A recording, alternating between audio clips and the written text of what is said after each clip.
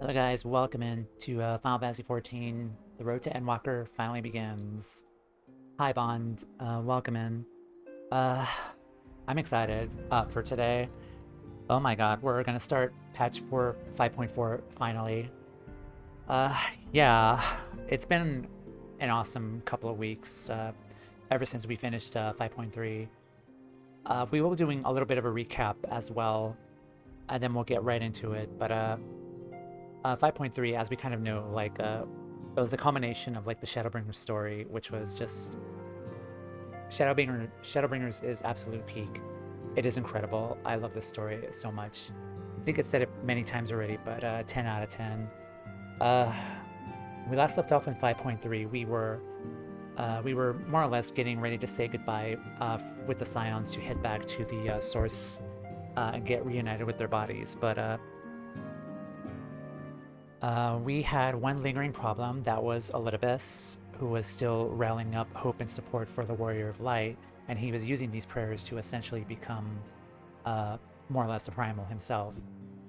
The incantation of the Warrior of Light, the original FF1 OG Warrior of Light. And while this was happening, we were all in Yulmore. Oh yeah, Elidibus also kidnapped Y'shtola and forced us to do a trial in the Tempest area, where we had to like fight all of our old friends and memories. So that was really messed up. We finally got out of there. We arrived in Yulmore with our friends to say their last goodbyes.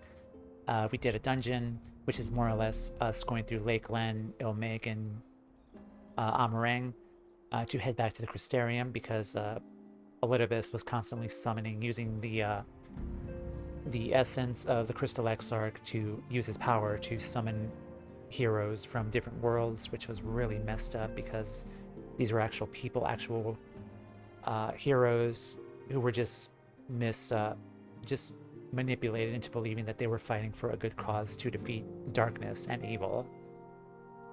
And we confronted Elidibus atop the Crystal Tower. He transformed into the OG original Warrior of Light. We fought him, but he was kind of like faltering too, in a sense, as well, because like after all these years, his main mission, he was more or less a primal with one instinctive, and that was to see his mission through, despite kind of like not knowing the context of like his mission. Like he's basically doing a mission but not really questioning it whatsoever, and he really had no fight left to fight, more or less. And Graha Exarch used the Crystal Tower as white Orsite, and we obliterated Elidibus. And his dying memory, the lingering essence of Elidibus, he kind of found himself again. We kind of gave him the little crystals as well, and then like he finally passed on. And then after that moment, we said goodbye to the Crystal Exarch as well, where while all this was happening in 5.3, he was constantly crystallizing himself, getting weaker and weaker. And we said our goodbyes. I broke down and cried a lot again. And he fully crystallized and became one with the Crystal Tower. And it was just so heartbreaking and sad. But he had hope in the people of the Crystarium. And it was such an emotional, devastating scene too. Just absolutely beautiful content there. And then afterwards, we said our goodbyes. We started the soul surgery procedure. The Scions had their memories and their souls implanted within the crystals, and we were able to return to the source, and we were able to successfully complete the surgery. The Scions are back in their bodies, and now they were resting and recuperating. We had one more crystal left to deliver. We went to the Crystal Tower again. We gave the crystal back to Gratia's body, who was slumbering in the tower. A few days passed. Our Scions are okay. And then we met Graha again, fully reawakened, combined with the essence of the Exarch and himself, with all of his memories. And it just ended on a happy ending. And it was amazing. Oh, but the cliffhanger though? We got back with Xenos and his new friend, Fandaniel, who possessed the body of Kevin Asahi. I call him Kevin because Kevins in video games are not good people. So Kevin is back, Fandaniel, and then from then on we did more streams while the Scions rested and recovered. We finished. We reunited back with Reen and Gaia, and kind of completed the mystery of Eden again. We did more raids. We found out that Gaia, Logriff's ex, was still alive. He was the Ascian. His body became the Sin Eater, Eden, and we defeated him, did those raids, and it ended on a happy note. Gaia, who was reincarnated Logriff, is having coffee biscuits with Reen now in the Crystarium, and that was such a good quest line as well. Let's see, I unlocked Bajda, which was a good setup for the story. We also started the Alliance Raid series, which was supposed to be like funny little dwarven Lalafell antics, but it escalated into like a full-on war of the machines, which was pretty good. A lot of fun raids. It was a lot of fun playing with you guys, like Notice and friends, like doing those alliances over and over again. I'm excited for more content after that. What else? I unlocked Sage. We unlocked Bajda. I got my resistance weapon started for Dancer. Then we started the Trials series, which went back to the roots of the Empire and all the horrible atrocities. And it's just horrible at what we learned of what the Empire was doing to these poor orphans, becoming pilots for these new variants of the Ultima weapon, the Ruby, the Emerald, the Sapphire, and the Diamond weapon. It was just another sad story about how horrible Garlemald is and the Empire. It was unbelievable. And then after that, we did more job quest stories. We kind of wrapped everything up, saying goodbye to the Crystarium and Norvrand by kind of exploring what happened with the sixth member of Arbert's party, Ciela. She was, spoilers, just saying, Ciela was the sixth member of Arbert's party. She was the Shadow Keeper. She was the one who summoned the ritual for she was basically working for the Ascians to kind of further their advance of light upon the world. And she stayed behind. 100 years passed, and she kind of had resentment and doubts and kind of wanted to make amends, I guess, even though she still brought light and destruction upon the world. Let's see. She brought together our RoqueSt crew together to kind of destroy the cardinal virtues. And then it kind of ended on a somewhat happier note with us parting with our friends. And we returned to the source. So that was a lot of fun. A good couple of weeks of content. And it was amazing. Oh, nope. It was really fun content. With that said, we're ready to start 5.4. So during that time frame between the Scions returning home and up to now, like a lot of time has passed. Like for me, lore-wise, a lot of time has passed here. So we're fully rested. Several months have passed already, and so we're ready to continue. Timea's ready. We're ready for new adventure. We're well rested, and we're good to go. Actually, also this is the new large shirt from the patch that I just got today. There's 3 versions of it. It's the regular shirt, the shirt that's kind of like that fits our frame, and then there's this long shirt just used for like pajamas, which I just used right here. But yes, we're ready to go. Let's go catch up in Mordona, see our friends again. Also, kind of new glam. We're dressed for success. We're ready to go. And let's go see our friends again and start 5.4. Let's go to Mordona.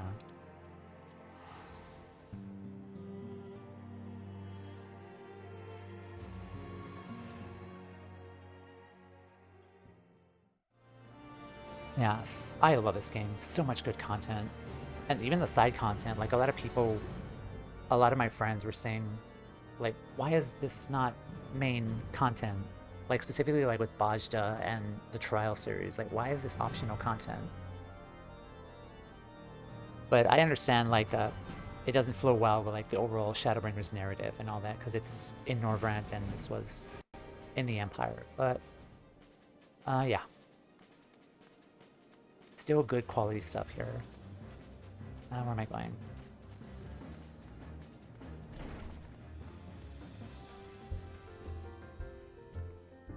Also, how's everyone doing today? I know I yapped a lot, but how y'all doing today?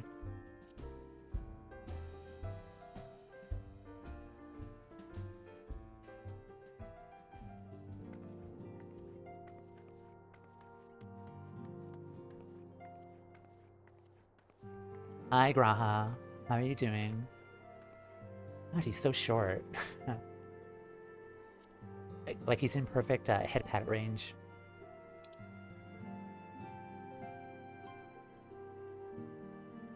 Hi, Graha. Pat, pat, pat.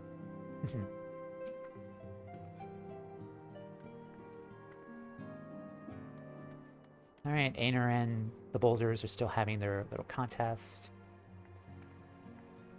Alphino and Alisaie are here. Hi, guys. Oh. Let me do this.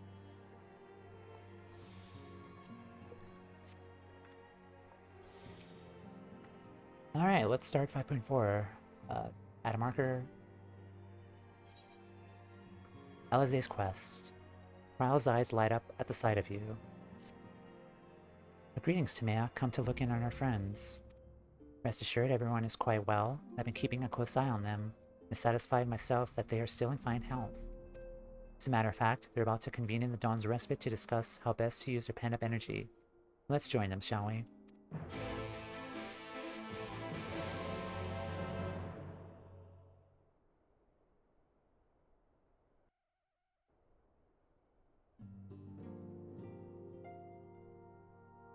Well, my friends, now that we have all settled back into our bodies, it is time we resumed our duties in earnest.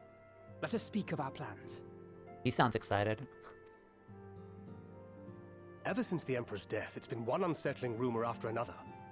I've a mind to pay a visit to Garlemald to ascertain the truth of the matter. A prudent endeavor. 'Tis of the essence that we establish the full extent of the threat, not least if it should prove that Xenos doth indeed orchestrate events from the shadows. In light of which possibility, I shall accompany thee on thy mission. Sounds kind of different. The same actor, but... Be assured that thou shalt find me more a help than a hindrance. Thou requirest another to imbue thine ammunition, dost thou not?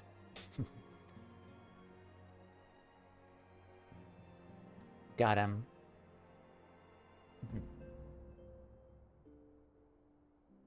Assuming that's settled, there's something I've been meaning to look into as well.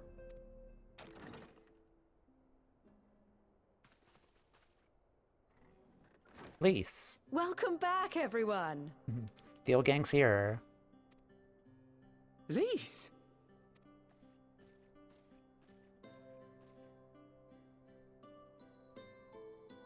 You're fine now, right? No more headaches or keeling over? That's right. We're fighting fit and raring to go.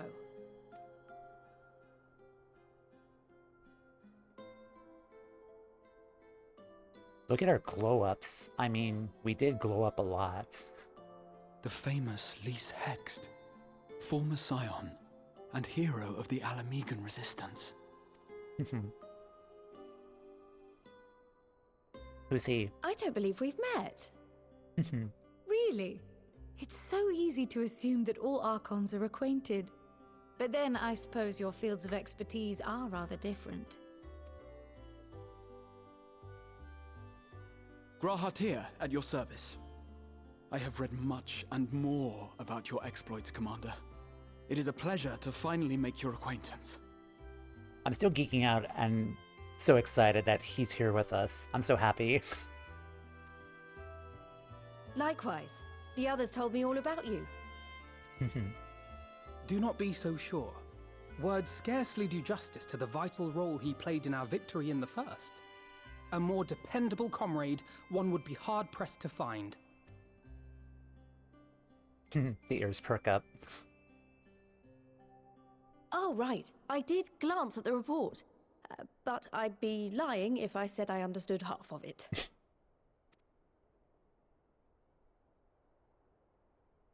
Yeah, a little refresher is good to do. And then there was trolleys, too, for some reason. Well, that's a lot to take in. Just to be clear, this means we're not heading for another calamity, does it? I hope not. Shorn of their unsundered master's leadership, what Ascians remain shall struggle to see their plans to fruition. And though I would ever advise caution, I believe we may rest easy for a time. I'll take that as a yes.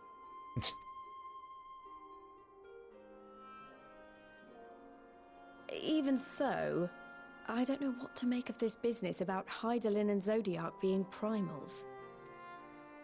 A difficult truth to bear, yes. But at last we understand the nature of our adversary. And if there are no further calamities, neither will there be rejoinings, meaning Zodiac will never regain his full strength. For now, at least, but still... Even so, as the oldest and mightiest of primals, he remains a force to be feared. Though his is a power born of the desire for salvation, we have seen the havoc it may wreak. And it falls to us to ensure that it is never again brought to bear upon this star.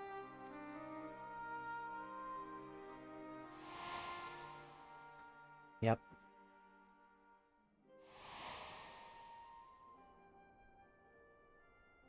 But tell us, Lise, to what do we owe the pleasure of your visit? What do you mean? Isn't seeing my long-lost comrades reason enough? All right, there was one other matter. I have a message from the Alliance, and before you ask, yes, it's about the Empire.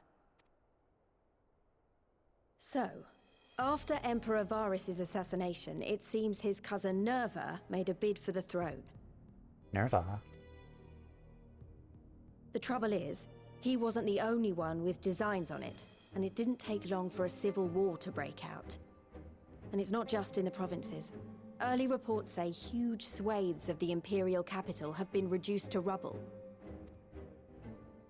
The Alliance will soon convene in Alamigo to decide on a course of action, and we were hoping you'd come along. Well, Just like old times. as it happens, Urianger and I were just this moment planning a little trip to Garlemald. And we should be grateful for any advice the Alliance can provide on how best to make the most of our visit. To Alamigo, then. Why don't you go on without me? There's something I need to look into. Oh, forgive me. You were just telling us. What is it, if I may ask? I want to find a way to cure the Tempered. Of course. You think it may be possible to adapt the treatment you use to help those corrupted by the Sin Eaters? Is that possible? I'm sorry, a cure for tempering? But that would change everything. Alisaie, consider yourself uninvited. Go and find us this cure. I'll do my best. I was hoping you might join me. Don't worry if not, though. I won't hold it against you if you'd rather attend a stuffy meeting. Please, let me go with you. What meeting? Lead on. What meeting? I knew you'd say yes. I'll come too. If you don't mind, that is. Yes, bring him. He still wants to travel with us. Mind? I'm sure they would be glad of your company. Pray, enjoy your time together with your hero.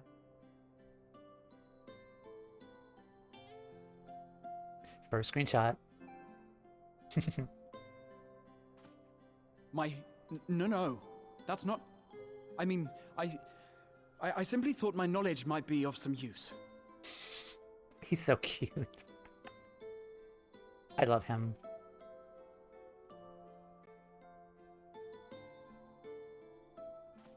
We shall be on our way then. Godspeed. Nod. That was funny.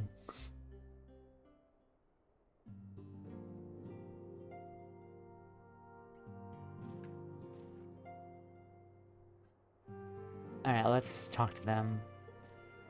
Don't worry, I can say with complete confidence that Graha is dressed for anything. When Istole is about, one cannot afford even the slightest slip.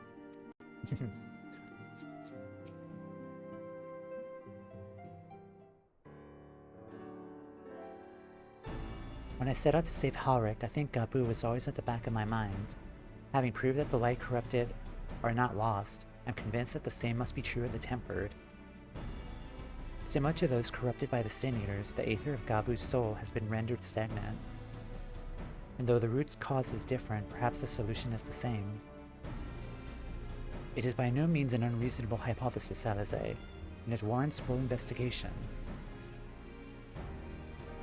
If there is a chance we could save Gabu, we have to try. But however much I like to race over to Limsa and set to work, there's no room for recklessness, not when a child's life is at stake.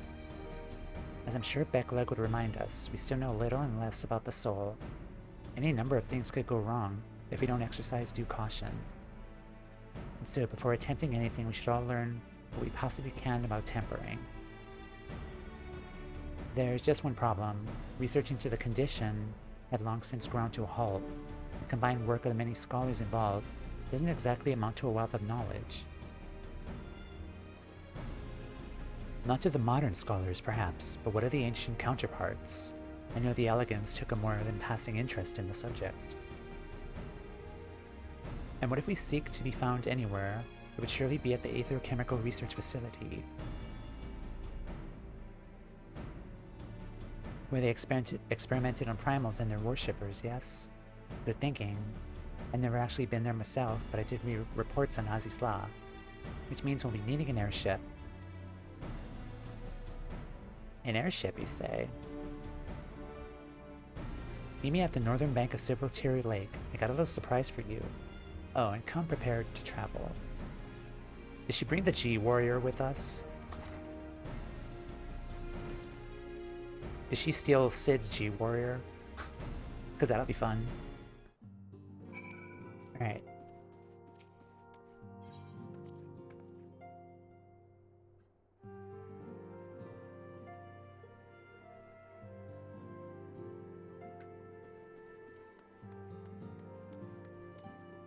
Okay, they're still doing their little competition, so I'm assuming everyone's saying the same things.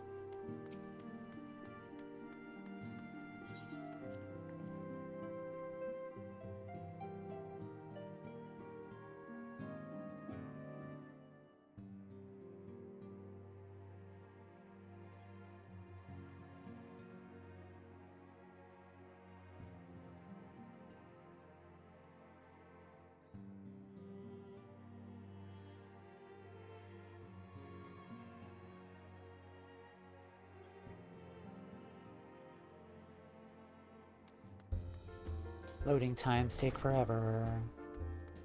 Alright. Coming out, Mr. Beaky. Beaky. Let's go.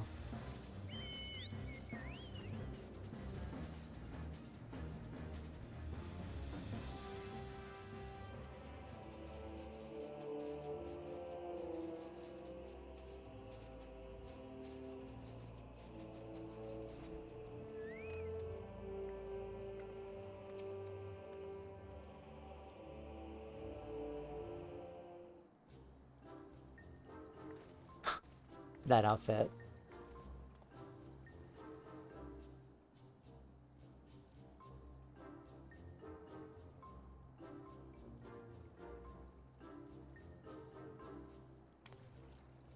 I Give you the Bonanza, the Scions' very own airship.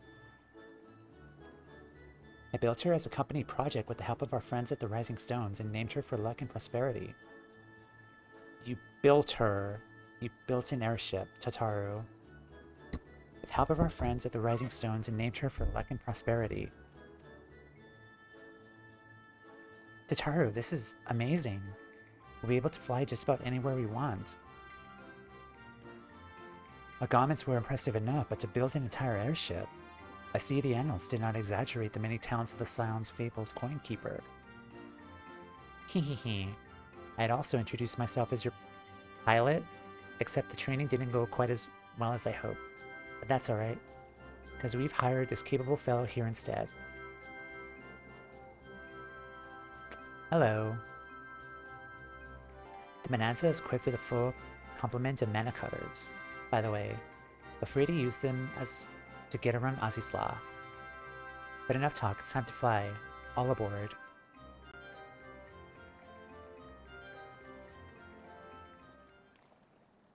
Oh, Tataru, you're so full of surprises.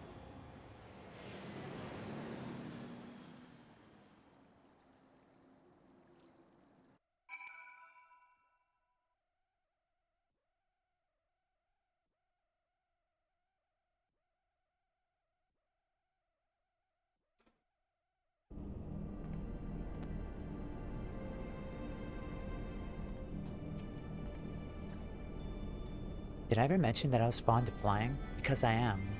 Be it on an airship, in a Amaro, or a chocobo, there's nothing as so exhilarating as feeling the wind on your face as the horizon unfolds before you.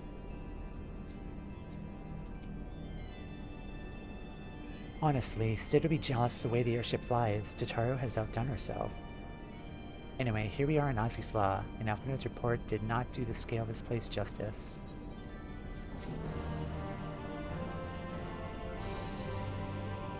So this is where you had your reckoning with Thoradon. I wish I'd have been with you. The wisdom of Ally. Rahas surveys his surroundings with an expectant glint in his eye. This appears to be Helix, which means we stand in the Alpha Quadrant. To the east lies the Beta Quadrant, and... yes, I believe I have my blessings, though this is my first time on Azisla. I do have some familiarity with the place thanks to the records in the Crystal Tower. Unless I'm mistaken, the path leads to an Aetheryte, beyond which there will be an information terminal. I suggest we begin our search there. Oh yeah, the terminals that we could never activate.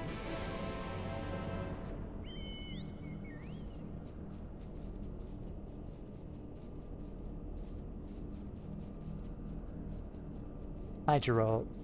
Bye, Geralt.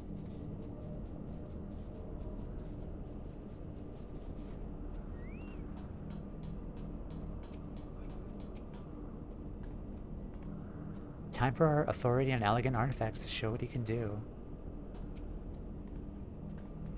And here's the terminal. A moment while I search the archives for reference on tempering.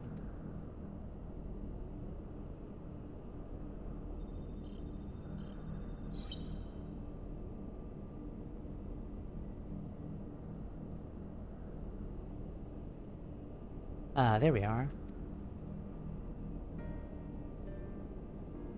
Iconic corruption, an overview. That sounds promising. Indeed, let us see what the report has to say.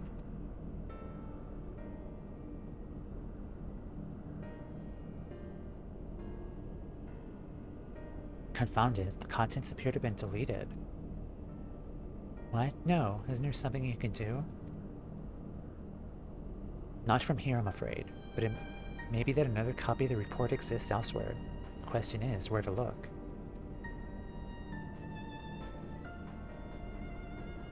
It says here the report was written by someone named Owen. Is that likely he kept a copy? I would say it's a distinct possibility. Assuming he was a researcher here, he will have had quarters on the Habisphere, can ascertain the details that Habisphere control. Let us return to the Bonanza and avail ourselves of the mana cutters. We'll need them to reach our destination. I forgot, you already have a suitable means of transport, don't you? That's right, his name is Mr. Beaky. No need to waste time accompanying us back to the ship. We'll see you at the Happy Spear. Good old reliable Mr. Beaky. Wait a minute. Do that again?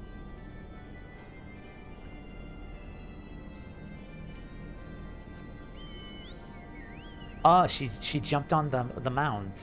Like, did you see that? Like, y'all saw that, right?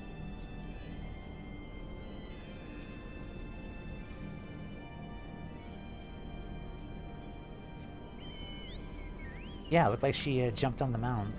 That's fun.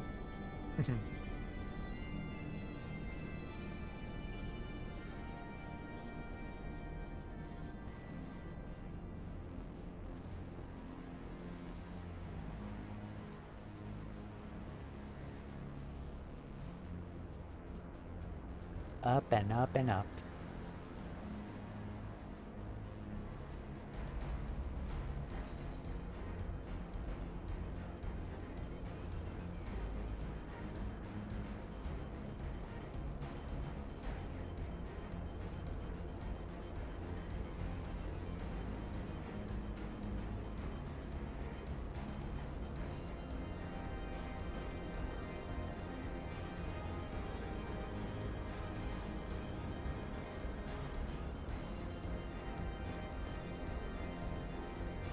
And it's really convenient for us too, having Graha on our team, because we wouldn't be able to operate the terminals there without his elegant knowledge.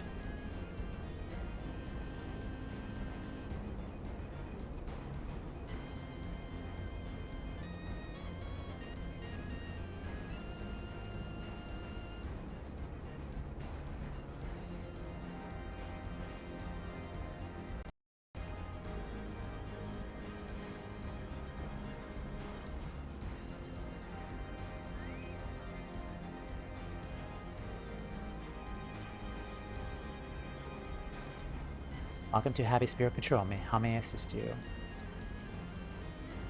The mana cutters appear to be ironworks made, but I dare say Tataria will craft her own soon enough.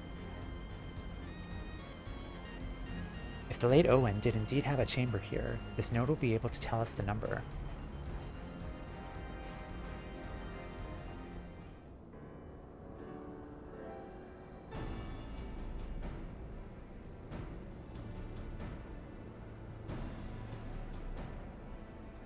There, from what I recall of the layout, it should be somewhere in the vicinity of...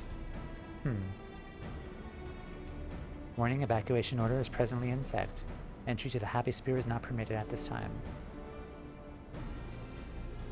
Foiled again. In all likelihood, the order would have been imposed during the Fourth Umbral Calamity. I doubt it would have been lifted in the near future. Energy level critical, returning to base for recharging. Well, surely there must be some other way to gain access. Force, for example. Every resort to that, I have an idea. Were we to send a surge of energy through yonder control mechanism, it should prompt the system to restart, releasing the locks. As for a suitable energy source, a concentrated lightning shard might suffice. Happily, I seem to recall that they are known to form at points of stagnant aether throughout the continent. You seem to recall. Are you honestly telling me that that was in the records too? Huh, I am. A report sent to the capital mentioned the lightning aspected aether was prone to pooling on the continent, resulting in surges that interfered with equipment. A minor detail, I grant you, but my role as caretaker of the Crystal Tower, there was no such thing as too much elegant knowledge. Besides, my studies helped me to feel connected to the source, to home. I must have explored this facility 1,000 times in my mind, but to finally stand here with the two of you, it is most exhilarating that I can well express.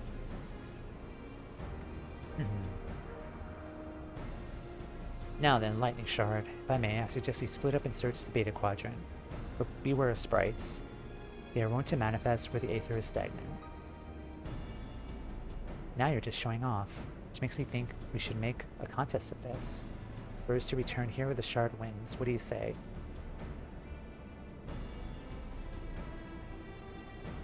Very well, it'll be my honor to come third.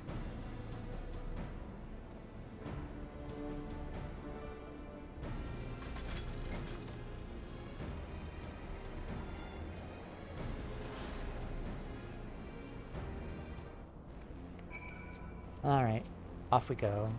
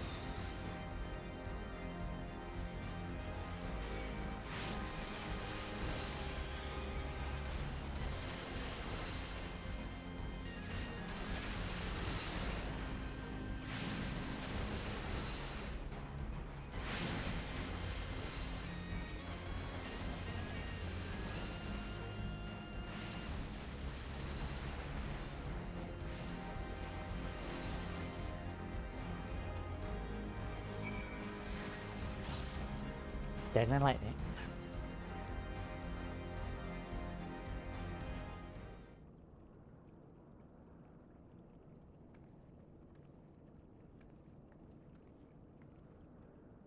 Bravo, that was quite a show. Damn it, Graha. That was quite a show adventure. Why, the spectacle proved so enthralling that all thoughts of the prize slipped my mind.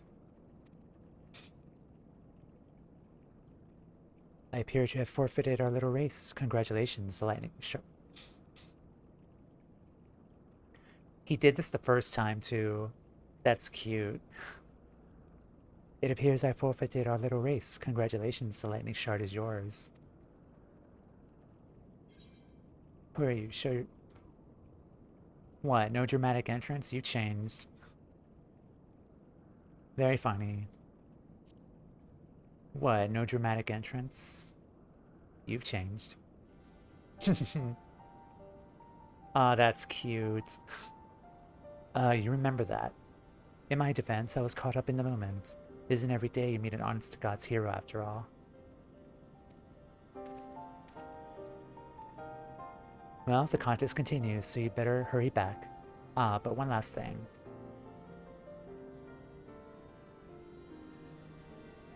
Thank you, Timea, for bringing me here.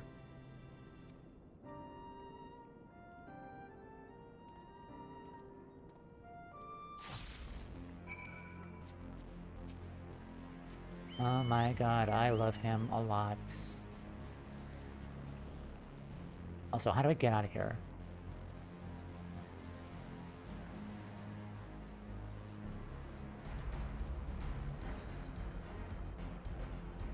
I love the callback to that. That was so funny.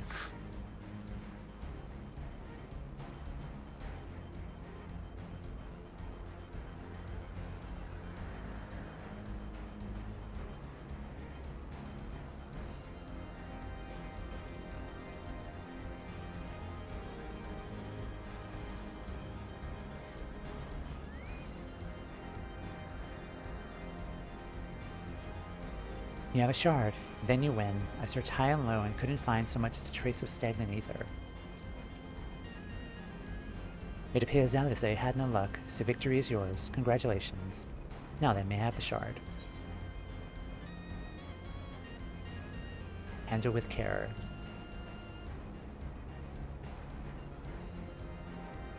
What is it that makes you so much better at finding things? What do you have that I don't? That is a question I too have asked myself on numerous occasions. I suspect we could both learn a great deal from Timea. Not only the adventures, the secrets of adventuring, but come, we should attend to our mission. One sec, guys. Okay.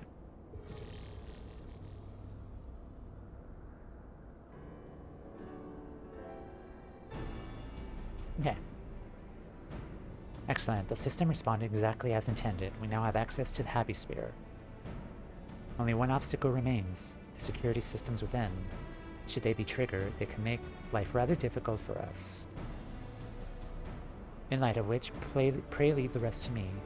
If I am right, my royal blood should allow me to venture in unmolested. Assuming the place works like the Crystal Tower, yes. If it doesn't, you'll be on your own. If you want to promise us that you'll get out at the first sign of trouble.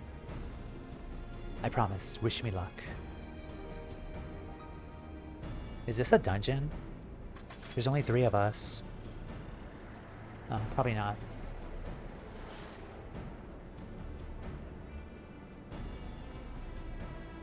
Well, nothing for it but to sit tight.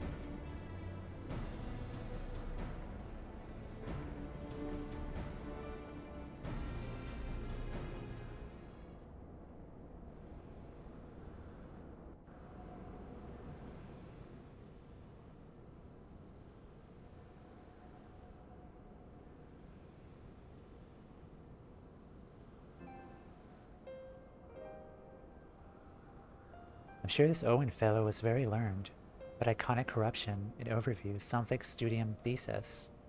We all had to write one. Lest you wonder, mine was about the combat applications of ether. I'm nothing if not practical. Alphinode's is more philosophical, of course. Political, dare I say it. He chose to write a lengthy discourse on our nation's duty to the world. Controversial subject, to say the least. Sorry, I'm just taking screenshots, but I just love... There's some good shots here. Alright.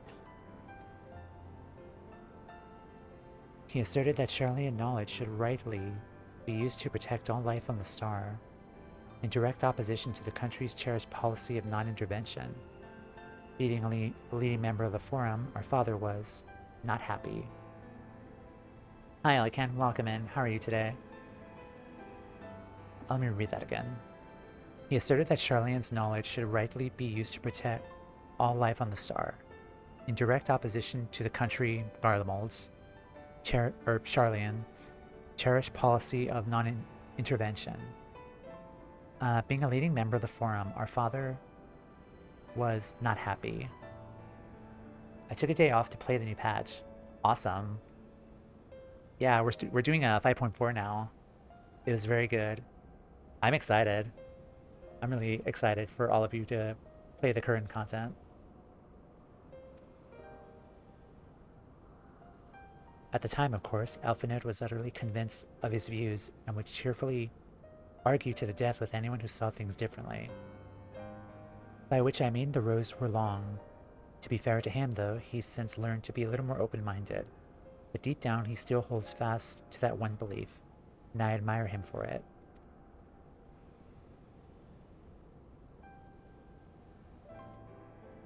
I should have liked to meet the young Alphanode, for what it's worth. My thesis concerned the elegant civilization as depicted in folklore. Oh, you're back. I didn't know you attended the studium.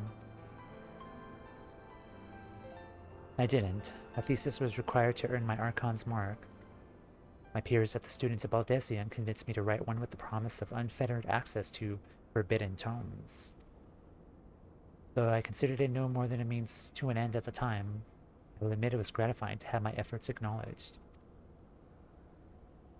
Good gods, an Archon's thesis. I shudder to imagine the work involved, but enough of that.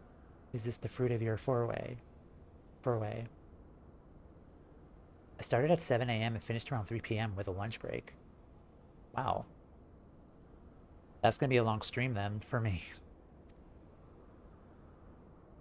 Yes, so when's Archive Node? He was waiting for me in his chamber.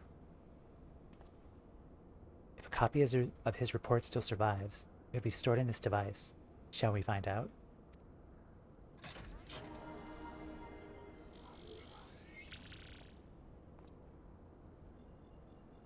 Initializing, scanning for registered user. User not found. To proceed as a guest, please complete biometric authentication.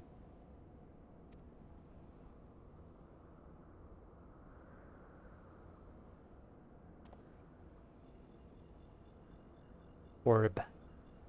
Verifying. Authorization complete. Guest identified as member of the royal family. I am at your most humble service, Your Highness. It never ceases to amuse me. It is but a pity the effect will not last forever. Doga and Une said as much when they granted me this gift, but until such time as it fades, I shall use it gratefully. Orb. Search our archive for iconic corruption. Searching. One item found. Iconic corruption in overview. The report is... Damn it. The report is locked by the author. Please state password. Well, go on then, Your Highness. Tell the nice note the password.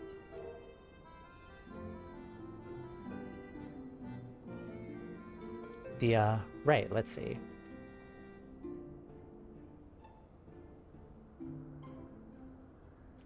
Glory be to Alag.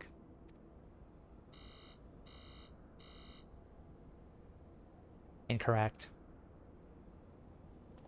Long live Emperor Zande. Try password 1234.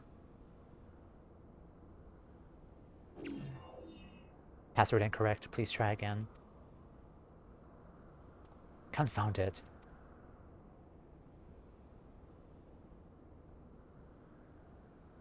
They're not going to try like to guess more passwords. They're just going to say it in casual conversation and it's going to activate. Watch. Come now. Passwords are invariably short and simple. For instance.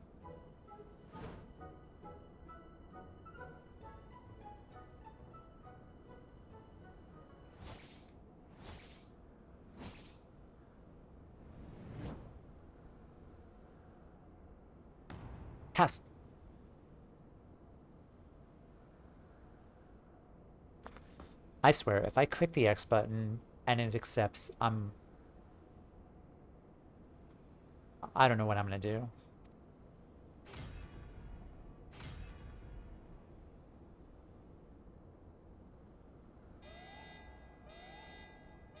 The notion that the password could be something so inane would be laughable were it not dangerously stupid.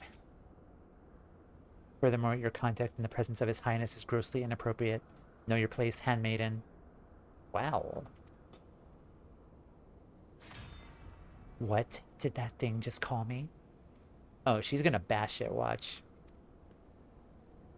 Stay your weapon. Wild Rose. Courage. Wild Rose was the Scion's original password, and Courage was the password that helped us talk to Stark from El Amigo. Wild Rose, I guess.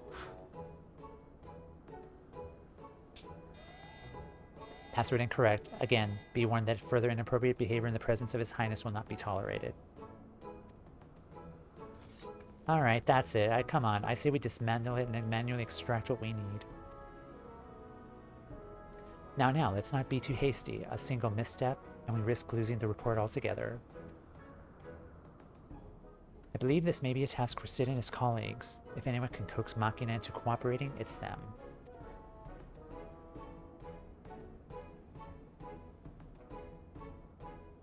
Come, let us bear the node back to the Rising Stones. How are we going to carry the node? Never mind. Somehow we always find a way. Oh boy.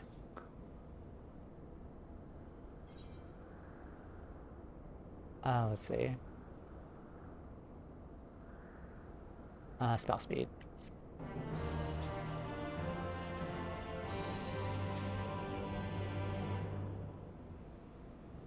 Or have Mr. Beaky carry the node. We could him. Fine, I'll let Sid try his hand first, but if it doesn't work, we'll be doing it my way. Reviving the legacy. Gratia seems eager to bear the node away.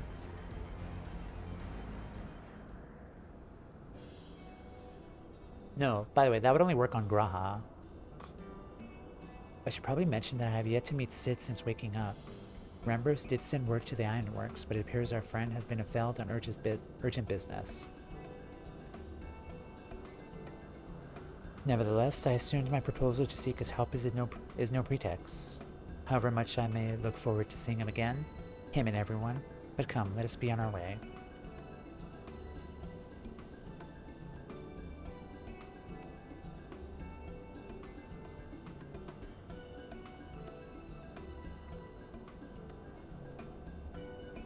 Look at him, all but running. How sweet. Still, it wouldn't do to keep him waiting, shall we?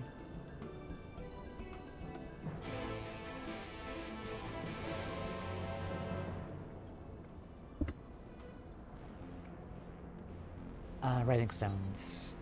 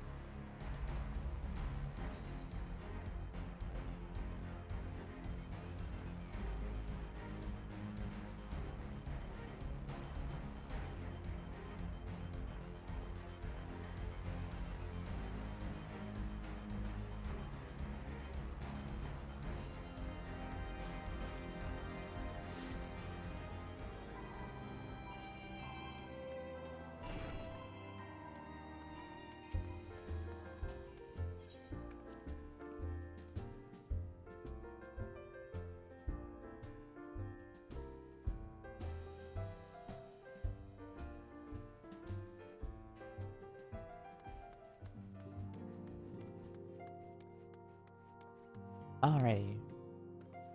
So as much as I would love to continue, I will need to take an ad break now because I don't have any snoozes left. So we'll pause for the moment. We'll come right back.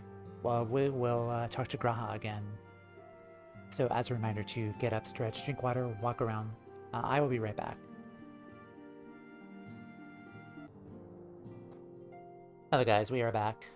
We are ready to resume 5.4, and let's talk to our Smalls. Kryle's back too. I wonder what was decided on the council. I'm pleased to see your mission was a success, and in small part due to the bonanza. I take it you had news to share?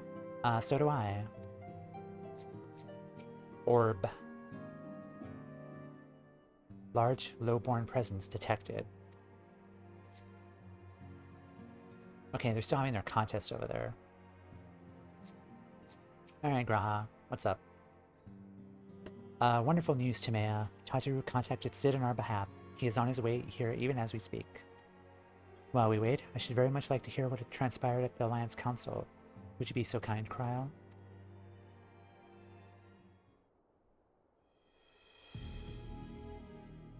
As you know, the meeting was convened to discuss how best to respond to recent events in Garlemald. According to intelligence from our Doman allies, the War of Succession rages on. The Empire remains without a leader. Amidst the chaos, the Imperial legions in the provinces have begun to move independently on the motherland. Of great concern to us is the Third, a legion aligned with Lord Nerva. It appears they have received substantial financial backing from House Brutus. Who are they again? Brutus, aren't they the ones who took in Yatsuru and Asahi? This bodes well. Xenos' movements, meanwhile, remains shrouded in mystery. We're hoping that Thancred and Urianger will be able to shed some light on his activities when they return. Until such time as they do, the Allied leaders feel it would be unwise to interfere in the conflict. So, thanks in part to the Imperial withdrawal from Gimlet, they decided to turn their attention to the primal problem once more. Working with friendly factions among the Allied societies, they hope to reopen dialogue and explore new avenues for peace. Given the timing, I suspect they wish to put their respective houses in order ahead of a decisive clash with the Empire. Whatever their intent, this is not a problem easily solved. The Minsons, in particular, struggle in their efforts. Alphinaud and Ishtola have been called upon to aid them. Oh, Y'shtola, that's gonna be tense. So as long as we're dealing with the tempered, I'm afraid no amount of dialogue will avail us. But if we can develop a treatment for tempering, then anything is possible. Which is why we must succeed. And on that cheery note, why not make yourselves comfortable in Dawn's respite? I'll show Sid in as soon as he arrives.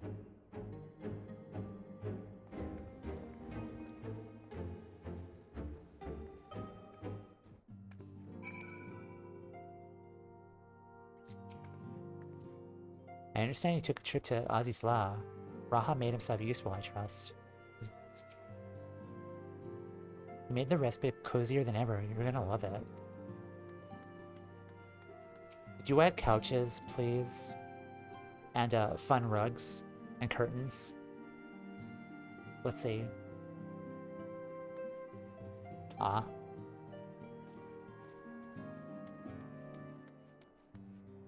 Well, I think that was there before. It still looks cozy, though. Welcome in, Ryo. How are you today? Welcome in. As important as Gabu is to me, I know only too well how much more is at stake here. A cure could change the whole world. Sid, at long last.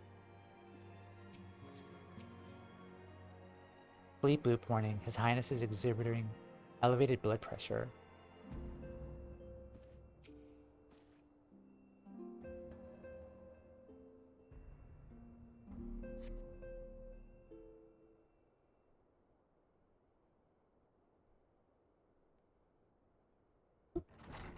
Raha's nervous, yeah.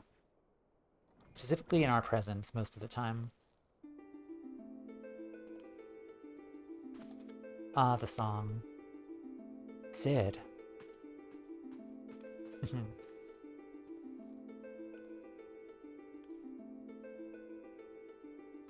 Forgive us not coming to see you sooner, my friend. As you may have heard, we had our hands full. In our defense, you are up rather early. I was under the impression you'd be slumbering a while longer. Well, I would have been, had you not fulfilled your promise. Ah, I still struggle with that idea. From where I stand, the secrets of traversing time and space seem exactly as unfathomable as they ever did. But if an alternate version of myself had relayed them bare, I dare say that frees me up to concentrate on other endeavors. Speaking of which, you wanted my help with something. What is it?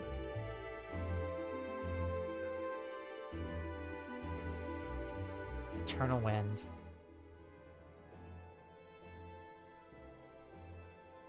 Well, a treatment for tempering. And for the next step, we need to find the password to this Oligan report. Just so, with nary a clue to guide us, we could be here forever and still not guess correctly. Thus, we turn to you. Well, I'd love to say that we could help you, so I will.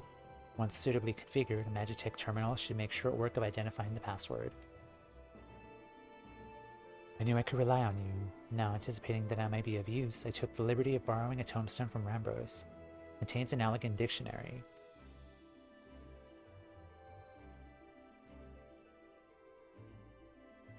Good thinking. I'll transfer the information to Eternal and set it to work right away.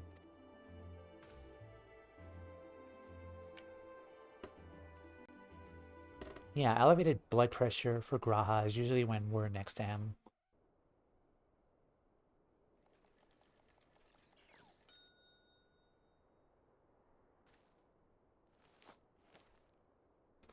Looks like it's finished. Let's see.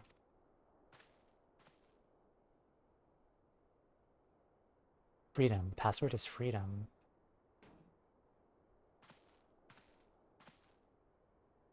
Short and simple, just as I said. Would you care to do the honors, Your Highness? I would, my lady. Yeah, that was easy.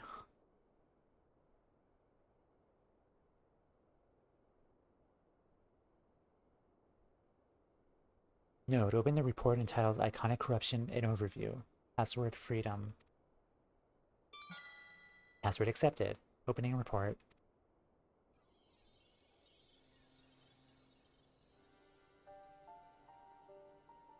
This report seeks to provide an overview of the mechanism by which icons corrupt and blind men to their will.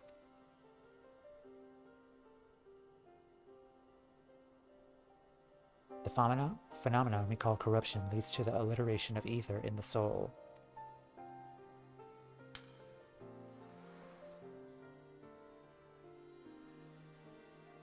Said ether ordinarily exists in equilibrium, no one element being more prominent than another.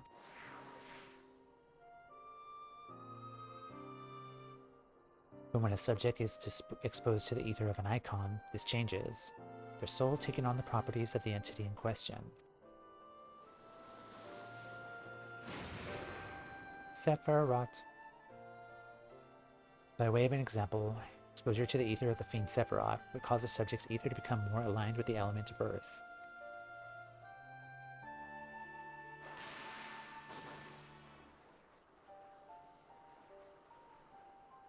As a consequence, the subject would attain heightened affinity with earth-aspected magics, as well as pre-natural levels of endurance. Repeated exposure would further enhance these traits, ultimately altering the subject's very flesh.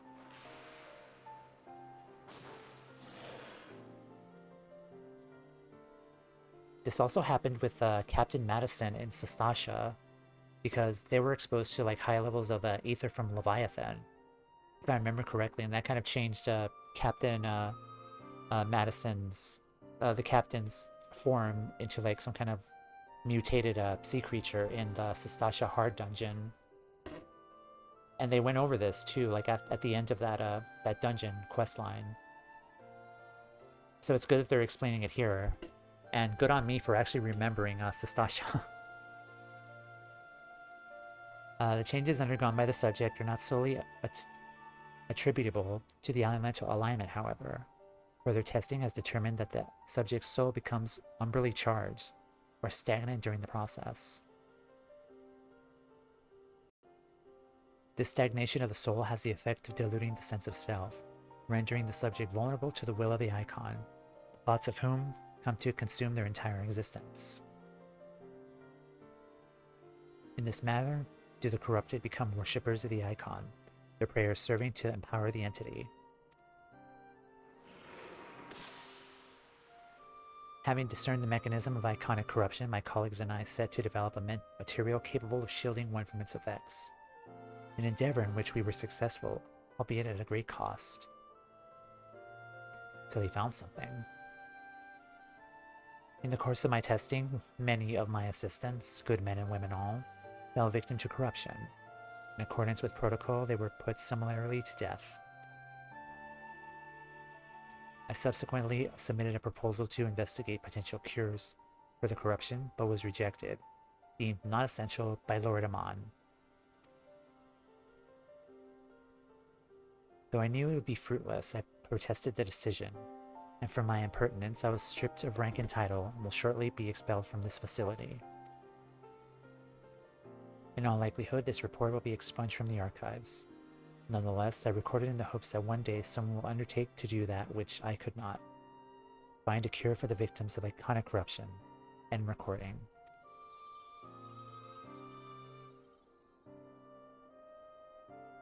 So not even the Allagans were able to find a cure, or rather were not given the chance to do so. One cannot help but wonder what motivated Lord Amon's decision. More importantly, this confirms that the stagnation of the soul is indeed the problem, and Angelo can remedy that. True, yet we were simply to reanimate a tempered soul. I feel it would do not to diminish the individual's fanatical faith. Indeed, it may well intensify it. No, we would somehow need to repress the primal's hold over the subject at the same time, or risk them ever remaining its thrall.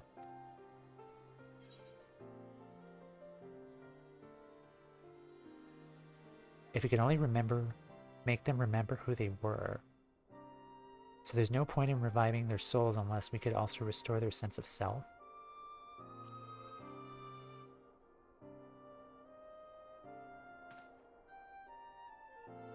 But of course, memory transference. The process has the effect of compartmentalizing memories, separating them into manageable bundles, if you will. By adapting the technique, it may be possible to achieve selective reanimation, that is, limit the effects to only those memories that existed prior to tempering. Through thus restoring the sense of self, we could theoretically drown out the incitements of false faith which have come to dominate the individual's thoughts. The theory seems sound, and our experience treating the light corrupted would help us identify suitable memories for reanimation. How would we get the memories, though, from each individual person who was tempered, though? We would need, like, a lot of those crystals in order to do that. And I feel like, wouldn't they have to be in a state... Wouldn't they have to be, like, competent first in order to preserve their memories, perhaps? Or... because they're already tempered, can't really maybe rely on them to preserve their memories if they're already tempered. I am thinking, of course, rhetorical, of course, but... But are you confident you can adapt memory transference as required? I seem to recall your attempts to do so while trying to bring us home culminated in literal bloodletting. Who knows?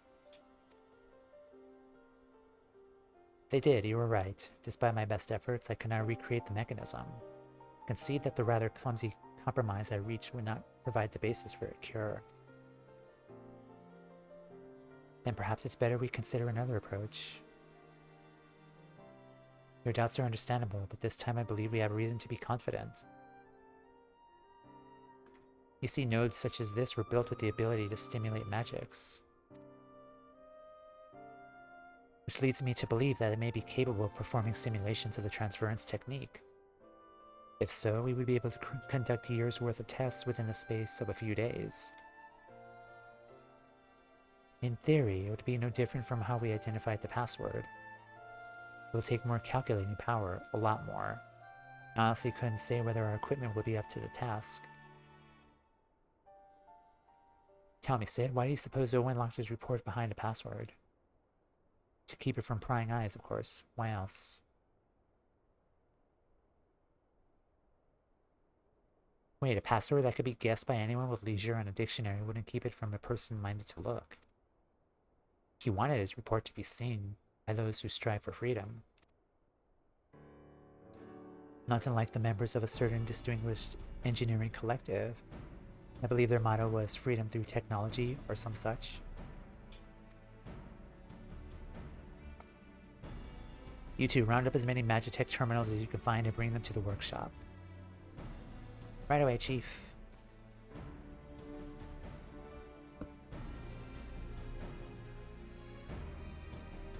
Things are about to get very busy. Luckily, we have you to help, eh?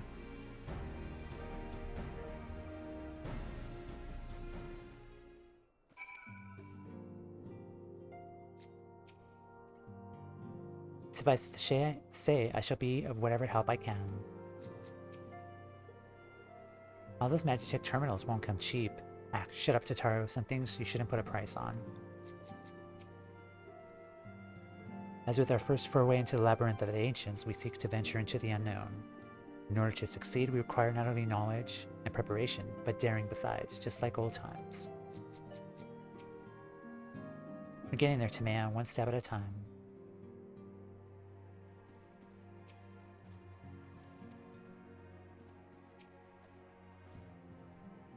Right, while Grahati and I configure the terminals, I want the rest of you to procure supplies. Namely cerulean to fuel the terminals and ice shards to keep them cool. The more we have of both, the better. Leave the ice shards to me. I'll round up some adventurers and go on a gathering spree. In that case, I'll trust Timea and Alisaie with the ceruleum. Here's a promissory note for each of you.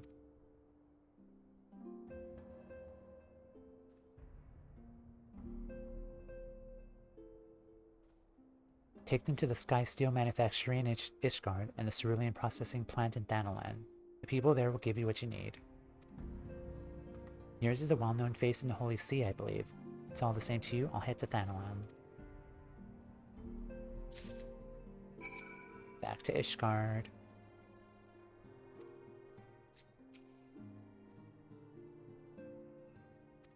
Alright.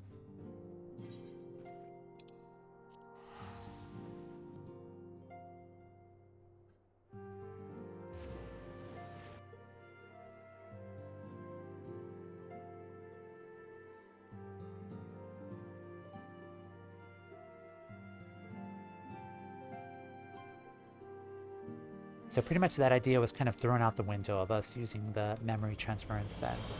So we had to look for like another way. But yeah, like how can we procure the memories of someone if they're already tempered?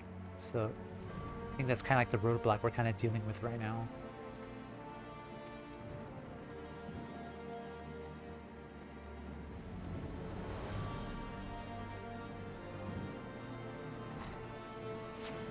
Hi, Steph. Also, I really have to do the machinist quest line. I forgot to do it because I did every other job and I forgot to start the machinist one.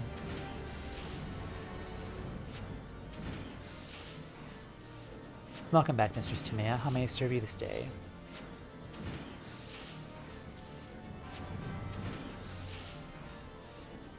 So you're after ceruleum. In that case, please present the note to our engineer at the airship landing. He'll be glad to assist you.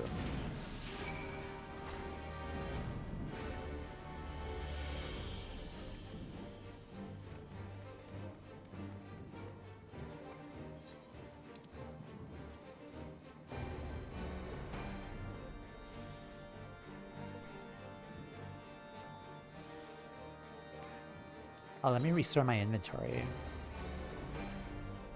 Also, now I have 6 Fantas. I have 6 Fantasias. I'm just collecting those. I'm not even using them. Where are we?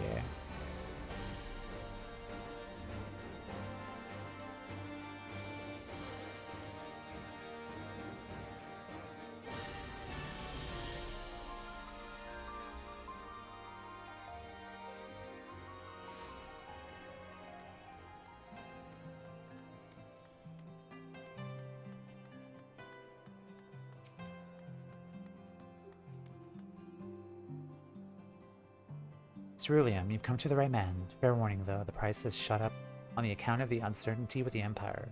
So I hope you've got the coin.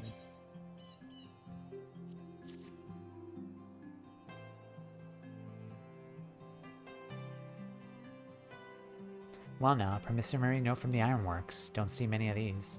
Not that it's a problem, it's good as gold to me.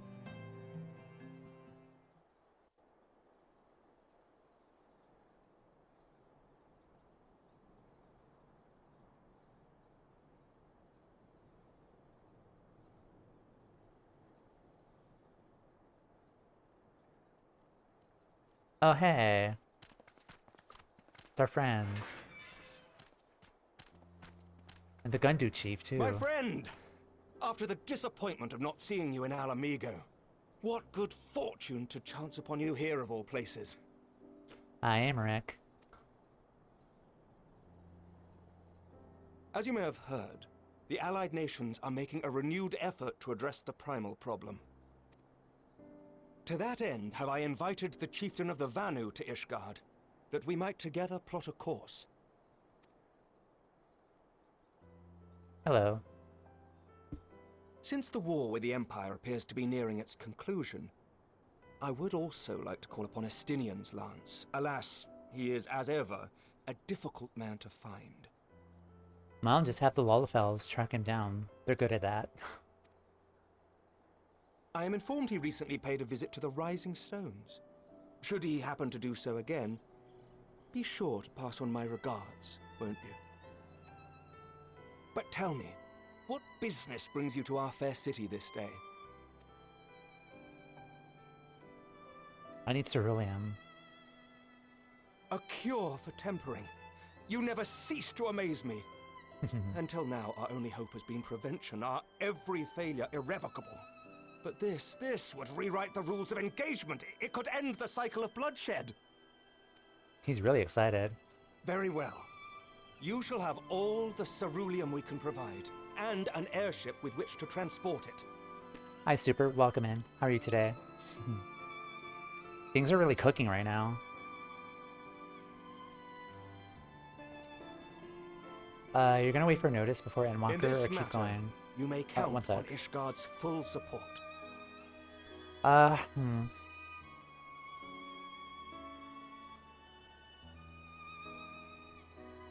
Honestly, I kind of want to start Endwalker maybe like within the next 2 weeks or so. Like I kind of want to see the culmination of everything here, because Endwalker's apparently like the end of the Zodiac Hydaelyn arc, but I kind of, I'll use the right answer, just wondering. I kind of don't want to wait. I kind of want to keep going. I'm gonna start a bit ahead of her. Yeah, the thing is too though, like we will be going through like on our own times and stuff. We could be there for notice and support her in streams as well as she goes through it as well. Like more support. But I think I'm probably gonna go on ahead and go with Endwalker. Like I already have all of my my starting soon, the be right back, and the thanks for watching things filmed for my Endwalker journey, so everything's ready. Yeah, and be able to watch your streams as well. Yeah, but I'm really excited for Endwalker, for like all of us to go through it.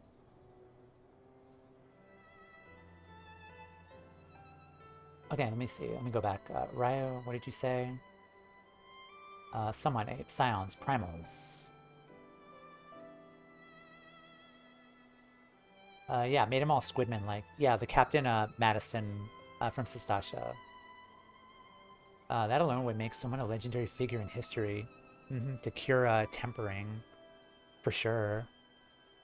Yeah, I think like by Thursday, we're gonna do 5.5 and hopefully finish Shadowbringers. If I'm called to work on Thursday, we'll push it to the next day on Friday. Or no, Friday I'm working. So then Saturday, perhaps, if I'm called into work Thursday. But we'll just push it into the next day. Everyone has their own pace. Does not have an easy answer. Yeah, that's amazing. Like, Shadowbringers went by so fast, because I started like 2 months ago. And we're almost near the end of it. But okay. In this matter, you may count on Ishgard's full support.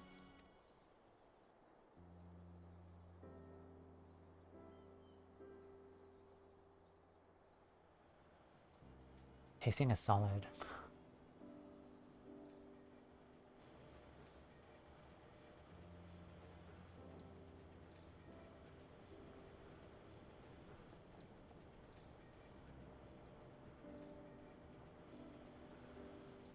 Bye, Amaric. Bye, Lucia.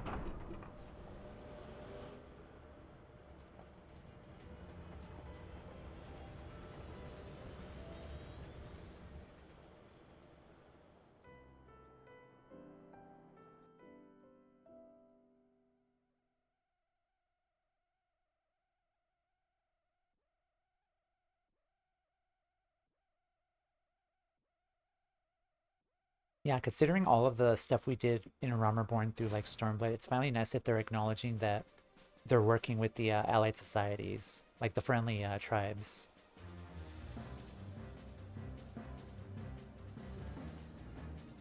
That's a lot of terminals.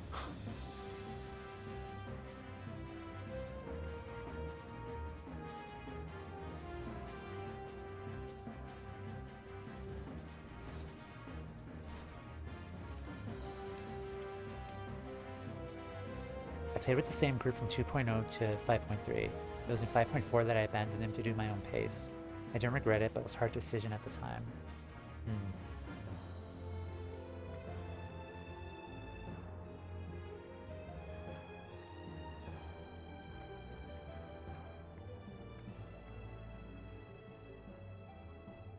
Who would have thought ceruleum weighed so much? Serves me right for being stubborn, I suppose. I should have just done what you did and accepted help.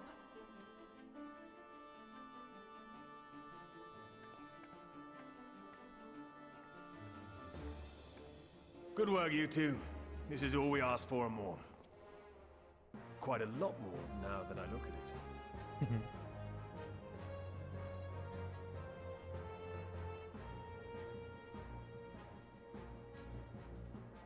Lord Emmerich, eh? And entirely by chance? Ha! Some people have all the luck. We have also succeeded in configuring the terminals, thanks in no small part to our able assistant. Hey, buddy. Hey, buddy. How you doing? It's been a while, hero. You seem surprised to see me. Lest you misunderstand, I've no interest in such things as cures for tempering. I'm just here to troll Sid. But if you mean to achieve that which eluded even the storied Allegans, it seemed plain that you would require my expertise. And so it proved. Is that not right, Garland? Oh, will you two just kiss already? Seriously. I Sid's husband. For all the effort it took to track you down after your latest disappearing act, you could find the cure for death, and it wouldn't be worth the trouble.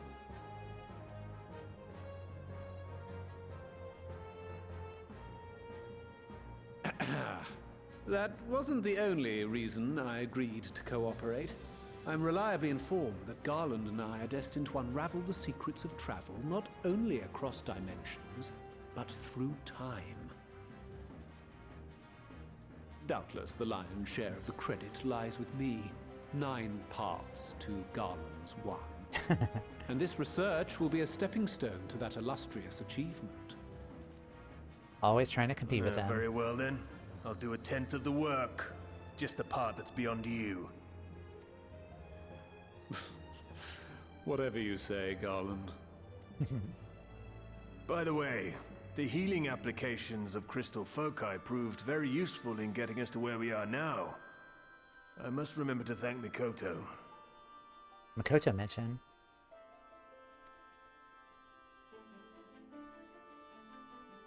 Right.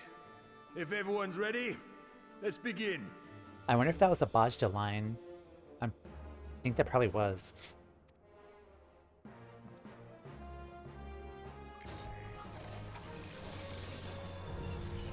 Yep, awesome.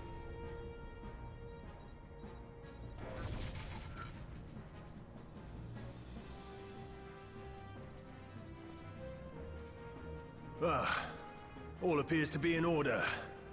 Now, we just have to wait for it to find us our magic. Why not take this opportunity to put your feet up? This may take a while. It's either Bajda or Ivalice, but yeah. I'm glad I did all that content.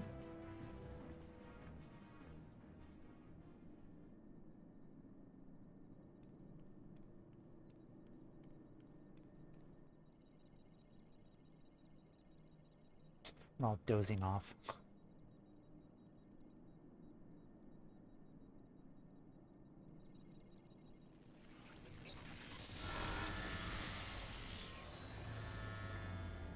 Damn it. It's overloading. Chief! She won't last much longer! We'll have to shut it down. Wait! We're close! So very close! Oh.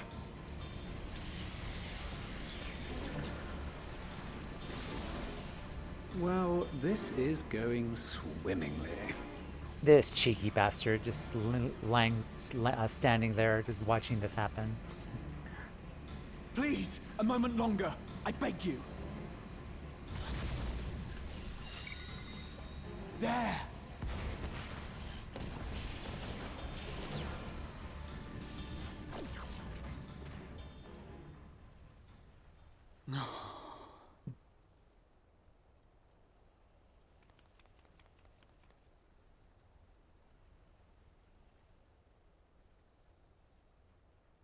I was able to memorize the magic before it faded. It still needs to be put to the proof, but I believe we have our cure.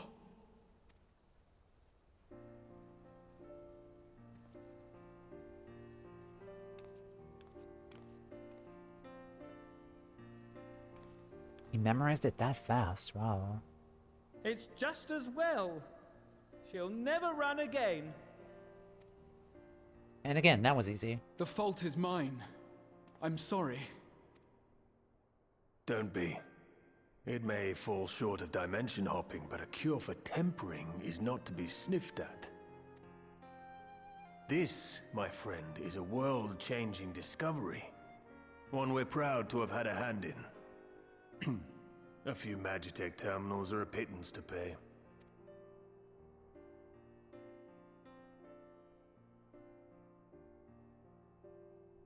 Thank you. Well, we've done what we can. The rest is up to you. Quick, someone get a pen and paper. Have him write this down. Now.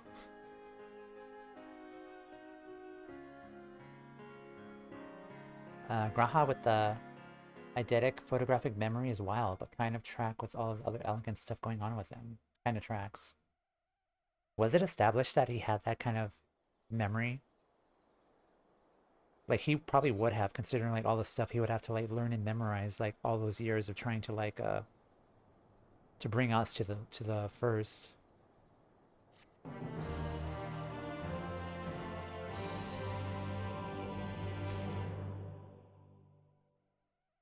Not only that, too, like, he is an Archon, too, like, one of the higher, smartest people as well. This is the first instance that I can think of. Okay.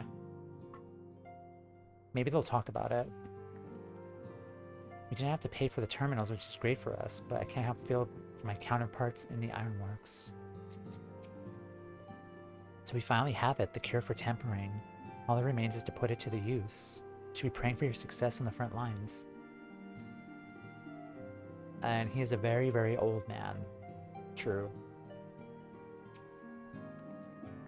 Alas, the ironworks crew couldn't linger long, so far too much to do. Yet brief though our time together was, it was bloody good to see him. Teenager's body, but still. Yeah. Also, let's talk to these guys, check up on them, because I want to talk to Aner. Nothing quite like basking in the glow of brothers' fighting spirit. We must make this battle with Grahatia happen. Yes, we must.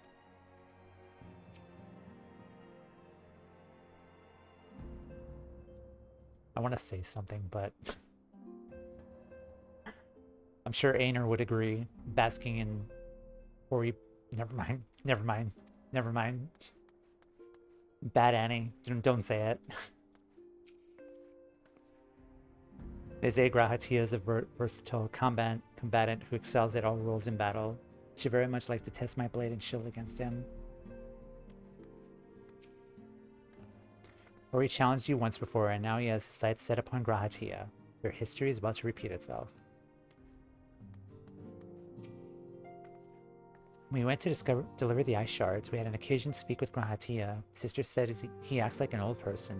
If you ask me, he seems like a perfect gentleman. Okay, Aner. What do you have to say?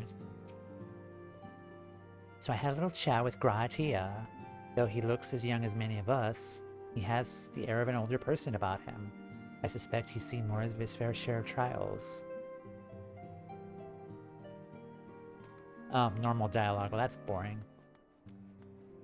I always assumed he was in his 20s here before Crystal Tower. Yeah, I really don't think he's a teenager. I think he's definitely 20s. 20s coded. Forget us not. Alisaie only has one thing on her mind. At long last, we have our cure. In theory, at any rate, we cannot be certain until such time as we put it to the proof. But I'm quietly confident. What if we test it on someone? Then I suggest Gabu. His symptoms are relatively mild.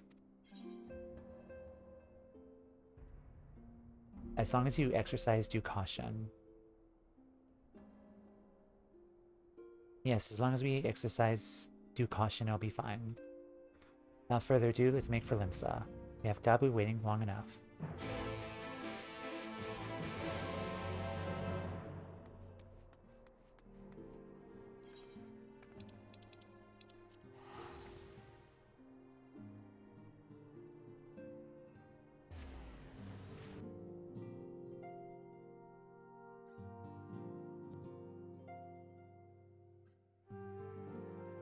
Okay.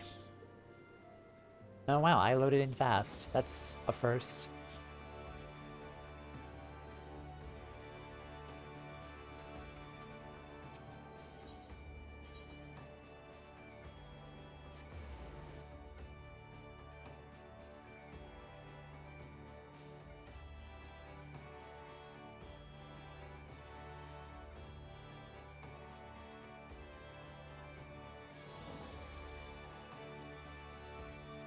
Also, while I was downloading the patch content, I logged in and I did see a few Vieras wearing hats, which is really exciting.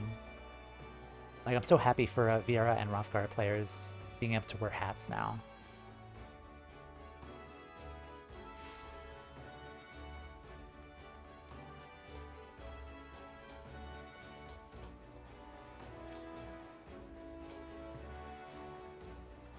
Tis plain Alisaie is very fond of Gabu, to the extent that I have a hand in it. I should do all in my power to bring him back.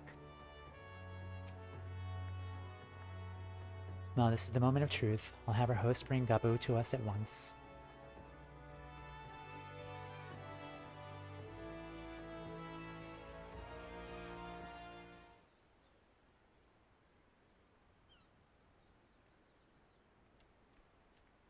Hi, Gabu. Apologies for the wait.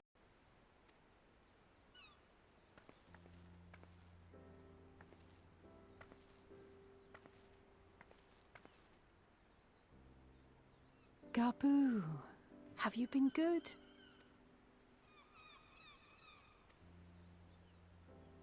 Still no change, I'm afraid. He just stands there in silence until we move him. It's all right now. We're going to help you get better.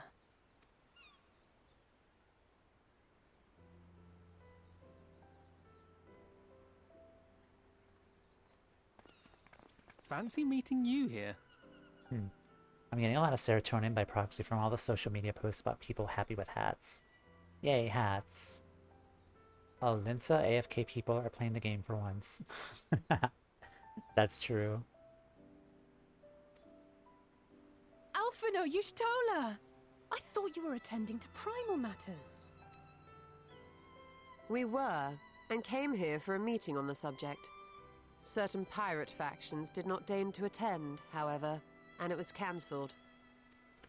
We had resigned ourselves to having wasted a journey when we chanced to espy you.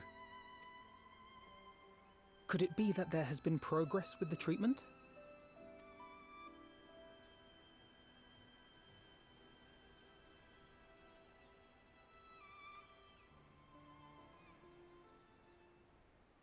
Using Magitech terminals to formulate the solution. I would never have contemplated such an approach. So this new magic, adapted from memory transference, would be used to purge the subject of their fanatical faith, while Angelo would be responsible for reanimating the ether of their soul. Yet I wonder at the practicalities. If one were to reanimate the soul first, it would only serve to exacerbate the tempering. Conversely, a stagnant soul would not respond to the effects of the magic. Would both need to be performed simultaneously? Nothing escapes Master Matoya's inquiring eye. As you say, both must be carried out simultaneously. And thus, I propose to imbue Angelo with the tempering treatment in much the same manner as I did the spirit vessels.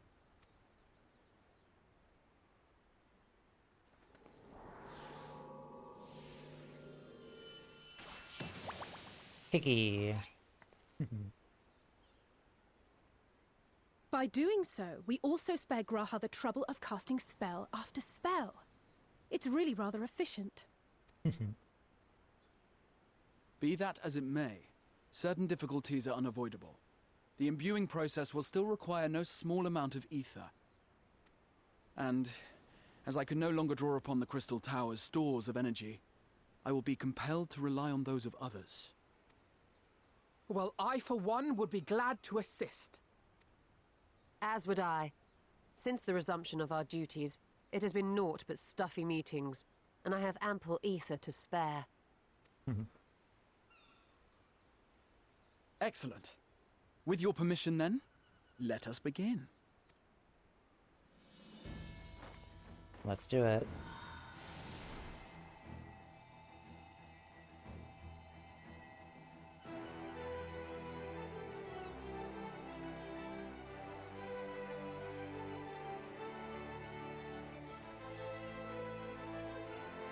Yes, this will do.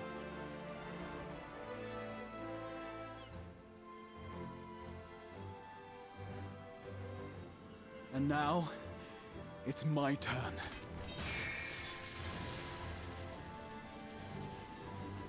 Dancer Catboy.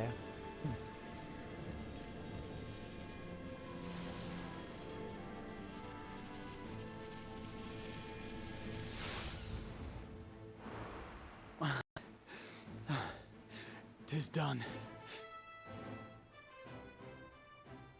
No small amount indeed.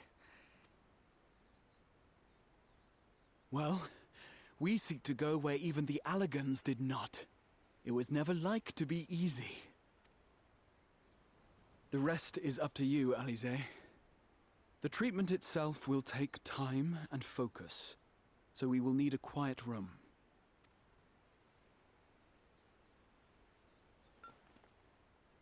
I will go with her.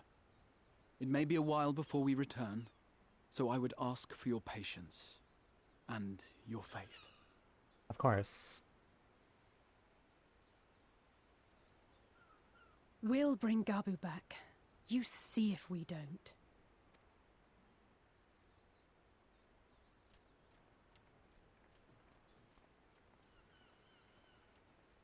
Twould seem our part is played. Let us find a place to recuperate while we wait for news.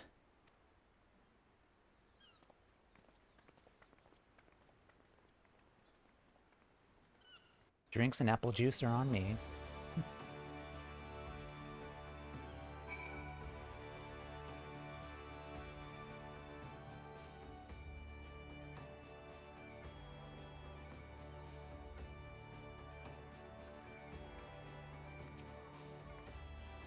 Alisaie will succeed, I'm certain of it. We need but have faith. Well, this seems as a good spot as any to have a rest. Alright, let's see.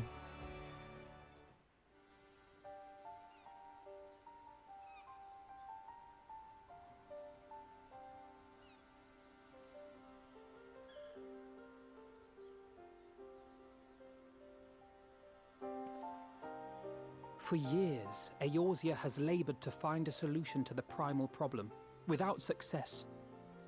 Any hope that tempering could be reversed faded long ago. I myself had given it up as impossible. Given up on the tempered and the light corrupted alike. They were problems to be tolerated, or else eliminated, I believed. And to think otherwise was pure naivety. Childishness, even. But Alisaie refused to give up. She struggled and she struggled. And her efforts were rewarded with a way to bring back Halric. And now countless others may no longer be beyond salvation. However much we bicker, I have the greatest respect for my sister. Had I half her stubbornness, nay, her unwillingness to accept the status quo, I would be a far better person. A far better scion.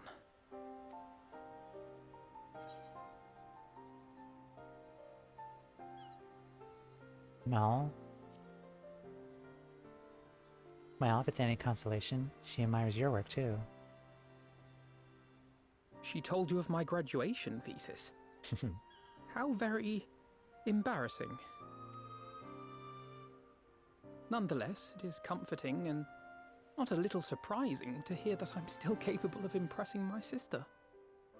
On the rare occasions I'm not annoying her, that is.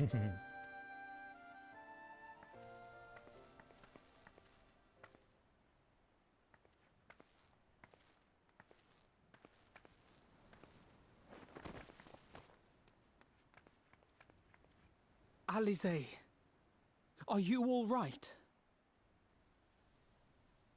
The treatment. Did it work?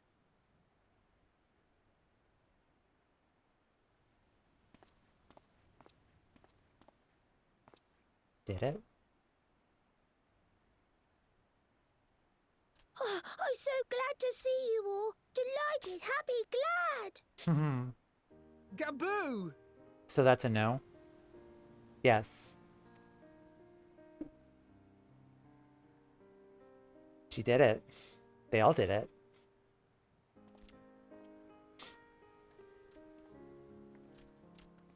That's a huge step. That's major progress.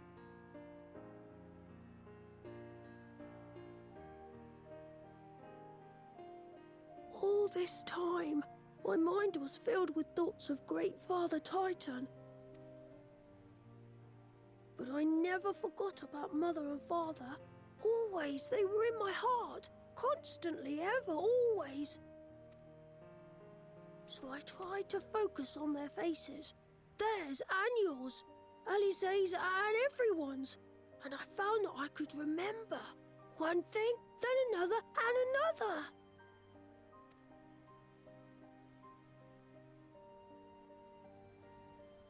Your hopes reached Gaboo. They helped him to hold on.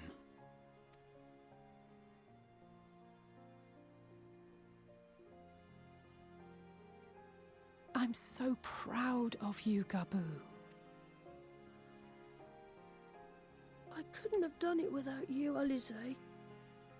Can you help the others too? Cure them, heal them, help them? Yes, we can. All of them.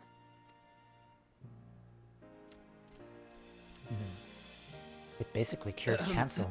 It's world-changing. Without wishing to dampen the mood, I feel compelled to add certain caveats regarding the viability of the treatment for general use. As you know, reversing the effects of tempering demands a profuse amount of ether. And while Alisaie was able to heal Gaboo alone, I fear the same will not be true for those who exhibit more advanced symptoms. Moreover, the treatment's effects are limited to the soul. It offers no succor to those whose very flesh has been altered through prolonged exposure to a primal's influence. All of which is to say that we cannot save everyone. Maybe we can't, or maybe we can. No one gave us a hope of saving Gaboo, and yet here we are. We must find a way to treat as many as possible. Here's the thing, though. Going back to like the Firmament side quest, there were heretics who were corrupted by, who were tempered by Shiva, and in one of the quests in the Firmament quest line, there was a humanoid dragon person affected by Shiva. Or hold on. Yeah, they were tempered more or less, but they still had their sense of self, though. Or unless that's a different thing, but that was Shiva, though. So Shiva was Ysael. It wasn't like a. Never mind. It's probably not possible then. But anyway. Then the next logical step would be to produce a veritable army of Porkses, would it not? Granted, it seemed a simple enough process in the first, but I suspect it will be different here in the source. Not that I am any authority, of course. Yet there is an authority on familiars to whom we may grudgingly turn. She's stubborn, haughty, eccentric, irascible, laconic, annoying. And her name is Master Matoya, the real one.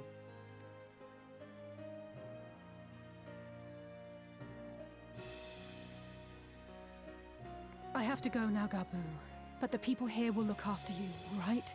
And I promise to come and visit you again soon. All right. Thank you, Alisaie. Thank you.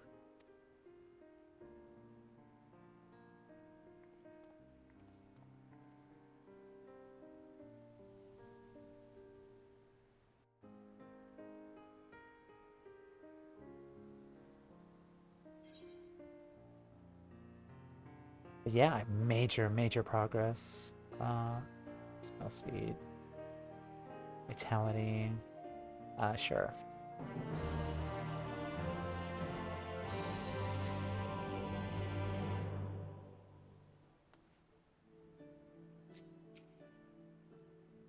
Alisaie will be exhausted from her efforts, but you wouldn't think so to look at her now. She's ready to press on, and so am I. You may recall that in order to procure the ingredients for Angelo, we had no choice but to surrender ourselves to the whim of the pixies, but I should have done so with far better grace than I had known what we'd go on to achieve. We did it, we brought Gabu back. If I have any say in the matter, he'll be the first of many. Yay, progress. Okay. Us with the gang. We're gonna take another break here, run ads, and then we'll come right back and continue MSQ. So I shall be right back. Alright, hello guys, we're back. Let me go back very quickly. That's a good point. I wonder, speculate if Shiva's tempering is weaker than traditional primals, since Leviathan's tempering was able to change the physical traits of the squid captain, for example. Yeah, I think so too. Weaker than a traditional primal. Because like she still like retained her sense of self too, as well. Like she wasn't like a corporeal being complete with ether. She was also a human person as well. I remember back in A Realm Reborn when the base differed at level 20, they say all who got tempered would be euthanized. Yeah. Yeah, Thancred mentioned it at the end of the Ifrit battle. Very dark stuff for sure. But alright. Let's continue. Like master, like pupil. The trace of the wry smile is visible on Ishtola's lips.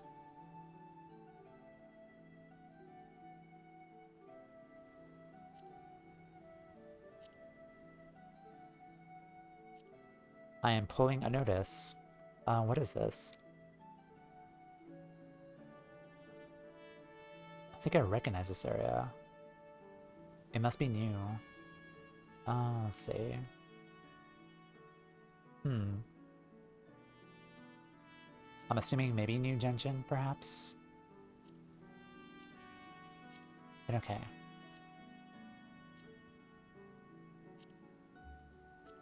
Alright.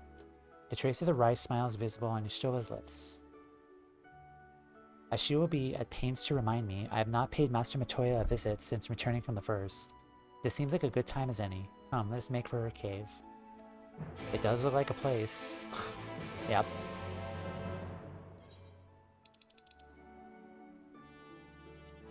That do be placing. That place do be placing.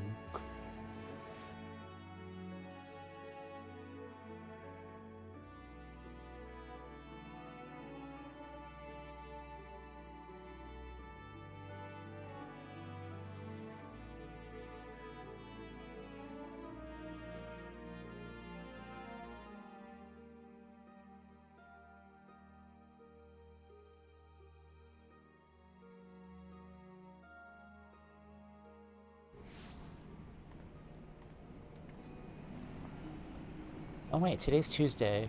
Let me just get this very quick.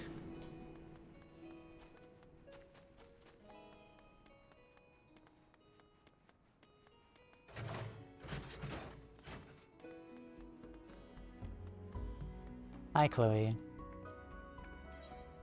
Give me a journal, please. Thank you. I would place my faith in it that it's a place.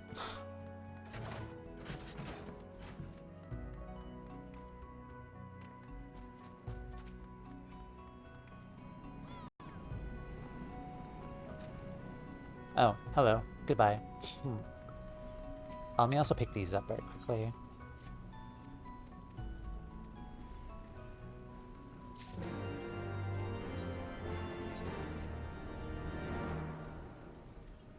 Right.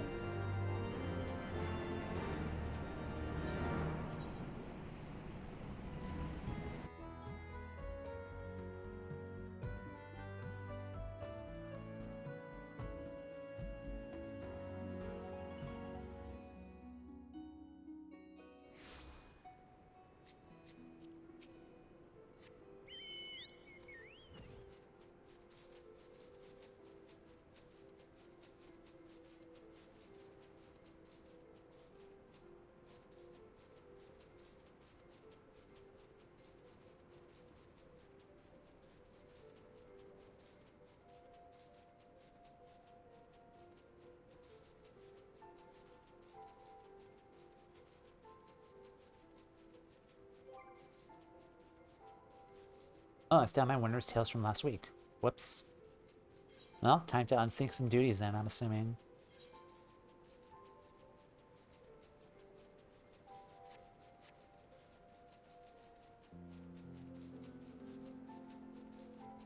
Yeah, generally if I have like a few left, I just go into like Tamterra and just like unsync, do some quick 3-minute runs of the dungeon just to clear those out of the way. Or run Extreme Trials with my level 80 gear. Hi guys. Do you remember when last we came here, it was to find out why the others had collapsed? If someone had told me that they'd been whisked away to another world, I probably would have laughed in their face. You live and learn, eh? Master Matoya is something of a legend among Archons. I very much look forward to meeting her. If not the dressing down I am liable to receive from my inept attempts at summoning you. It's been some time since Master Matoya last saw Ishtola. What a lot they will have to talk about. I take it you're ready to bear witness to the joyous reunion of master and pupil? Very well. Oh, this ought to be good.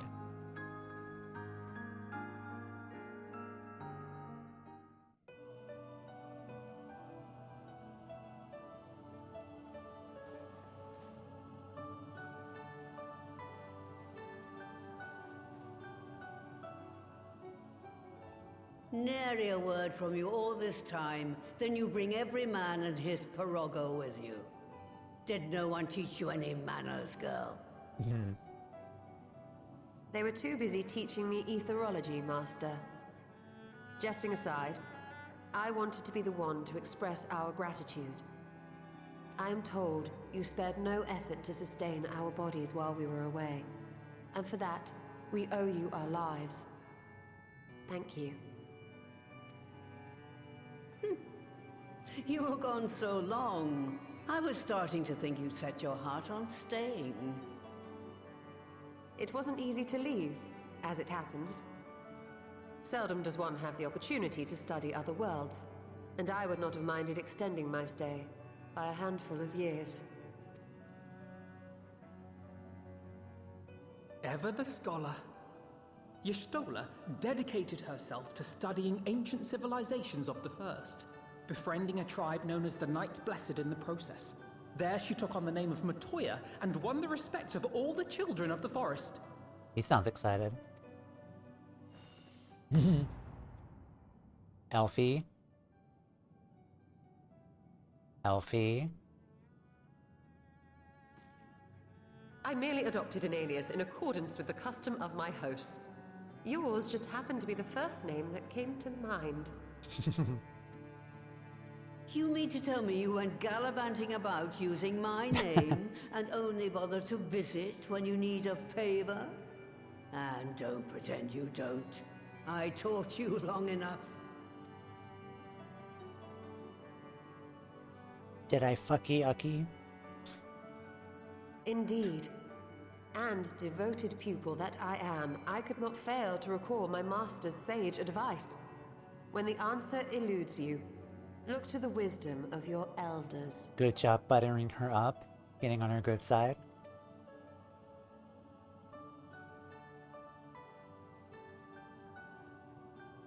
You there.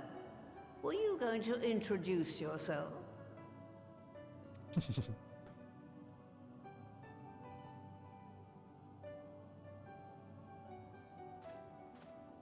How remiss of me.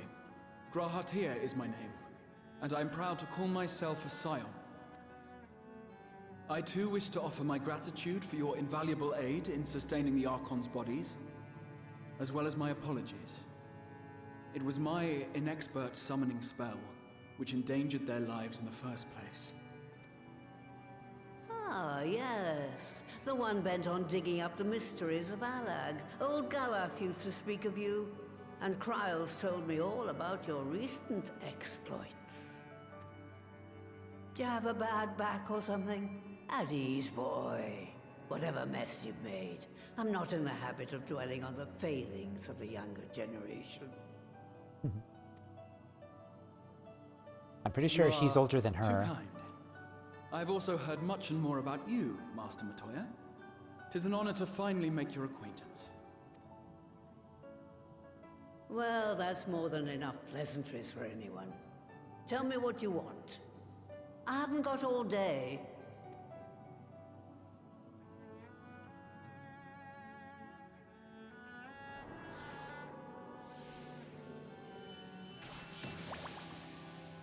Piggy.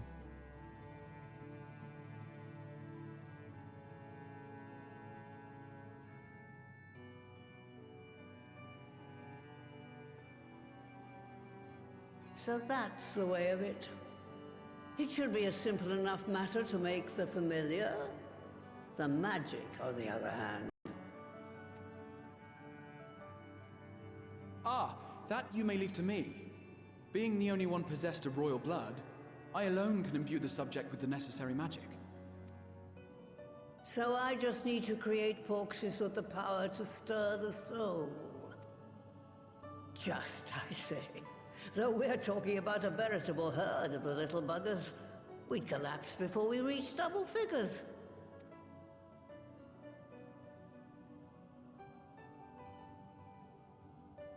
But if I could get a familiar to create the familiars, a mother porxie, as it were. A bigger mother piggy? Seems I haven't seen the last of that moldy old hole after all.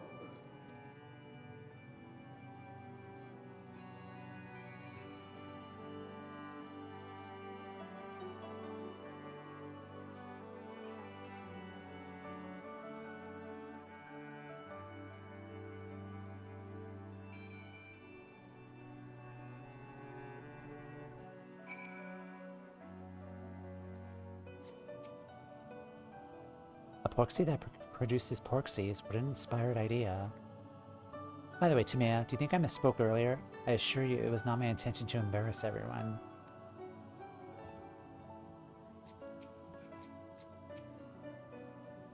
What does she mean, do you think? Some manner of hidden workshop, perhaps? Some kind of dungeon, perhaps, maybe. Moldy old hole.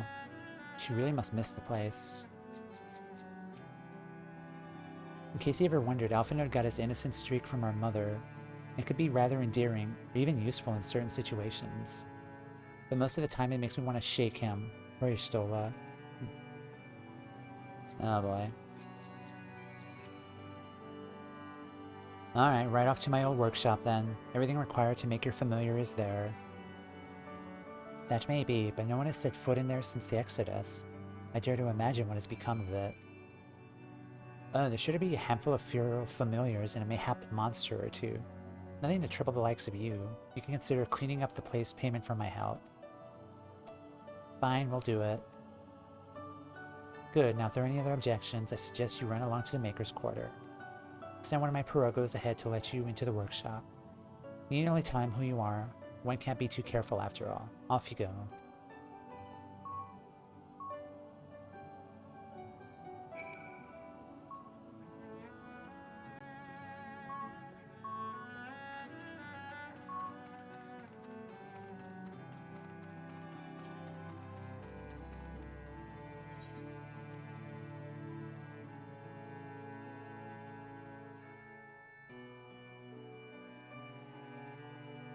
Alright, now where is this at?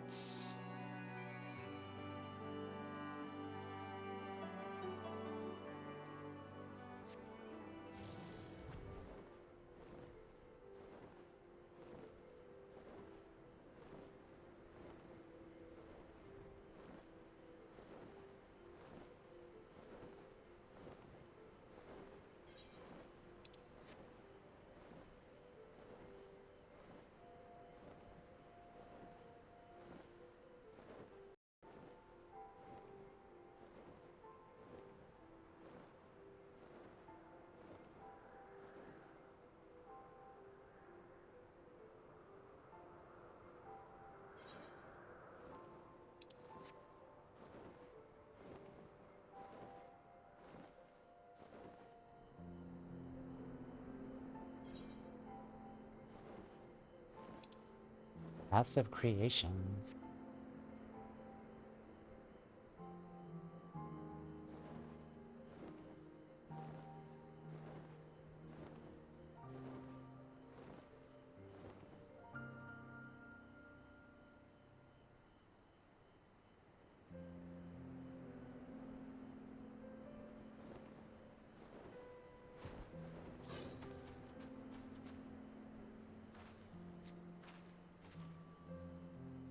As I may have mentioned, Alisaie and I were still very young when we departed with the Exodus. I am still left remembering the city as it once was. The workshop was an unforgiving place even before the Exodus, and I doubt the years of neglect had improved it. The grass could certainly do with a trim. Judging by the unruly state of the flora without, I think it's safe to assume that there'll be no shortage of unruly fauna within, and to think that the undisturbed secrets of the workshop may have the markings of an adventurer. I just bet you're really excited for that, aren't you? Journeying with us. Also, he is so small. Is he a min-height cat boy? Probably, right? Look at him. Like, I honestly have not really realized, like, how tall I am as an Alisaie. Just because, he is min-height. Oh my god. That's so cute. Like, I am min-height femme Alisaie myself, but I don't really notice, like, my height being, like, any different from any other, like, normal size, like, tallish person. Like, this is, like, the first time I'm actually seeing him being so small. He's shorter than my femme aura. That is so cute. He's also perfect for head pats as well. But I'm max height. I see.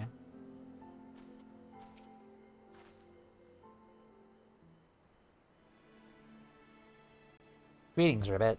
Oh, hold on. Greetings, Ribbit, and welcome to my good mistress's relic. Eorzea is my name, and I'm honored to be your guide.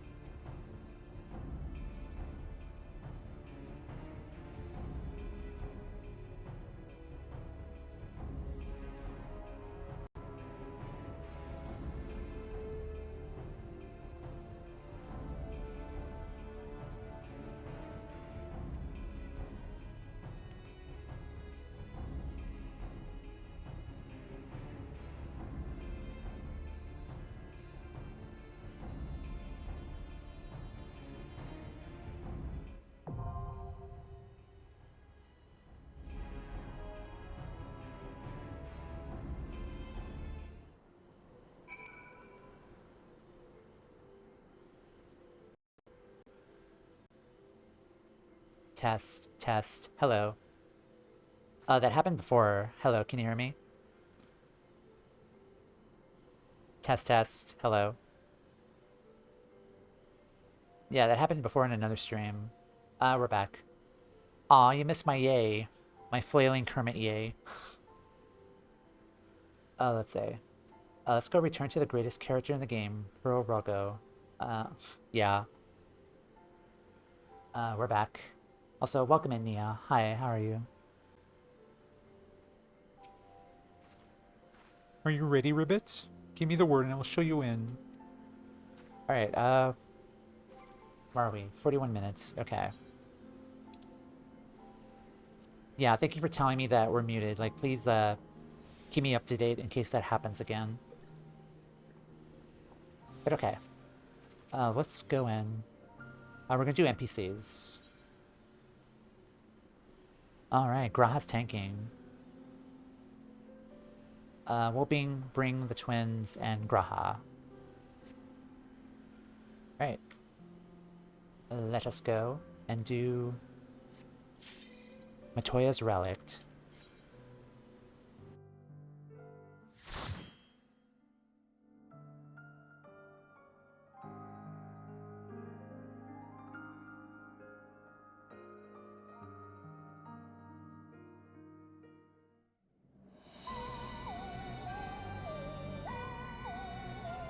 Ooh, the creepy music.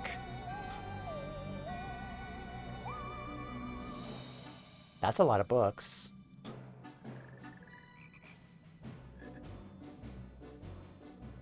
Green, blue, and red. Right. To begin with, I need you to gather a few ingredients. Listen well to what the Porogos say, or you'll wish you had.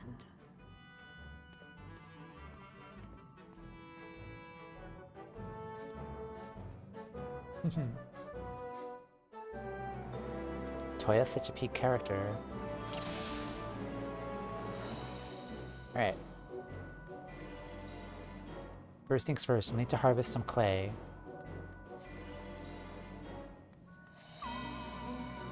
The clay can be had at the clay-caught cauldron.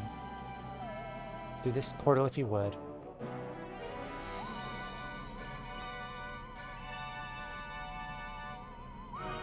The music has a very classic Disney vibe. I hear it. So we clear out any pests we encounter yet. Also, Graha has a glowy sword.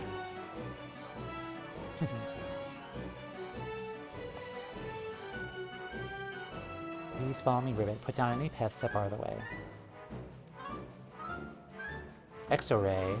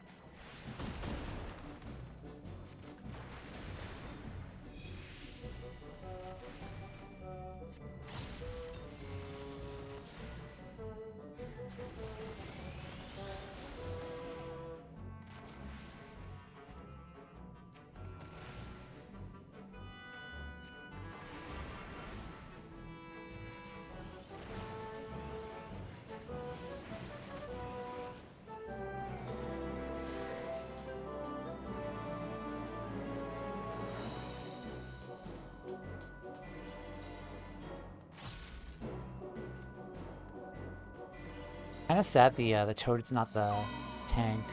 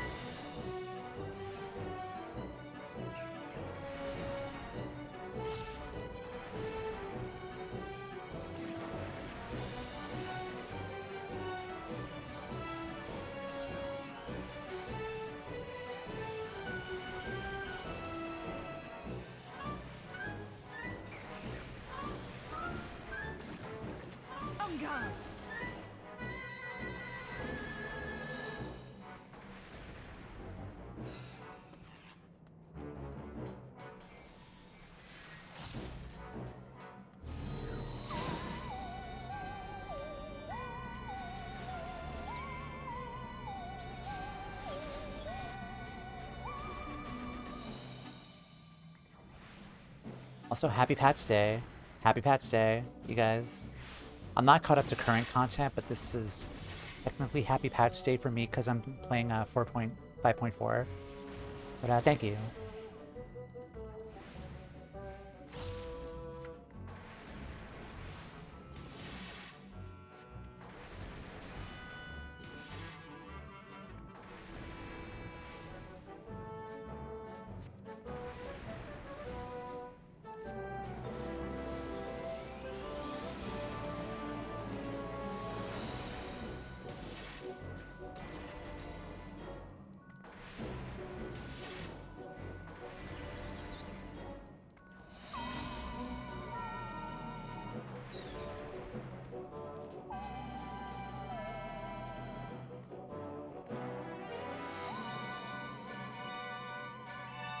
This is so cool. I did not imagine the place would be so infested, Ribbit. Sonny of Ziggy. He had children? I've run the new dungeon twice already.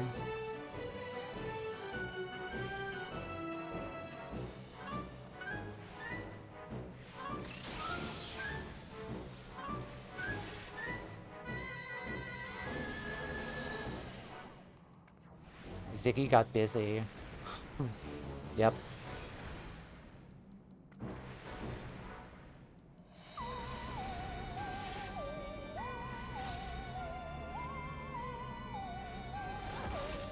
Ouch.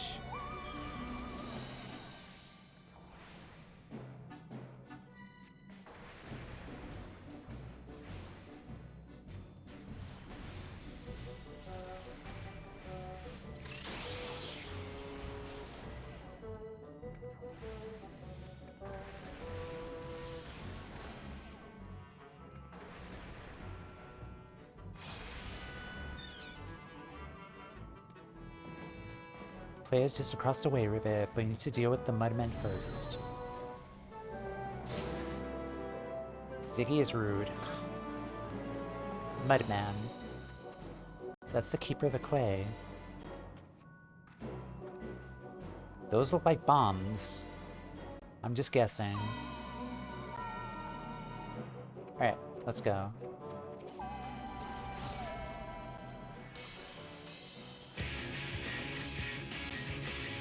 Orbs.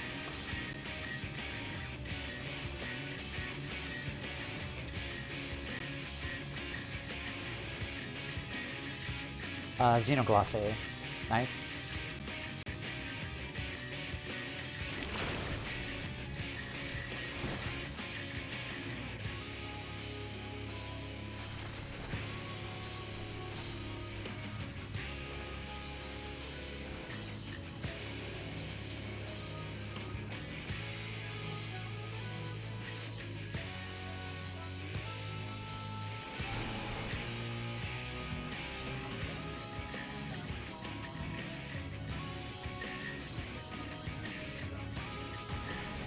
Just the beginning.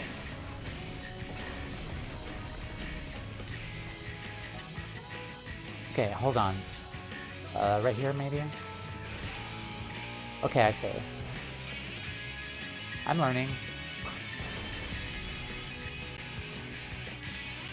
Orbs.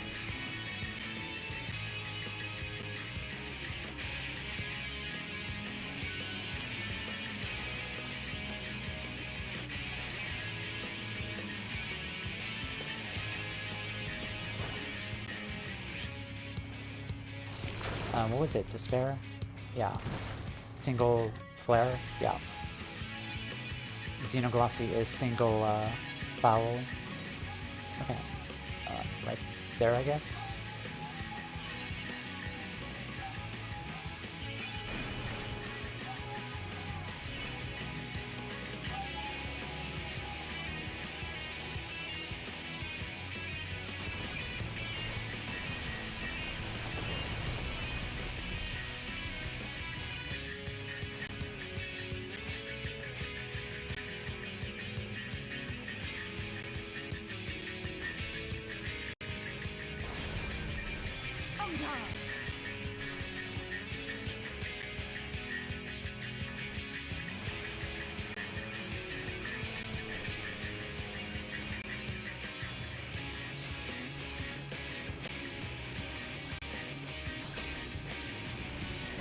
Has blocked some of the drains.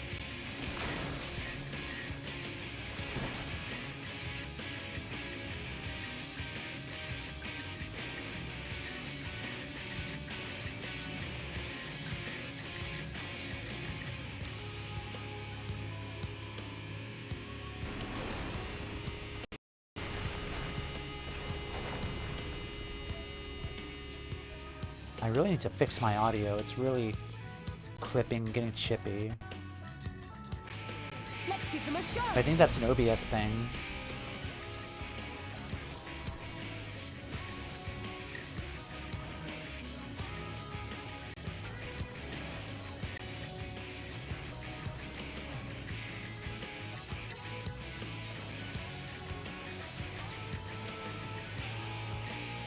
the healing to me.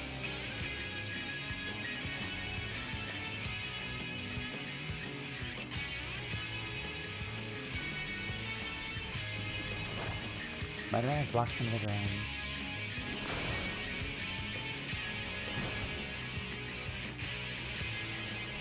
Alright, awesome. Now we have our clay ribbit. Let's return to the inner slice.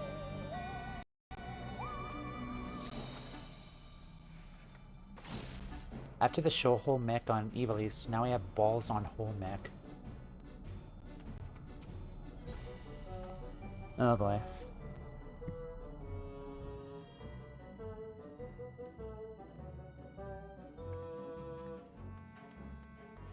Next, we'll need to get the water flowing again.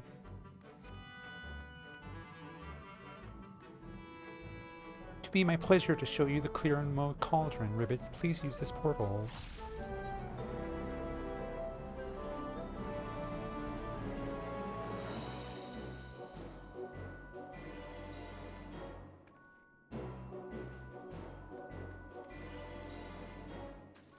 For your own safety, I ask that you keep close to me, Ribbit.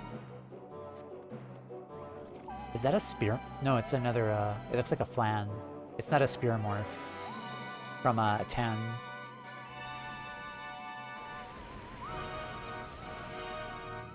It is cool looking though. Also.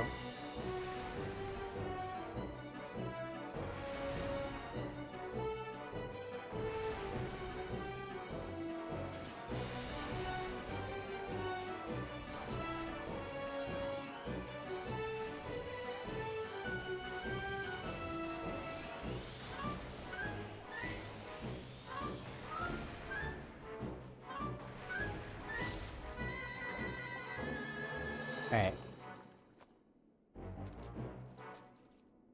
Can I get up here? I cannot.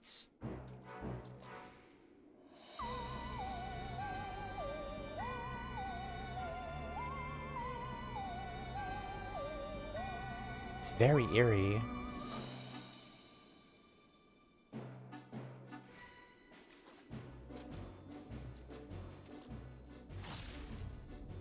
Very cool. Alright, kids, come this way. Our field trip continues. Oh, hello.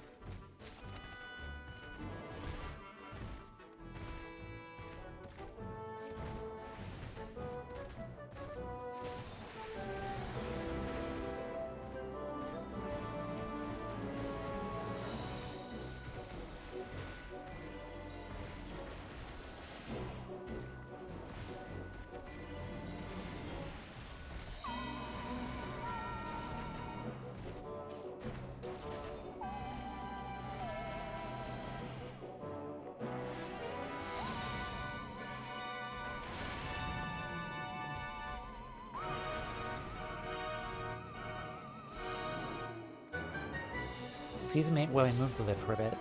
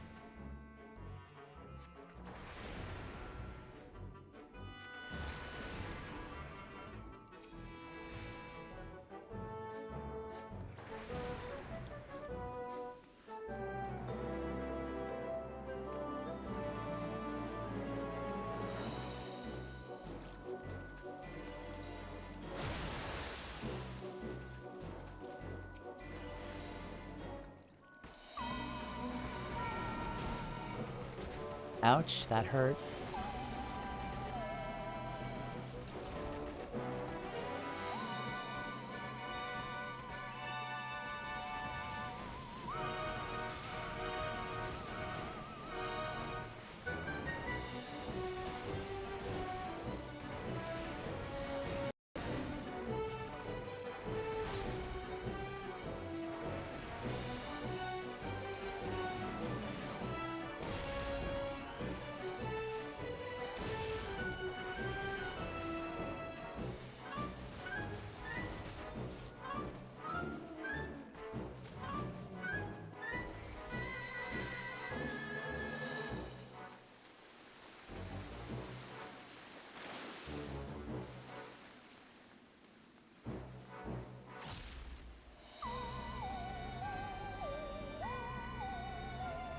That looks like an arena.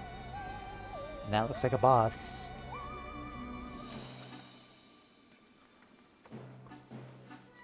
Cave gelatins.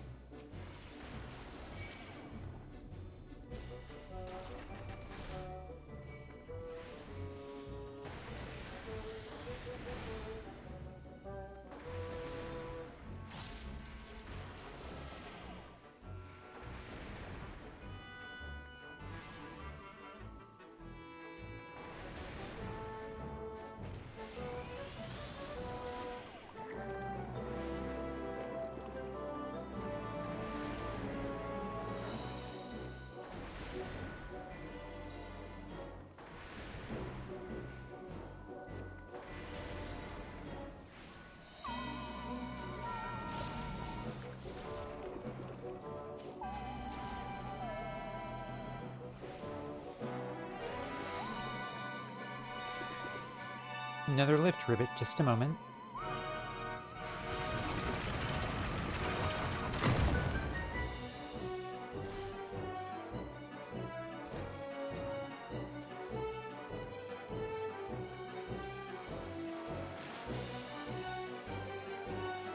Nixie. I sense a mischievous present, Ribbit. Please take care. What in the world is that thing? I mean, it looks like an Azumarill, for once. It is cute, though. I found a blind party for the new alliance. Back in 1 hour, maybe? Hopefully. Have fun. Good luck. Alright.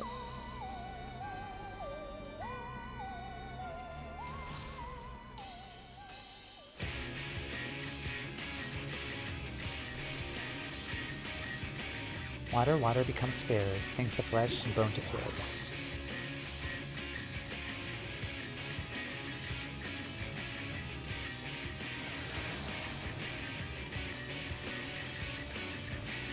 Water, water flows to swift, washed away and set adrift. That looks bad.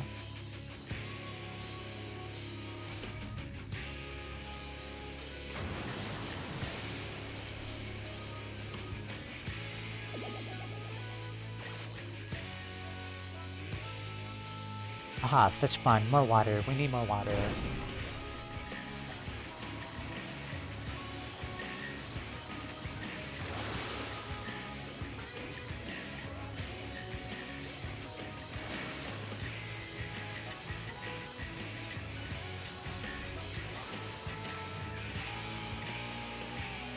I'm just following you guys. Oh crap, let's target them or... Also, I like the attack is named Singing in the Rain. Ouch.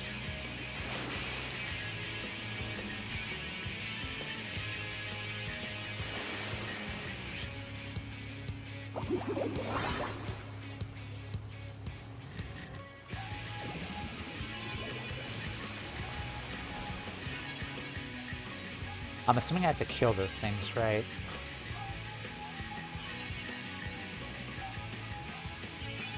Alright, we'll do that again.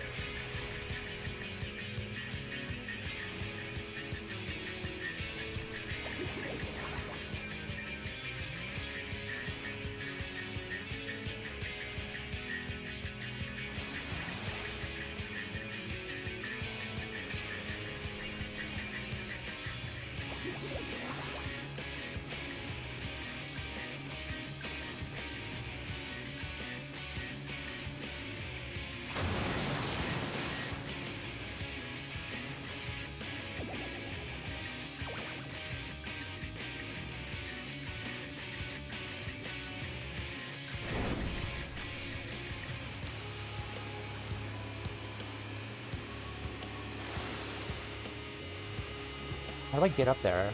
Up here, maybe? Oh, I see, I see, I see. Focus. Release! You underestimate me! All my water's gone. I can't lose. I won't. Okay, so I have to get up here.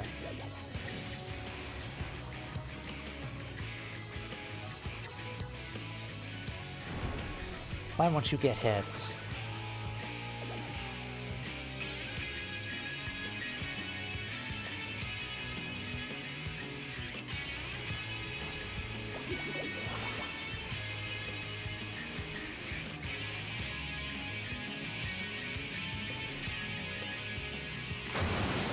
Ouch.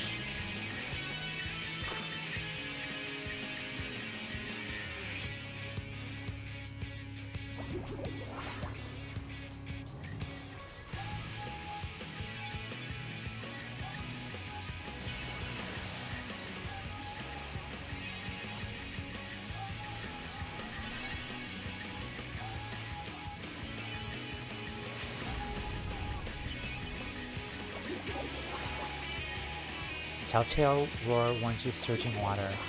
Where at? Oh. Oh shit. Oh shit, oh shit, oh shit. Ouch. That hurt. You wanna heal me, you guys, please? Alfie, please. Leave the healing to me.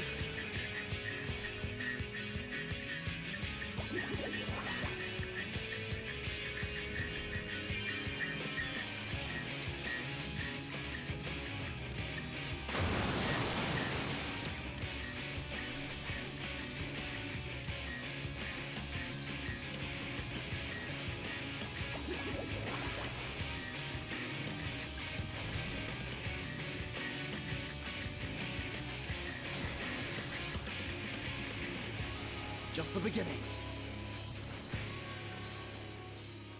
That wasn't my cleanest battle. That was sloppy, but we made it, at least.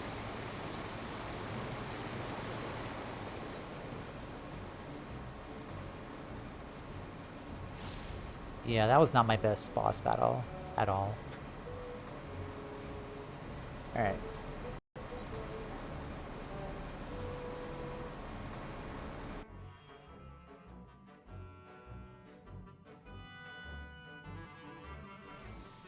Last but not least, we'll need to fire up the Clin.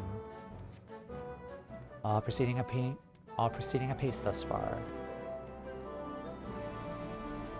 Kinfire Cauldron.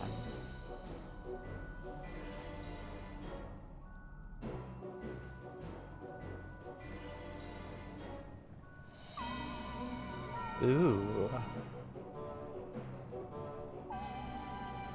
It's gay water. Can we bathe in it?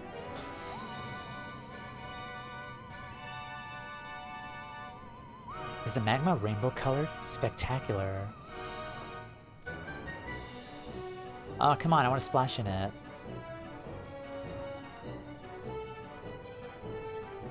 This is so pretty. Like the water aside. Or the magma, whatever. Yeah, I probably should not splash in magma. Even if it is gay coded. Off you go, Ribbit. Please try not to fail behind.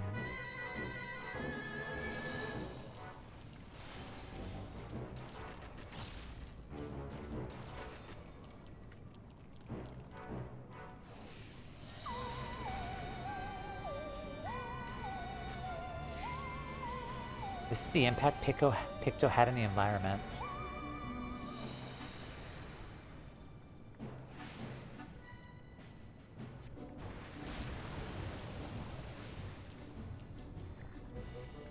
I wonder how many people have said they wanted to go for a swim in this water or this magma, even though it is magma.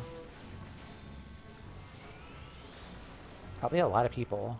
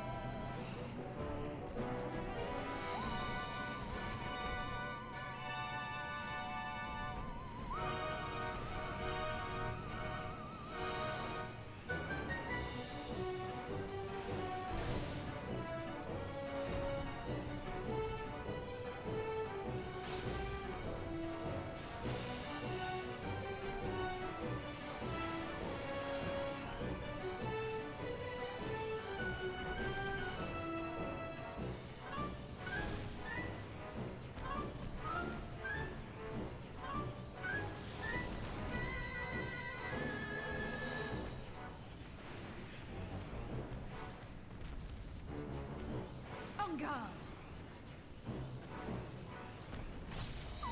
The little magma can't stop us, Ribbit.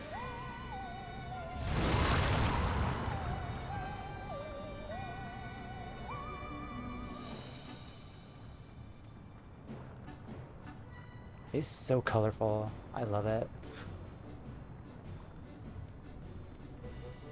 Also, slimes.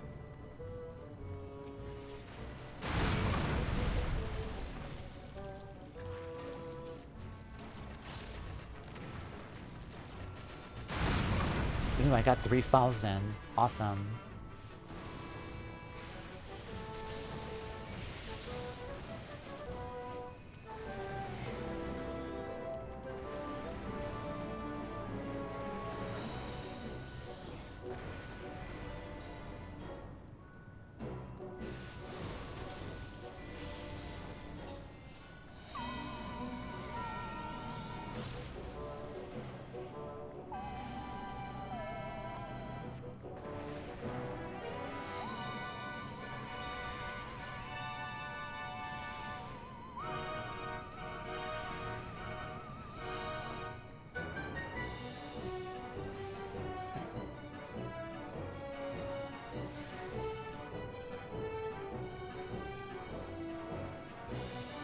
You guys take care of this.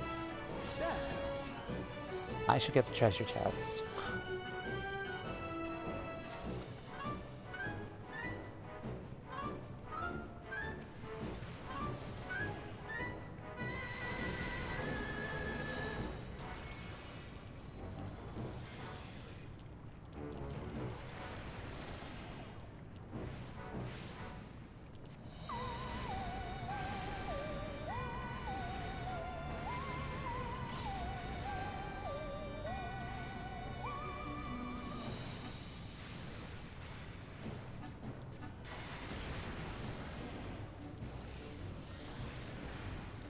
On guard.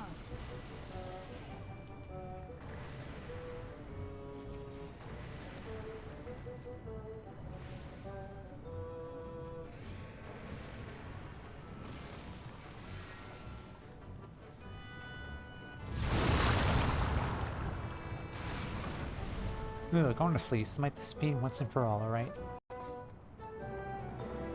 Xenoglossy. Xenoglossy.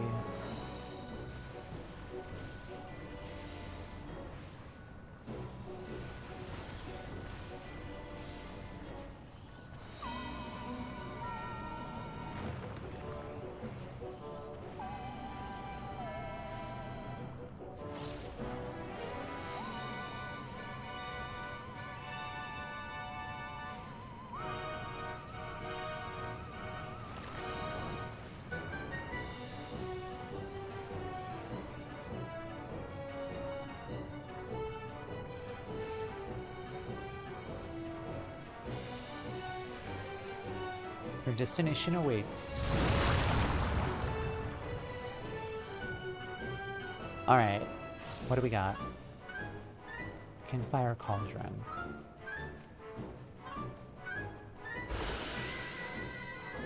Oh, again?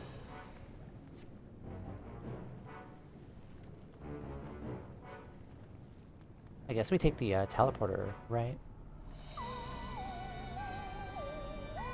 Such aether-rich heat source will be perfect for porksy making.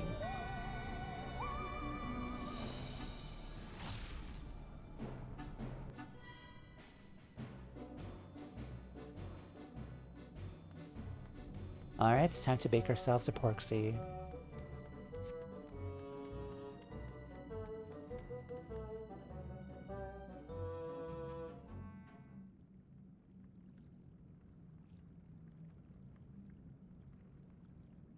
Right then, let's get this over with.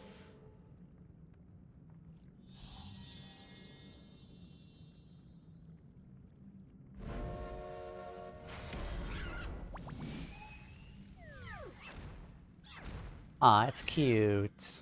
Newborns are wont to be difficult. Sure, who's in charge?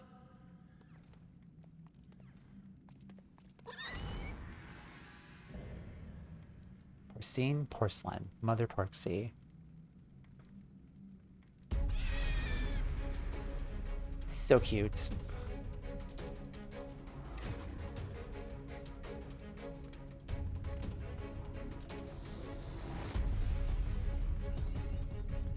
Matoya's relict. Don't show any fear. They could smell it. Alright.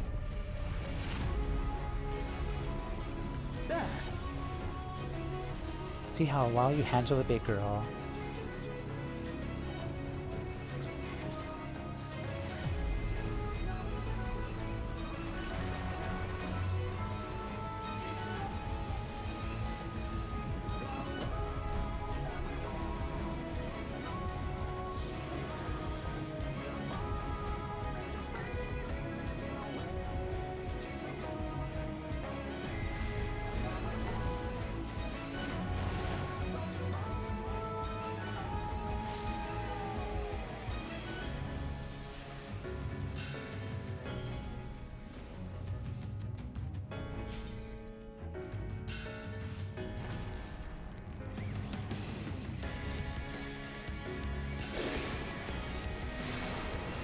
About to get turbulent here, so take care you don't get sucked in.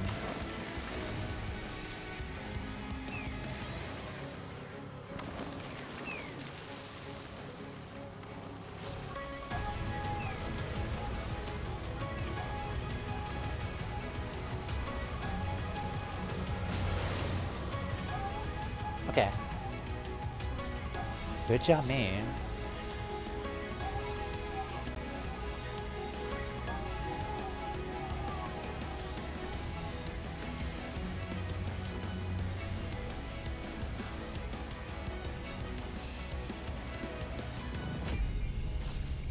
She's hidden herself. Find her quickly or you'll be in for a world of pain.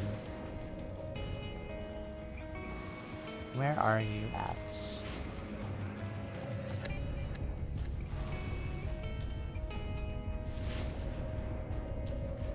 I guess kill this thing first, perhaps?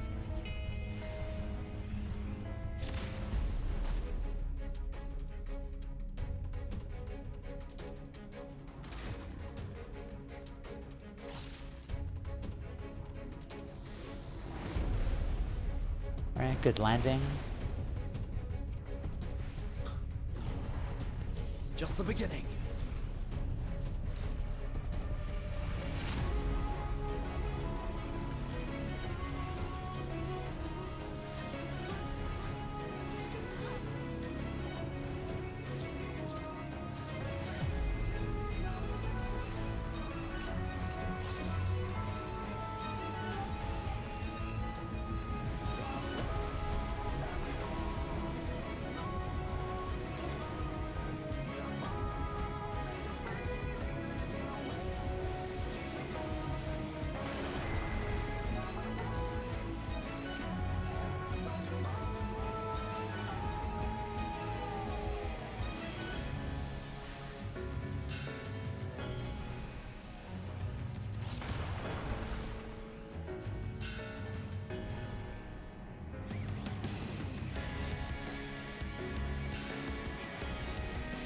I really need to rearrange my hotbars because of the new abilities that I got, Xenoglossy and Despair. I gotta switch things around.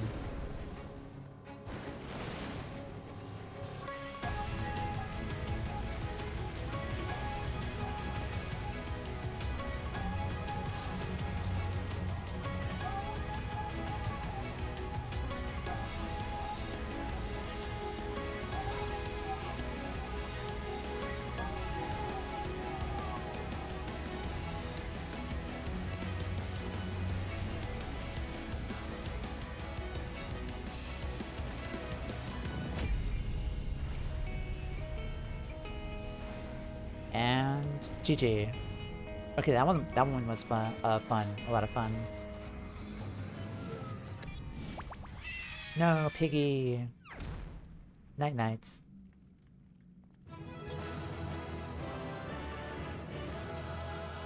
Yay!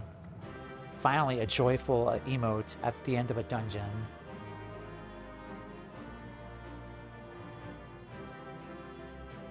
It's been too long since we last had Tamea Joy at the end of a dungeon. Alright. Weehaha.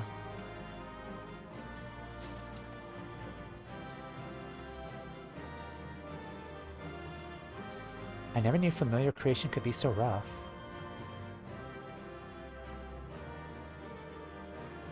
Have we finished then? She's twitching, is that normal? Quite a fight she put up. Nothing quite like a kiln fit fresh familiar. Quinn fresh familiar. Aw.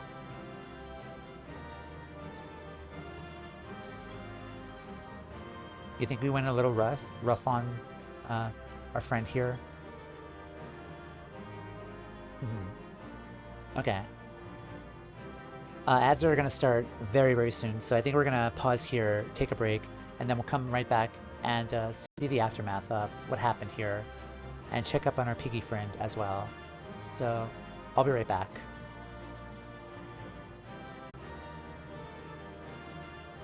Everyone, we are back. We just beat the poor mother Porksy up.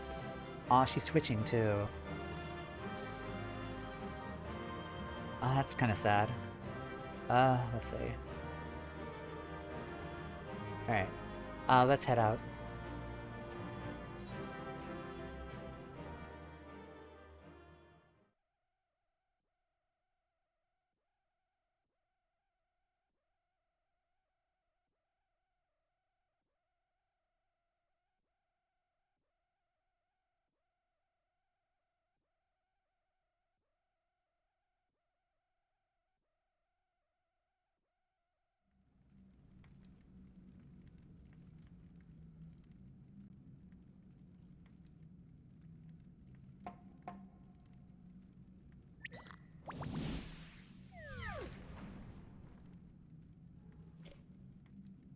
There we are, quite tame.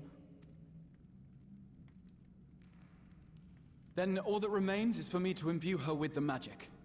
My friends, I'm afraid I must trouble you for your ether once more.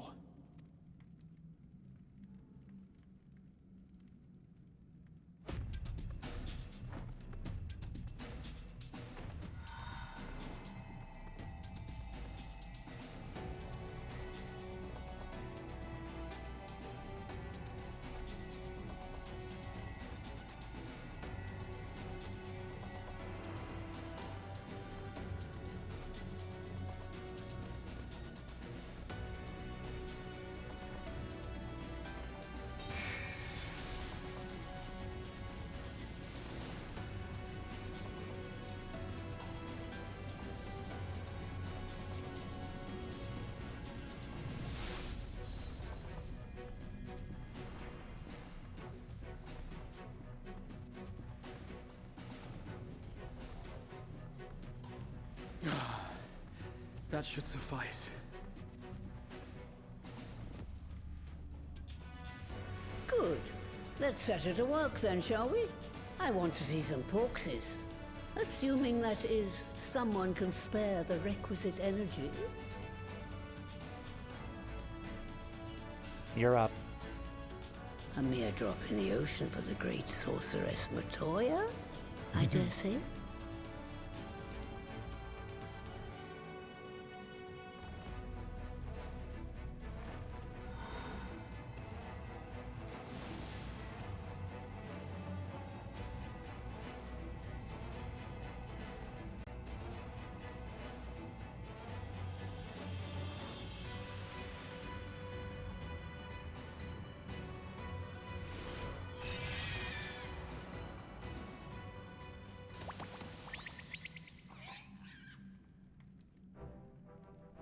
Excellent.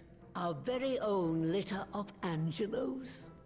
And we can make as many more as we want, simply by providing the Mother Porksy with additional ether.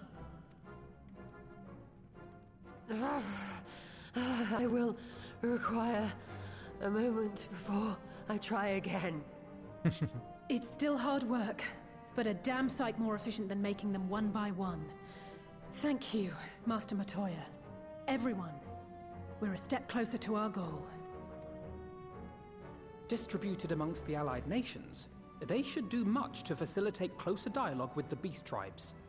And given their present travails, I believe our friends in Limsa Laminsa should be the first beneficiaries. Makes sense. Agreed. Though I must leave this errand to you. I doubt my legs will carry me out of the cave, much less to Vilbrand. Thank you for taking the lead in gathering the ingredients. I expect you would benefit from a rest too. In addition to the Porkses, I trust you've gained an inkling of how much effort goes into the creation of familiars. Or mayhap you attribute your struggles to old age. If I said yes, would it persuade you to treat me like an adult? Not with that pertness, it wouldn't. Anyway, assuming you have no other favors to ask, I shall be leaving. Bye, Matoya.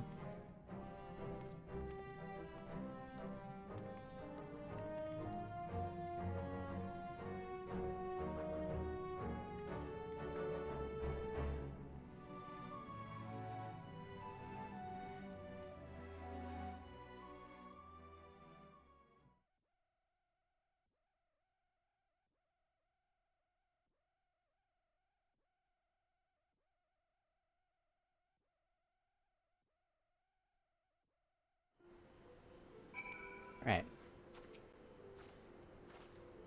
Forgive me if this is a silly question, but of all creatures real and imagined, why choose a flying pig? Not that I dislike pigs, mind you.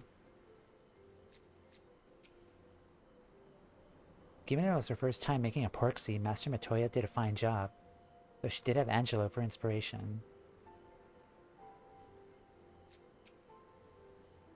Lest you wonder, Master Matoya has returned to her cave with Ishtola. They are peas in a pod, are they not?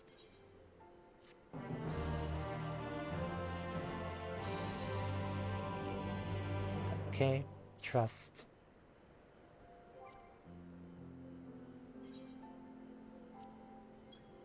Alright, so everyone is on board.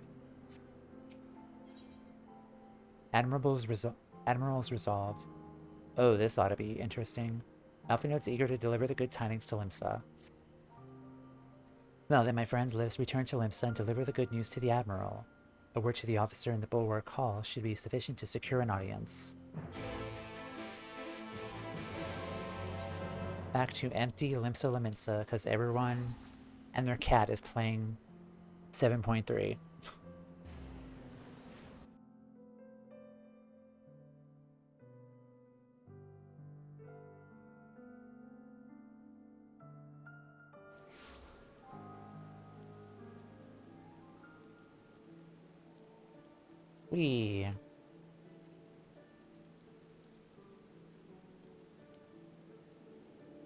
Alright. Let's go this way.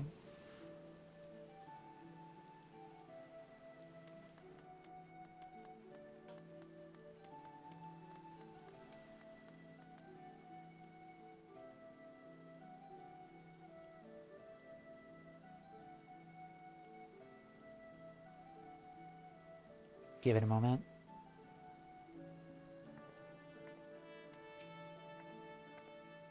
Why to may I ever welcome sight? Tidings for the Admiral, you say. She's presently receiving guests, but for the Scions, I know she'll make an exception. Follow me.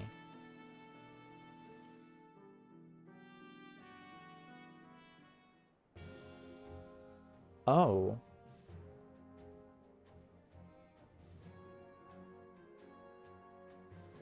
I'm kind of surprised she brought an audience with them.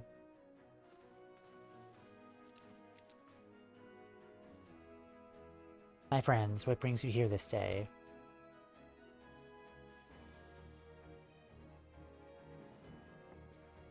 Is this true? By the Navigator, a cure for tempering. As often have I been in awe of you, Scions, I would not have thought it possible. Yes, it is admirable. We have done it, here in Limsa, and production of more familiars have already begun. Yeah, my thanks, truly. This will do much to advance the cause of peace. Yet I fear it will take more to close the rift twixt man and beastman. But, even to speak, thus divides us. Welcome as it is, a cure will not guarantee reconciliation between our peoples. For those summoning and the tempered may serve to fuel the conflict, they are but symptoms of it. If we are to resolve the primal problem once and for all, we must address the cause. We must strive for mutual understanding and find a way to leave our bloody past behind.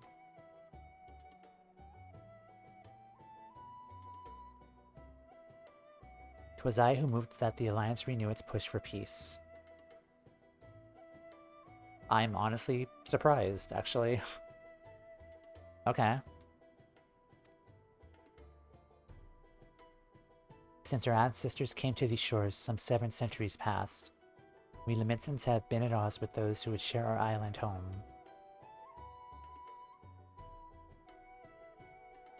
Save for a brief moment of cooperation with the kobolds, our history had been one of nigh constant territorial squabbling.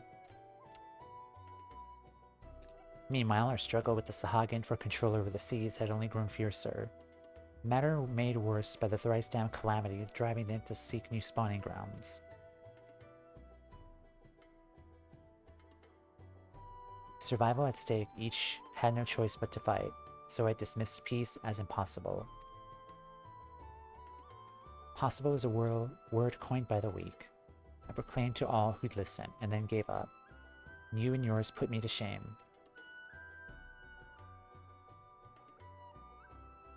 Since you led us to victory against the Black Wolf, you have achieved the impossible again and again and again. And though I count it high time that I follow suit, hence my proposal to the Alliance Council. But no sooner did I reach out to our neighbors in Vilbrand than my own people sought to thwart me. You speak of the pirates who failed to attend the meeting. I, acting through a friendly faction among the kobolds, we intended to seek an audience with a prominent patriarch. The bloody executioners would not hear of it. Their absence sent a message to the rest.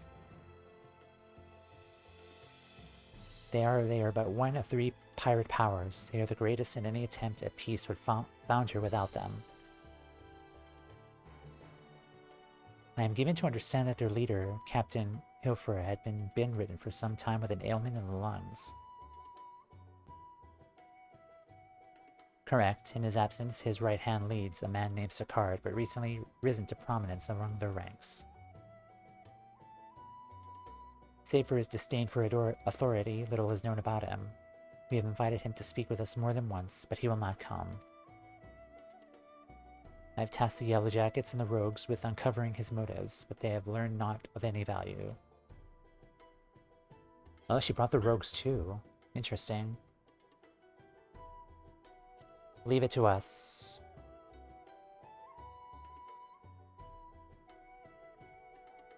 We have a nose for the truth. Whatever this Sicard wants, we'll find out.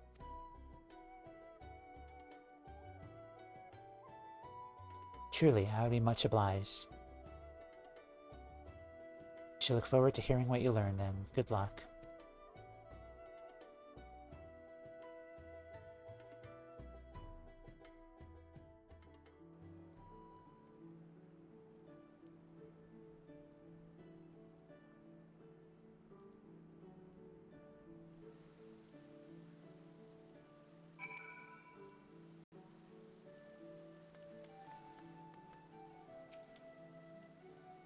I know not to the city save for what I read or heard in passing, so that in this matter I will follow your lead. The Admiral's right, the cause of the conflict needs to be addressed. We'll do what we can to ease the way, but it ultimately falls to the Limitsans to make peace with their neighbors. By way of a first step, I suggest we split up and make inquiries around town. Someone must know this Sicard. If you could approach the pirates to mail, the rest of us will seek out merchants and adventurers. Sounds good. Also, just curious, how's my volume level compared to the game? Like, am I louder than the game since I just reconnected my microphone earlier? Hopefully not. Hopefully I'm not as low compared to the game. But okay. Where do we go? Upstairs?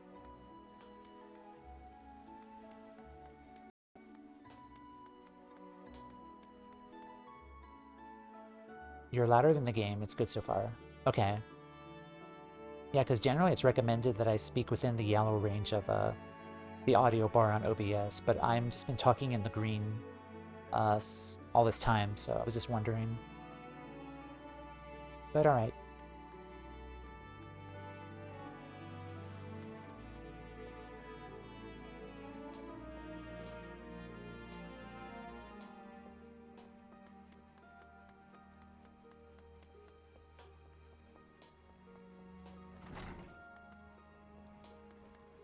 The leaders of Limsa's pirate powers, so Carvalian, right? Yep. Curious about Sicard, are you? As am I, my friend, as am I. I know nothing of the man, save that the bloody executioners experienced a marked improvement in their fortunes after his promotion. Quite how he achieved this is of some debate. As you know, the Thalaccracy permits us to attack only Garlean vessels, yet these have all but vanished from the sea since the Empire turned in upon itself. In order to adapt, we Krakens have taken to trading with the East. The executioners are less forward-looking. I cannot imagine that they would be willing to abandon the old ways. So how, then, are they lining their coffers? Whatever their secret, they are not likely to share with their rivals, but mayhap you'll have more luck.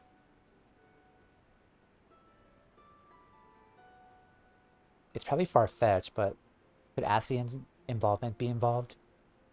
Because you know that Fandaniel was flaunting his money. Like, is he providing the money for it?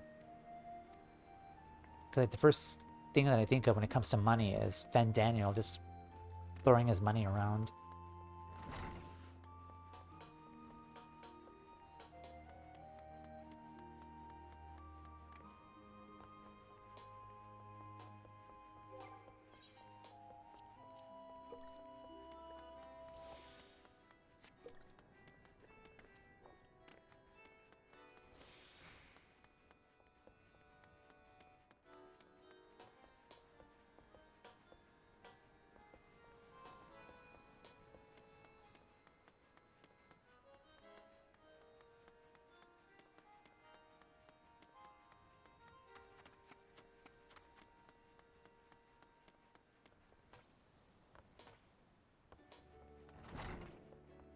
Yep, I knew it was gonna be you.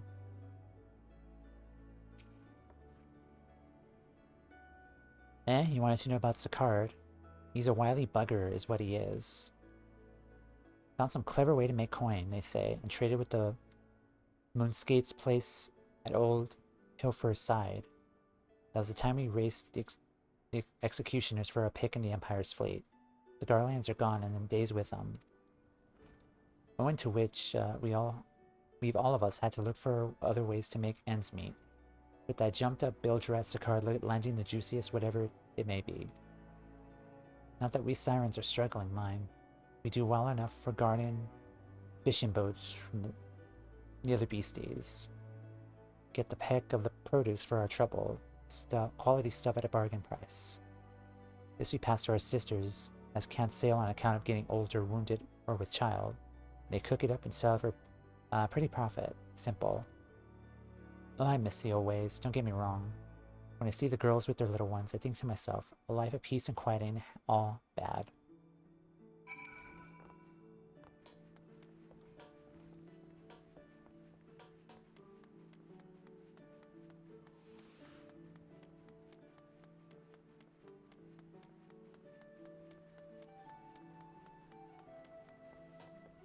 Alphinaud's back.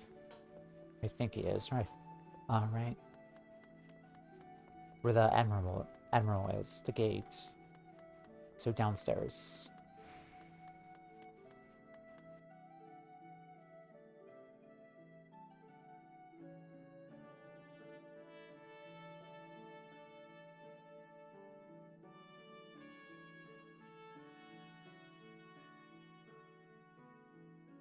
never given it much thought, but I think the Sirens are my favorite pirate faction. I just love the little romance between their leader and Pavilion.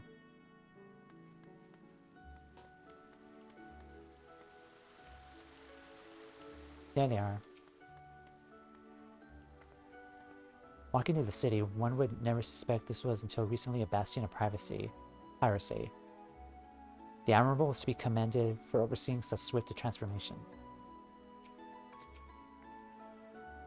As I went about making my inquiries, I chanced upon a shop that boasted a rather enticing selection of sweetmeats. Perhaps we could take Gabu and Graha there one day. Also, all three of our smalls. God, we are so tall for being a min-height Alisaie.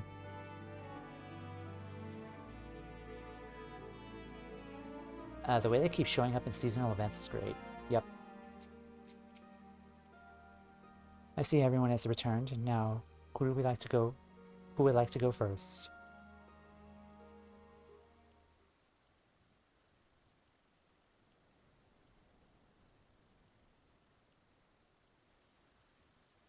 So just as their imperial prey began to disappear, Sakara turned the executioner's fortunes around with a mysterious new source of income. Whatever it is, it's nothing to scoff at. According to a tavern keeper I spoke to, the crew had been indulging themselves as never before. No amount of drink could seem to loosen their tongues as to how they were coming by the coin. For my part, I spoke with a reporter from the Harbor Herald.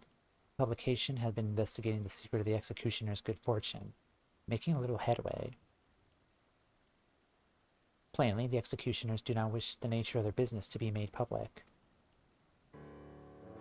I think I may know why. In the course of making inquiries on Hawker's Alley, an interesting fact came to life. Just as the executioners began to enjoy better fortunes, the price of crystal went up into sharp decline, a sudden fall in demand, I was told. Curious, I contacted Hoary Boulder, who was watching the movements of the beast tribes. My suspicions were proven correct. Despite the ever-worsening relations between the allied societies and the Thalassocracy, neither Titan nor Leviathan have made an appearance of late, suggesting that the Kobold and Sahagin lack the means to which to summon them.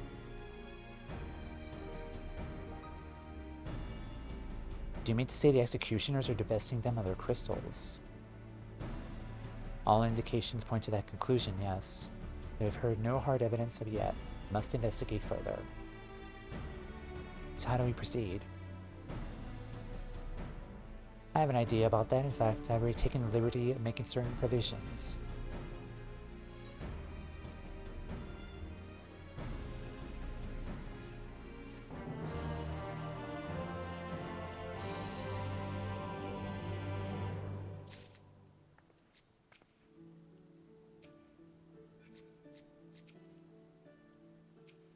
Come on. Why can't I target you?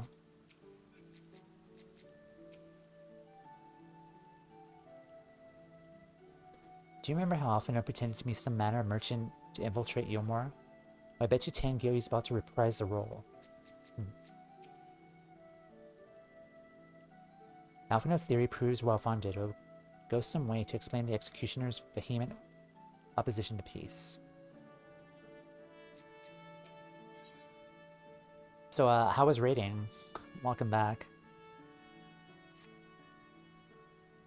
During my inquiries, a disgruntled merchant informed me that a wholesaler of crystals had recently arrived in Limsa, offering wares at prices far undercutting the competition. After asking around, I was able to gain an introduction and shortly posed as a potential buyer, a bid to establish the crystal's provenance.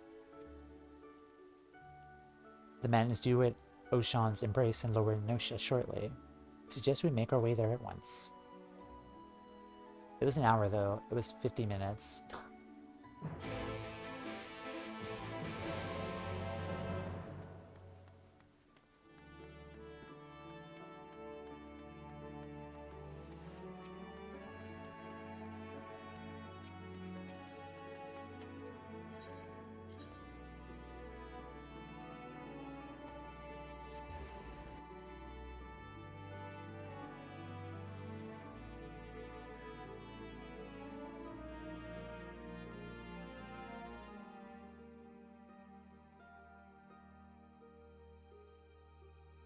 The search for Sicard. Is that a reference to Star Trek? I don't know the title, but I think it's something like The Hunt for Picard or something like that. Like what's that movie called? The Star Trek movie? The Hunt for Picard or The Search for Picard? I think that's a reference. This has the potential to be my new favorite Alliance raid ever. Ooh. Even more so than Orban, perhaps? I'm excited.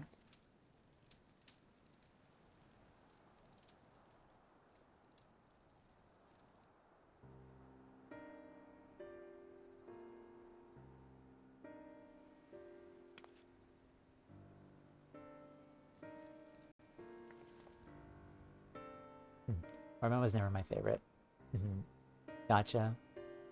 That appears to be a merchant. Wish me luck. Yeah, Orban's okay. Well, if he truly is in league with the bloody executioners, he will surely be wary of those allied to the Admiral. Scions, least of all. Compared to yours and Timaea's, mine is an unfamiliar face. Let me play the role of buyer. Don't tell someone, but still near to. Secrets stay with me. Ra's right, and even if you aren't recognized on sight, you look too genteel to be mixing in with society's underbelly.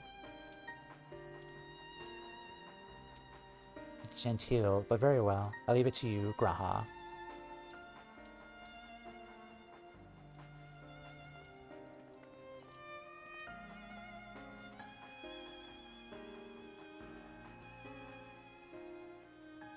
Got business with me, Catboy? You're the Crystal Wholesaler. Look at his grin. Like, he is not convincing at all. Like, look at that silly, dumb grin on his face.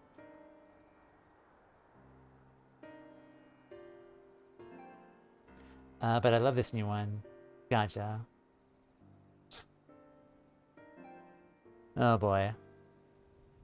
That I am, but you're no merchant, so what do you want the crystals for?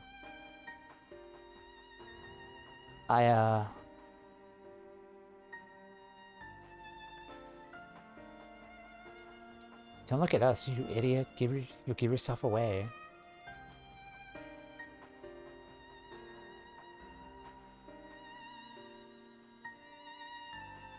Oh, I see. You're a weaponsmith, am I right? And you need crystals to make staffs like that fine specimen you got there. Graha. That's right, I am indeed a weaponsmith, and I use naught but the finest materials. I bid you show me your wares. Well, we don't just invite anyone into our storehouses. It takes time to establish trust, you understand. But look, I have a large and urgent commission. If the quality isn't satisfactory, I will not quibble over the price. Alright, it's plain no ordinary crystal adorning your staff. So make an exception. Come with me.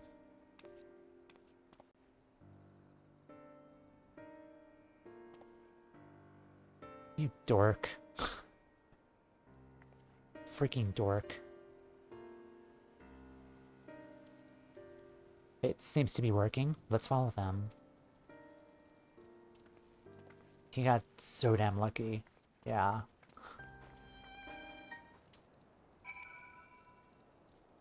Oh, that was funny.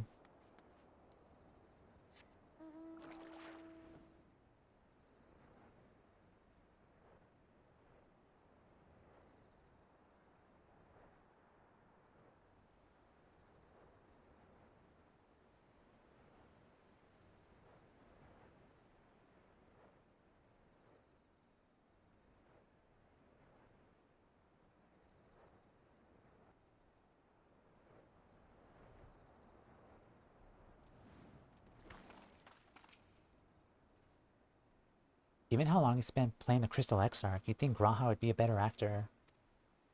Honestly, if it hadn't been for that staff, I must remember to thank Tachiru. They went to the tunnel quietly now.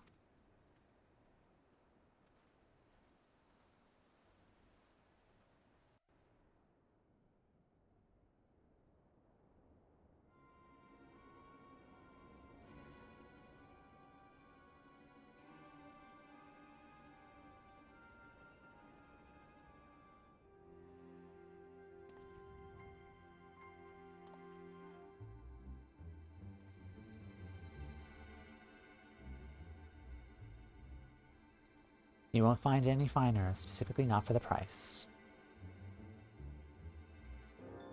Indeed, I would expect to pay more than double for such quality.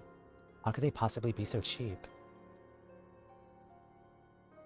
There's nothing unlawful about them, if that's your worry. They're from Ogamoro, if you take my meaning. Stuff's as pure as it gets. You won't be disappointed. So how much did you want?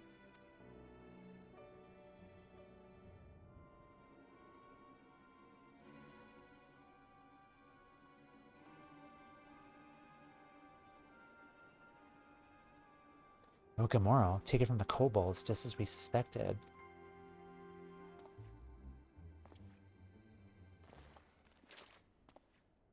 That's enough. Shut your gobs and turn around, slowly.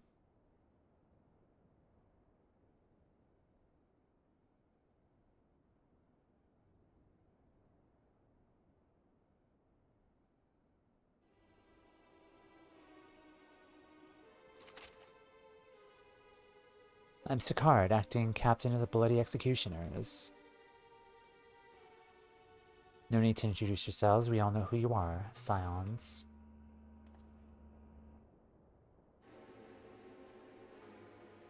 And we also know you've been chatting to the Admirable. Got eyes and ears everywhere.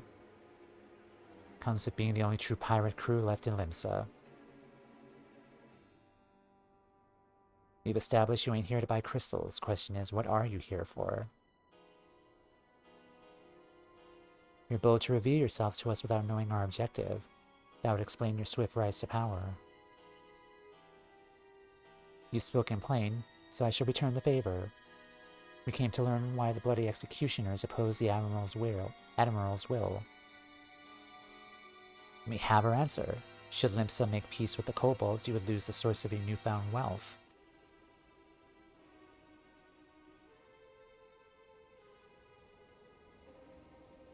That's right, just to remind you, though we aren't breaking any rules here. The law forbids us from attacking any vessel not flying the Imperial flag. We didn't say nothing about beastmen. Only reason we kept our operation nice and quiet because we don't want no one taking our business. Wait, just listen to the end, will you? For what it's worth, I have the highest respect for you and yours. Her especially. Why the Maelstrom were worried about dirtying their fancy red clobber. You lot stormed Ogamoro and battered Bleaton Titan himself. Raised a mug to you when I heard the news. And now we're following in your footsteps, making sure the beastmen never summon their stinking gods again. Practically your successors we are. When there's still Imperial ships about, we did our bit for Limsa and went after them. Garleon's gone, there's no one left to ply our trade except the beastmen. So let's have that. It's only fair. Conscientious though some may find your views, it's true that you have broken no laws. That being so, I see no reason why you should not state your case directly to the Admiral's face, unless the acting captain of the only true pirate crew left in Limsa had some other cause to hide in a cave. Well said indeed.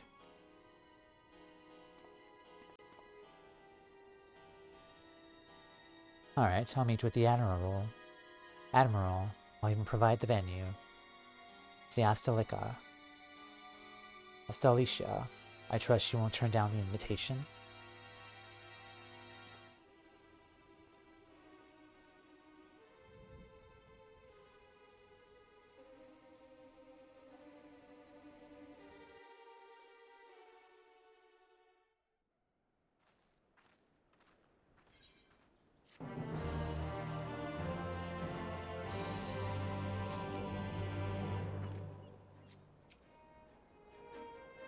I don't know about you, but all I could do was stop myself from punching Sakar in the smirking face whenever he opened his mouth.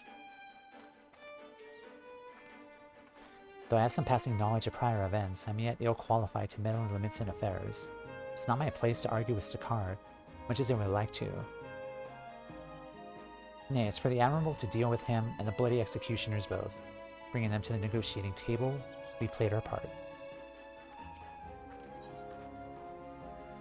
Alphinaud's keen to report back to the Admiral. I thought myself the hunter, but it turns out I was the prey. Timely reminder that the powers of Limsa are not to be trifled with. But all's well that ends well. Grahatia's timely provocation had the desired effect. Sakar has agreed to a meeting. Let's hurry back to Limsa and pass on the invitation to the Admiral.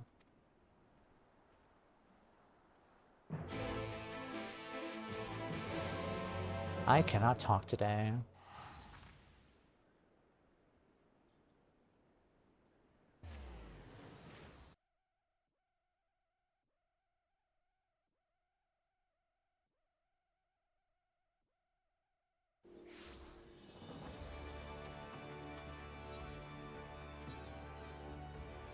No, it's over here. It's the same area.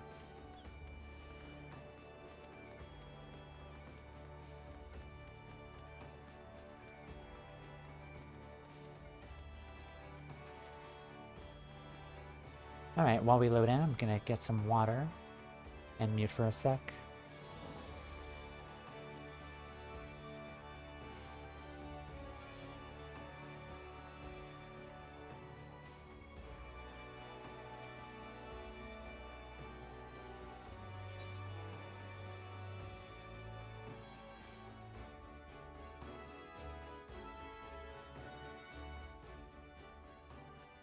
Okay.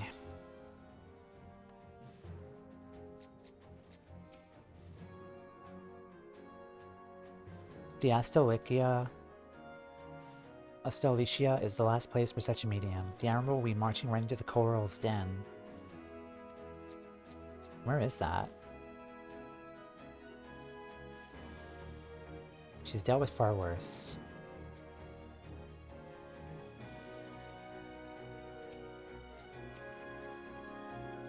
Welcome back, my friends. What news?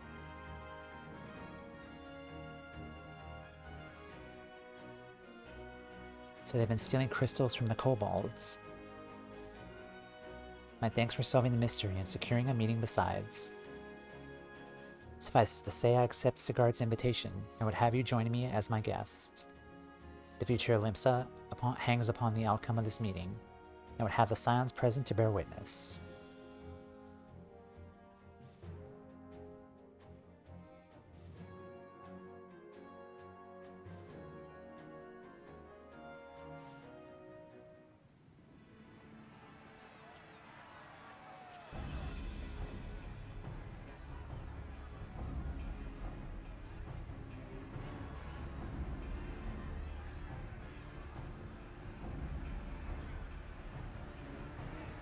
Look who's come crawling! Traitor! You can shove your piece!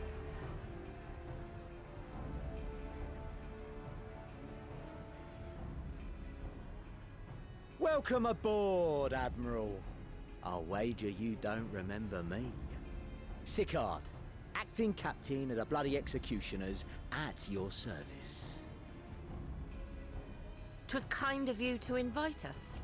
Now, if Captain Hilfear has a message for me, I bid you speak it. We have just the one demand. That you forget this bilge about making peace with the beastmen. Ours is a nation of pirates. Always has been, always will be. Deny us our right to plunder, and you deny who we are. Too bloody right! Pirates till we die! What we want, we take! Where is me cutlass? Still remember that line. Piracy has no place in our future. What'd she say?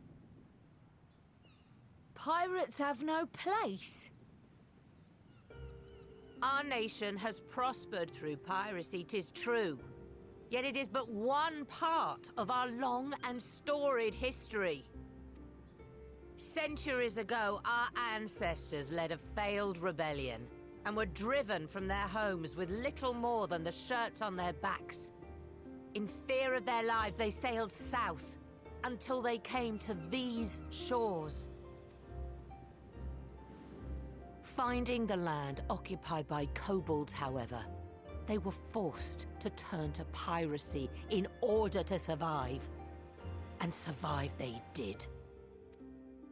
But not so long ago, when the Empire threatened to crush everything we'd built, we set aside piracy and joined hands with our neighbors. This too was in order to survive. And survive we did.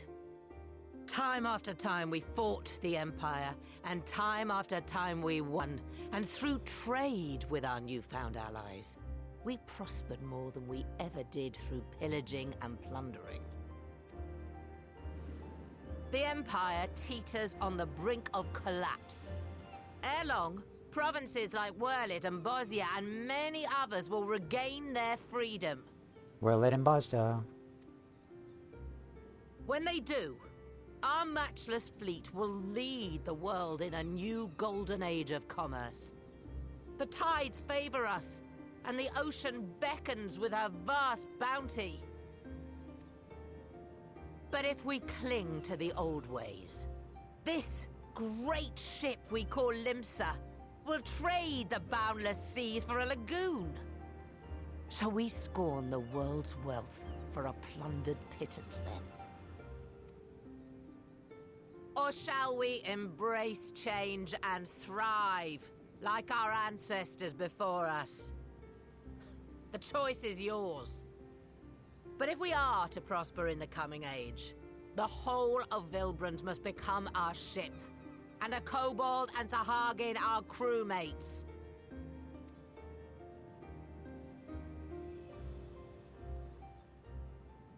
Rousing words. Might even be some truth in them. But pirating's all we've ever known. And we ain't about to give it up just 'cause you say so.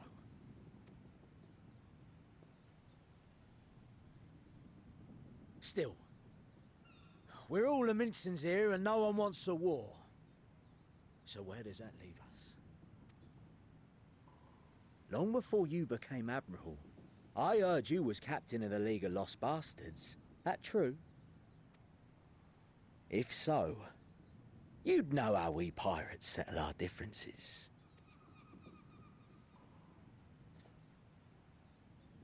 She's ready. A duel. Very well. As Admiral of Limsa Laminsa, I accept your challenge.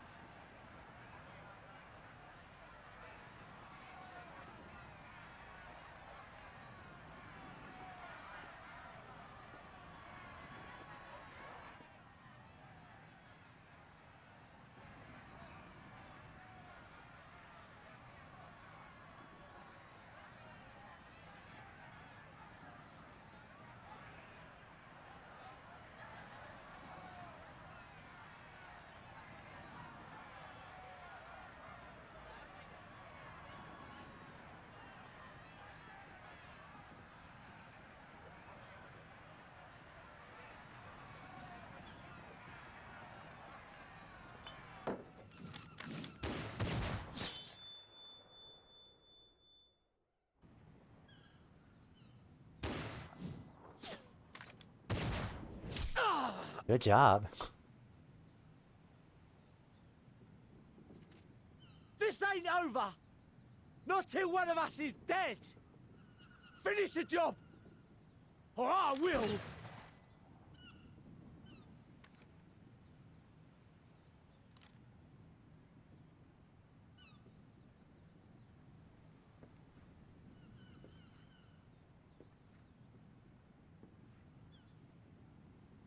Captain! Captain Ilfir! Ye fool! 'Twas over afore it began. Captain! Seems the whelps have been yapping while their master was abed.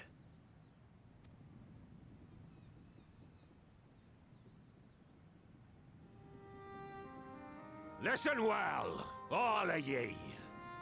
Since the signing of the Galadian Accord, we all of us have been part of the same crew. The crew of the good ship Lemsa Laminsa. I'm gonna ruin this moment, but I cannot unhear Ilberd. Sorry. At the helm of that ship is the Admiral. And 'tis she who decides where we sail. Was I not clear on that point? Or did you forget whose deck you stand on? Nay? Much as I constantly hear Thancred's voice actor from the various other NPCs, like, Ilberd's voice actor is also, like, a second one that I always hear. That just distinctively, I know it's Ilberd. Anyway. Then what in the seven hells are you playing at? It's all we know, Captain. If we ain't pirates, what are we? You're bloody idiots is what ye are. Idiots with your own lives ahead of ye. Ye can do anything ye want. Be anything you want. We're pirates, aye. And we pirates love our loot. But that ain't our first love. Our first love is the sea. The sea! And what she brings us. Freedom! So hold fast to that. Let the brine-crusted husk that stands before you now be the last of them as knew naught save out of steel. And make of yourselves a new breed of pirate!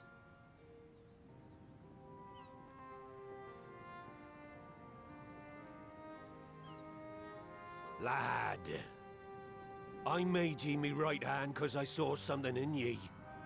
And I still do. You've the makings of a captain. All you lack's the belief.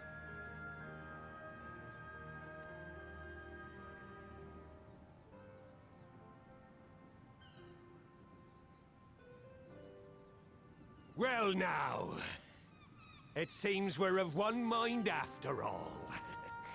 Apologies for the misunderstanding, Admiral. We're with ye, wherever ye be headed. You have my thanks, Hilfir.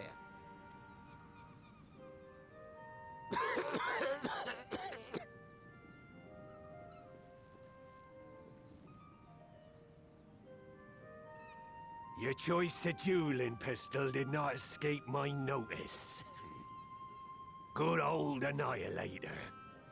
Ender of many a proud pirate's voyage. Mistbeard's vanished into legend, and it won't be long before I take my rest in the depths. Yet be that as it may, the old ways can only truly die when we've dealt the Empire the telling blow. There'll be stormy seas ahead, no doubt. But I'm trusting ye to steer us through to the other side.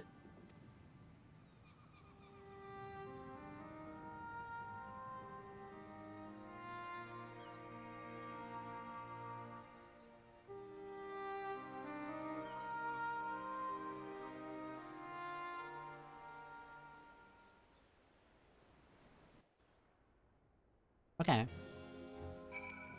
Respect, Admiral. Kind of surprised you welcomed this change, considering like how stubborn you actually are, but okay, respect. Seared before him, Hilfir chose to trust the future of our nation to the Admiral.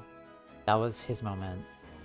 Believe the good ship Limsa can finally embark upon her new course. Discussion gave way to a duel. I fear what might unfold. Yet only a fool would underestimate the Admiral, as Sicard soon discovered.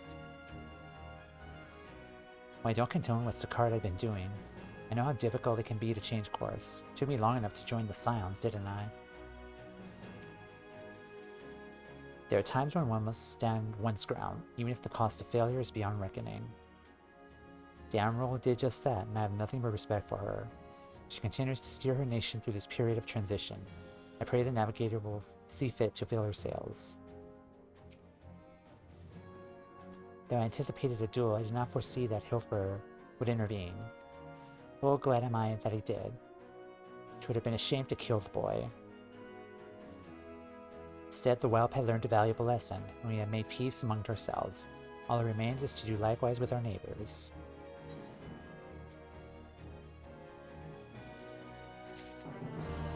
Okay. Alright, good job. We shall take another break here, run ads, and then we'll come right back and continue. So, be right back. Alright, hello. Back. Okay. Let us continue here and talk to her again. The great ship Vilbrand. For the first time in a long time, Meroeb's course is clear.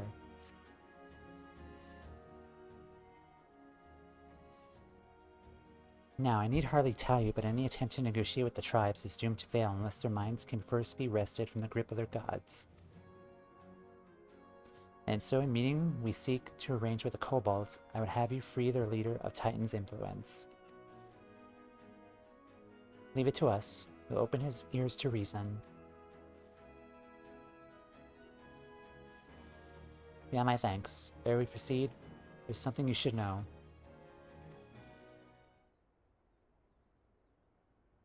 Some 50 years passed when the Sahagin swarmed at our hulls in even greater numbers. Limsa entered into a covenant with the kobolds.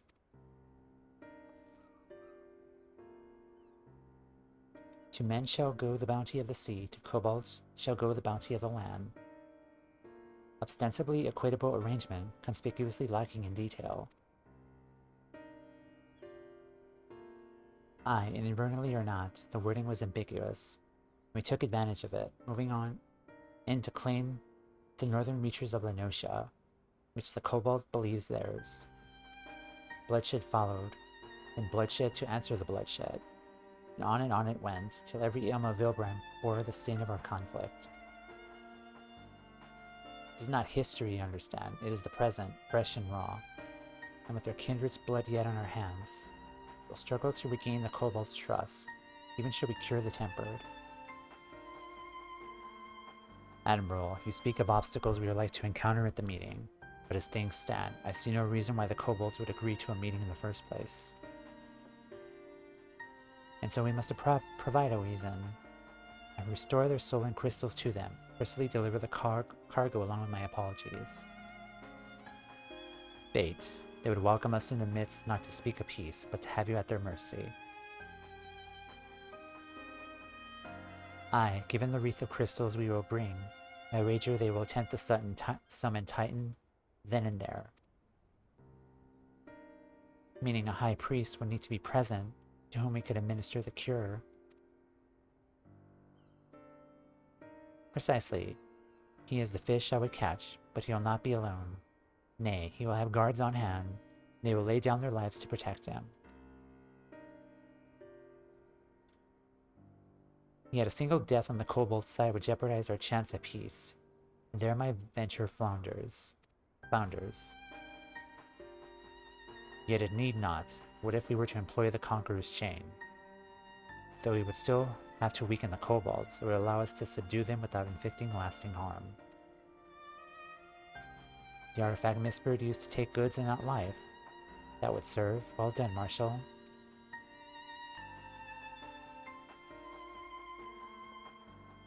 So friends, what do you think of our strategy? The effects of tempering are cumulative. We may safely assume that the High Priest's exposure to primal influence is extensive. It will therefore take a great deal of ether to reverse its effects, not to mention time. time during which Alisaie would be defenseless, even should we look to her protection. I'm not convinced we could keep an entire army of kobolds at bay. Well, I'm happy to take the risk if not we had any other choice. Besides, it's what Tesleen would do. Had I not followed her example, we would not even have a cure for tempering, much less a cure to bring peace to Vilbren. So I'm gonna cure that priest or die trying. I believe in you.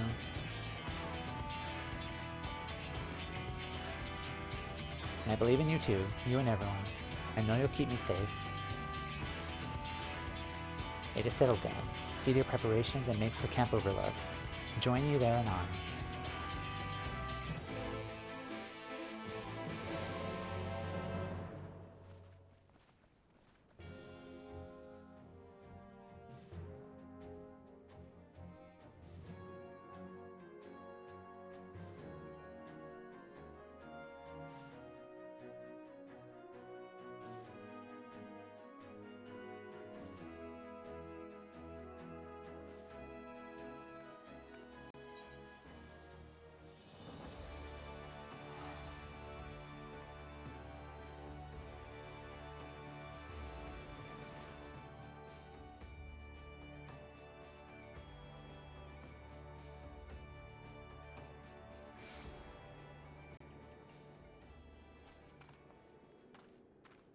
There's Graha. Be under no misapprehension, the extent of the High Priest's tempering is likely to far exceed that of Gabu. But then his was a relatively mild case, milder indeed, than the majority of those we wish to save. The coming mission will be a truer test of our treatment. I have no doubt that Alisaie will succeed with the cure, if we can but afford her the time.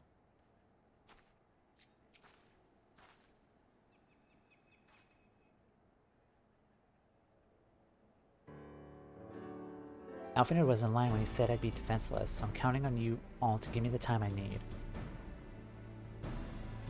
Our sole purpose will be to keep you out of harm's way, so leave that to us, and focus on your own task. Indeed, should you want for ether, you only need to say the word. Gabu, did you follow us here? Something important I wanted to say to the High Priest, express, state, say. Please let me come with you, please.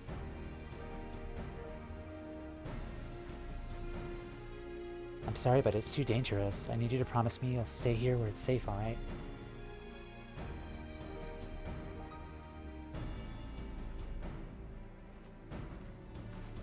That'll be 2 people we have to keep safe.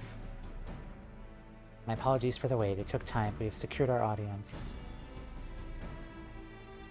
All unfolded as expected at the mention of my returning their crystals in person. The kobolds suddenly remembered how keen they were to be reconciled.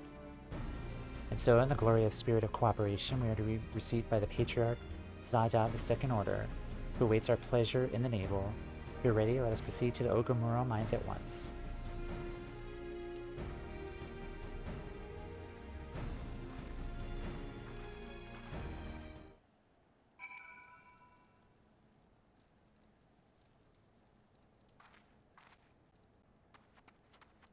Speak with Merweb. A. Mount. Pod.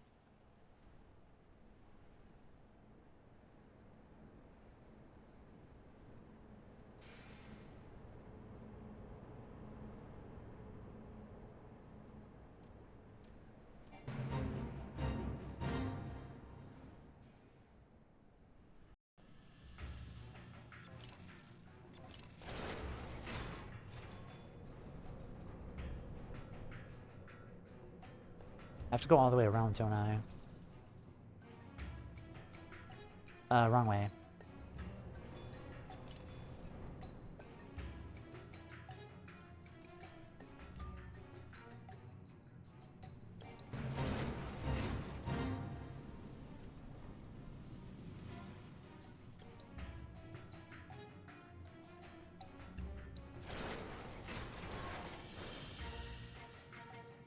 Alright, there's battle there.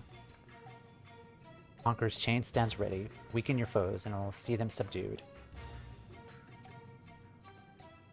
Patriarch Zada. The name sounds familiar. It's because he was the one who presided over the deaths of Gabu's parents. I tried to reach out to him that day, only for my pleas to fall upon deaf ears. This day will be different. We'll reach out together, all of us. We'll take peace within our grasp. Alisaie can be forgiven a certain amount of recklessness. It goes so far as to contemplate sacrificing herself. I will remind her that she responded when I thought I'd do the same. Not that we have let it come to that, of course. Ready when you are, my friend. There's nothing more to say. I'm going to do this for Gabu, for Teslaine, and anyone who ever dreamed for a better future. The Aetheryte will bear us to our quarry. Should he make the summon Titan, as I anticipate, we will halt the ceremony and restrain him. At this, all hells will break loose, and we'll have an army of kobolds to entertain till Alisaie's work is done. Just remember, none must die. We will weaken them and let Eorzea do the rest. It's time. Stay the course. I spy calmer waters beyond this squall. Okay, don't kill anyone.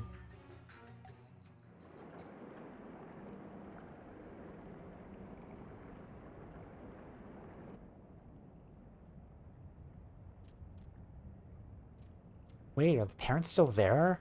After all this time? Gabu's parents?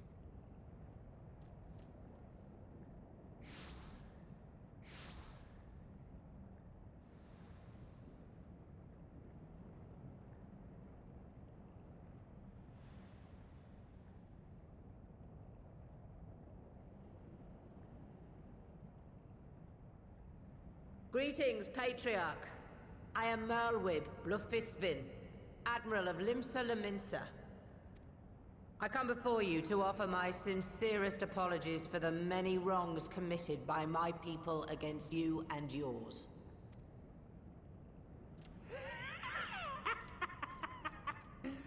You were foolish to come here. Stupid, unwise, foolish. The Great Father shall have your souls for your folly. Aye, just as we thought.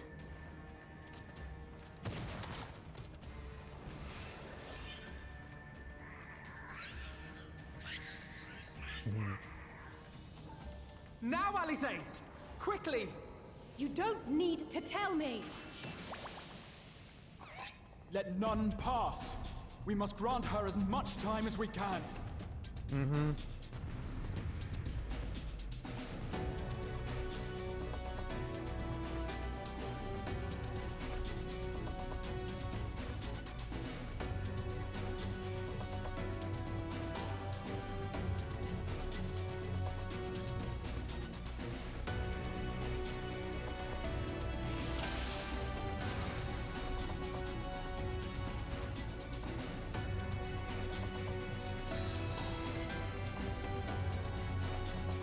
The girl seeks to harm the Patriarch with vile magics. Kill her. Slaughter.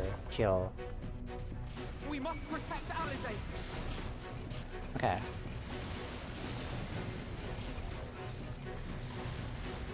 There.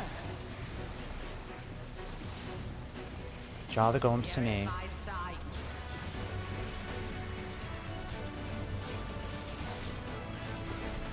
Alright, nice.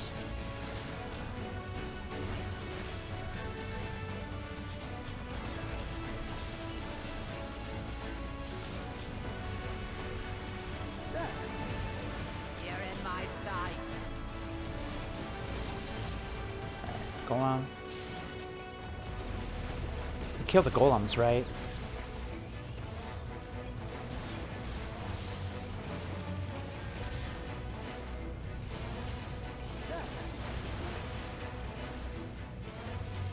I love these solo duties.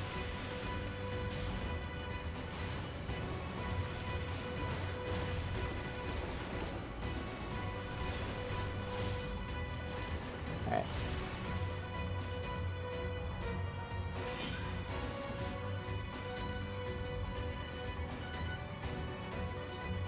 It's ready. Go, Angelo.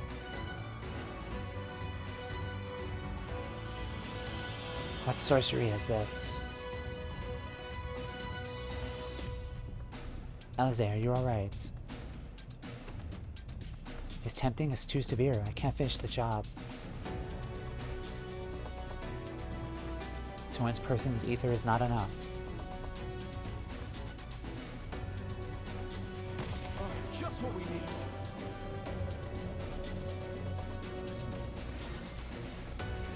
You're not alone.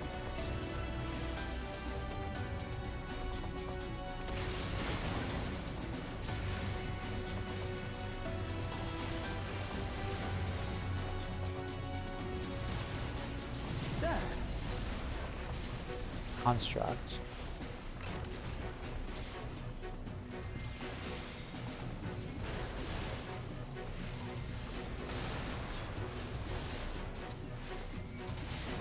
You're in my sights.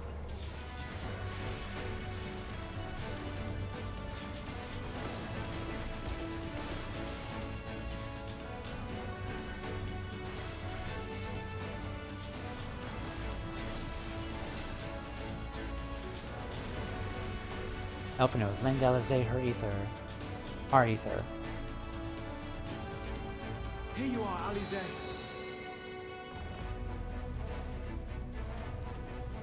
Give it another try.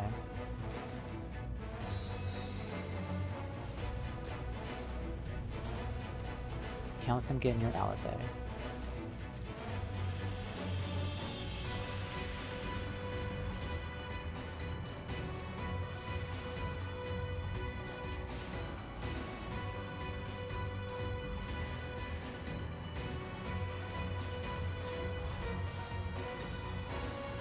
I'm nearing my limit. Spread out to hold them off. More! I need more ether!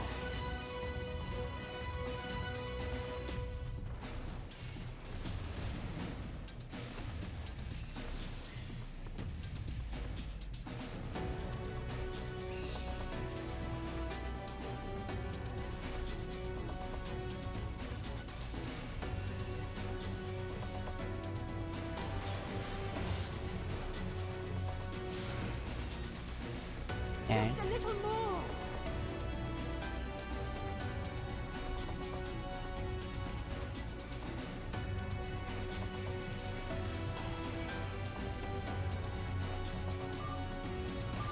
Stand clear, all of you.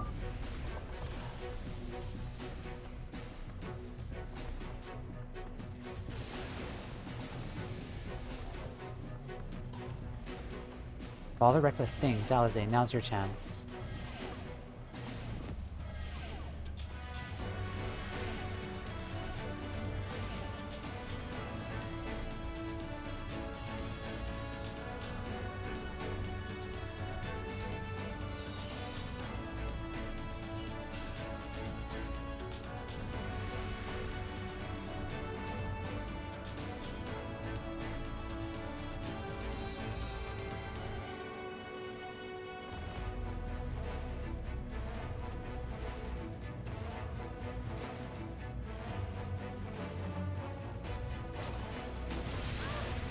Ouch.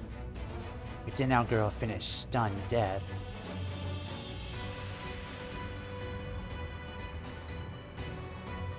No, Admiral, it's too dangerous. I made the decision before I came here. No matter what cost me, Limsa will have peace.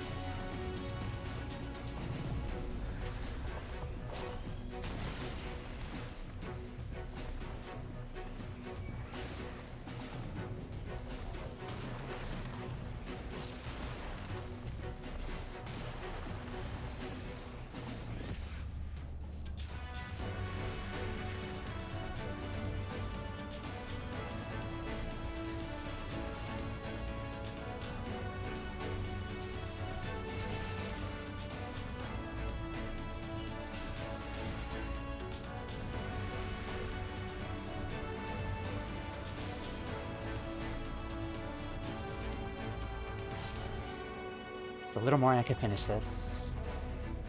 Alright. Channel ether. Thank you. It'll work this time, I promise.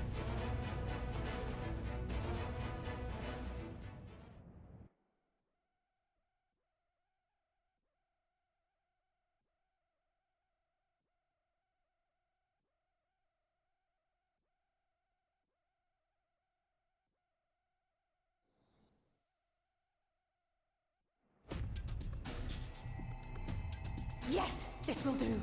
Here I go.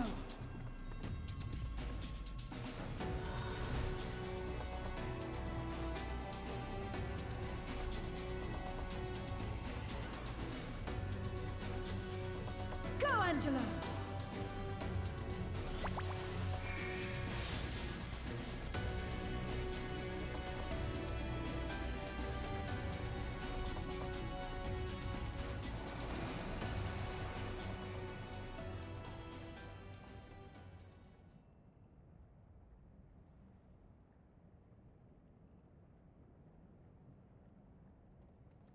Did it work? Did it work? Yeah, just what I was thinking. Alpha node. I'm also muting because like the garbage truck is outside, but okay.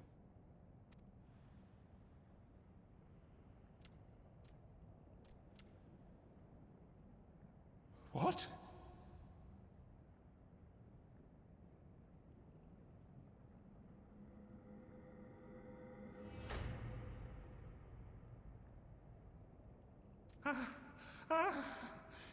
What is the meaning of this? I'm sorry, but they died by your hand. You sacrificed them to summon Titan.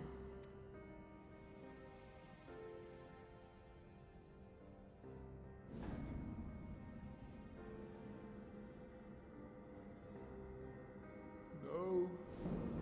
No, no, no, no! Why? Why would I do such a thing?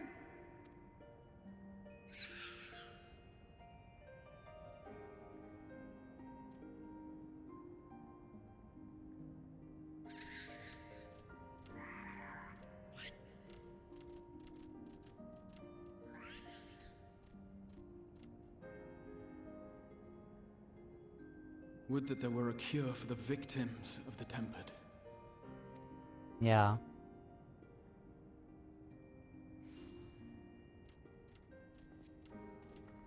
Gabu. Gabu! What are you doing here?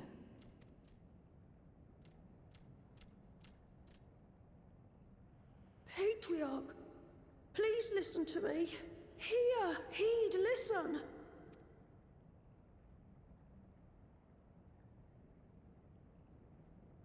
The Great Father we have been summoning is false. He only hurts us and those we love. For a long time, his voice filled my mind. It told me to do terrible things. Awful, unspeakable, terrible things. But I didn't give in to it. And you mustn't either. There's been too much pain already. So please, end the suffering.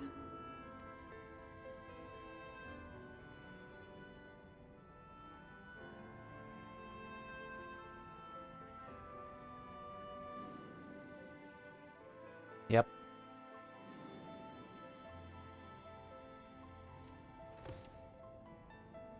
What have I done?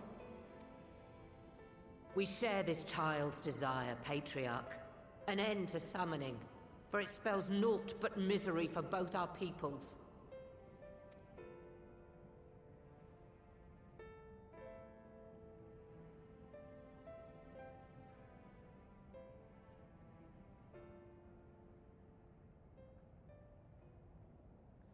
For many long years, man and kobold have feuded over territory, pillaging and perishing for the earth beneath our feet.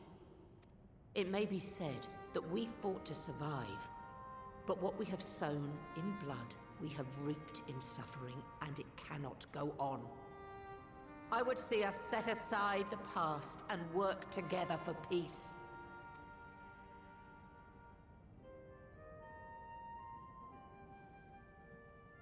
It was wrong of me to hurt my own in the name of the Great Father. Sinful, evil, wrong. But that doesn't mean there can be peace between us.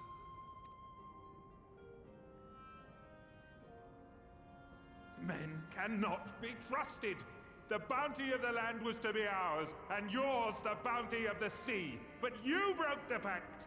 Violated, breached, broke. Unready as we were, what choice had we but to call upon the divine to rid ourselves of your tyranny? None, and I do not blame you for it. In violation of the spirit, if not the letter, of the pact, we took your lands for our own. The fault lies wholly with us. On behalf of all Laminsons, I offer you my humblest apology. I pray you'll find it in your heart to accept it.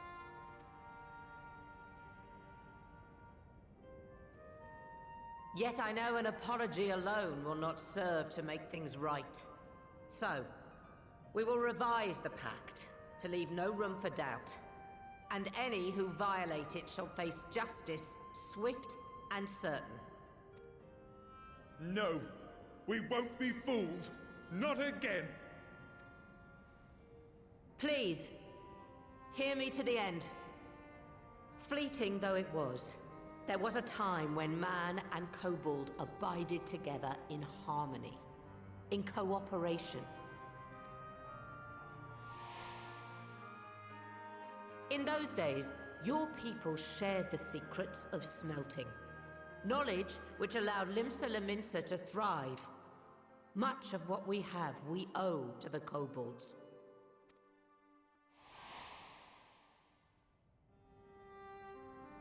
And so, for the good of all who dwell on this isle, I wish to make you an offer. We will bear your people's wares to every corner of the world, and trade them in your stead. In return, we will bring you the bounty, not only of the sea, but lands both near and far. Whatever you desire, the Navigator as my witness, you shall have it. There will be no more man and beastman, just the crew of the great ship that is Vilbrand. And together, we will share in the wealth of the world, if you'll only accept our hand in friendship. Be an allied society.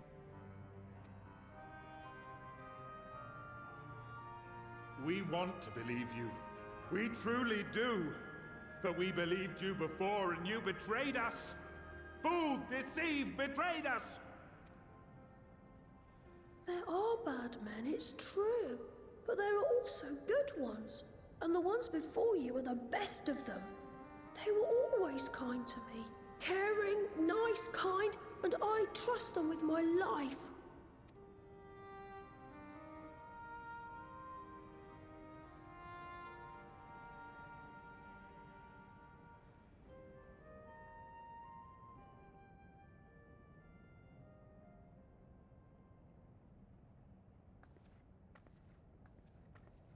Before I became Admiral, I was a pirate. I stole, I fought, I stained the sea red with blood. Such is my past, and I dare not forget it, however much I might want to.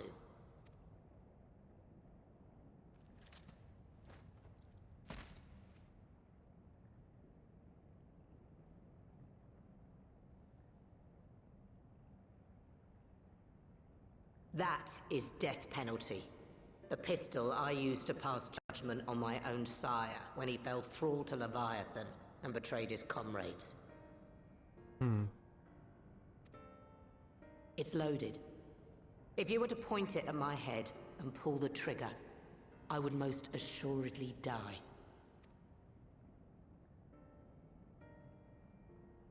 big risk.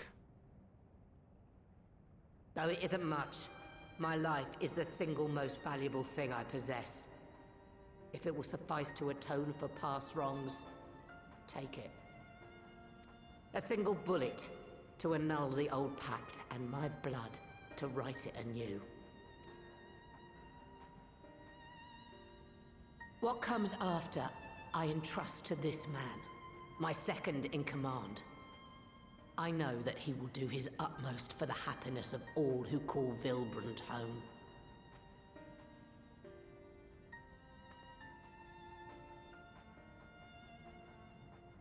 It's definitely a big risk to do.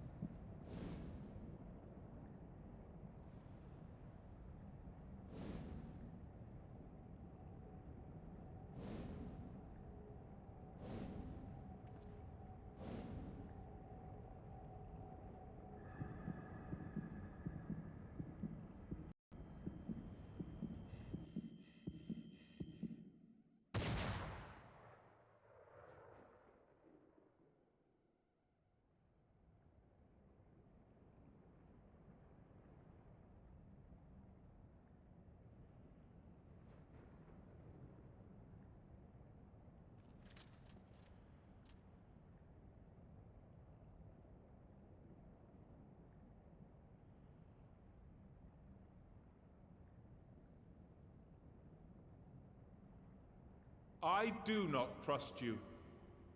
Not yet. But Gaboo does. And I will trust him.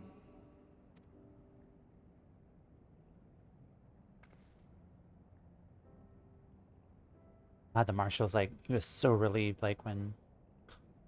Did you see him? He was like, oh, thank God. We want you to know that we respect your faith. There's nothing wrong with giving thanks to the land which sustains you. But summoning is different. Should you hear of anyone who would attempt it, we ask that you appeal to their better judgment, or failing that, seek our aid. We're always ready to help. Many and more of my brethren are yet enthralled to the Great Father, just as I was. If you could free them too, I would be grateful. Appreciative, thankful, grateful.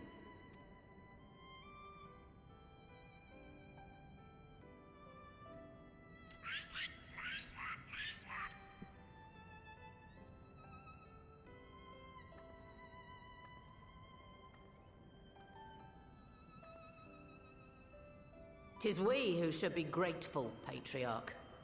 I thank you for affording us this chance.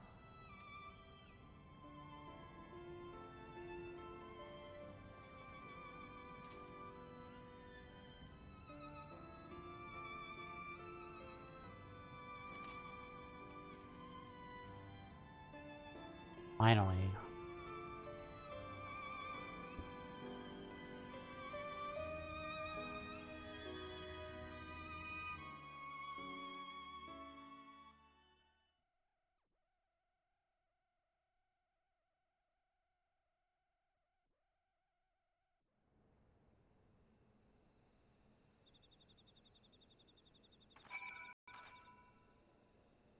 Right.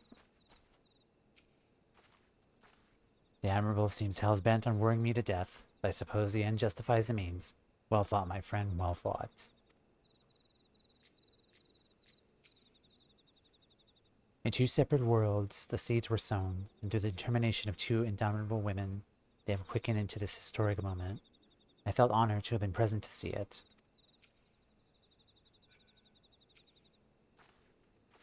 It's taken a long time, but the dream of a lasting peace with the kobolds may soon become a reality. It's all thanks to Alisaie. The treatment may have restored the Patriarch to his senses, but it was the Admirable and Gabu's words that touched his heart. This moment belongs to all of us, Timea. We couldn't have done it without each other.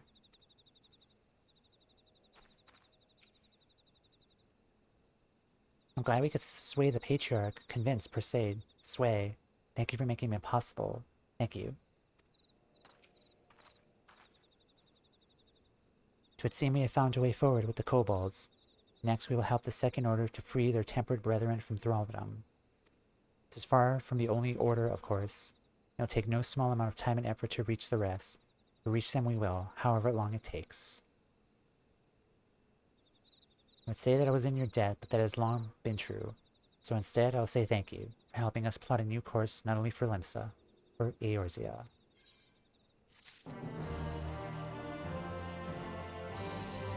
Yeah, good content here. That was really good. Your next task can wait.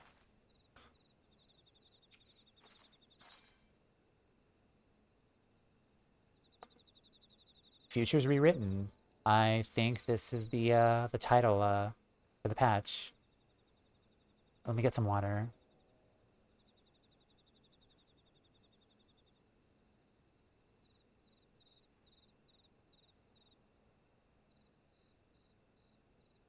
Patch name, let's go.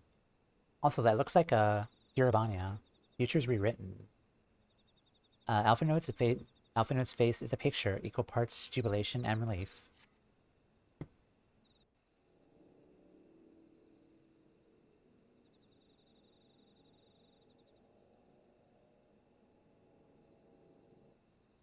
Right. Let's return to the Rising Stones.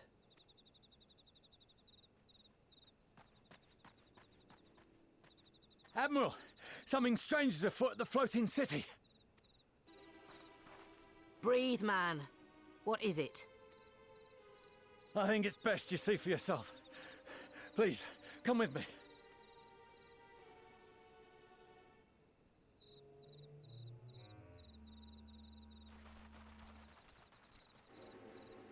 Now what?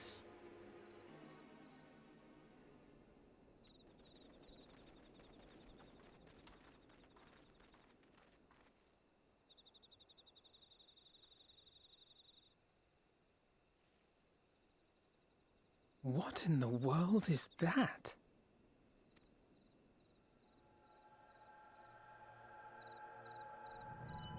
Huh? A tower. You can see it too, then? I feared I was losing my wits. One moment I was patrolling as usual, and the next it was just there.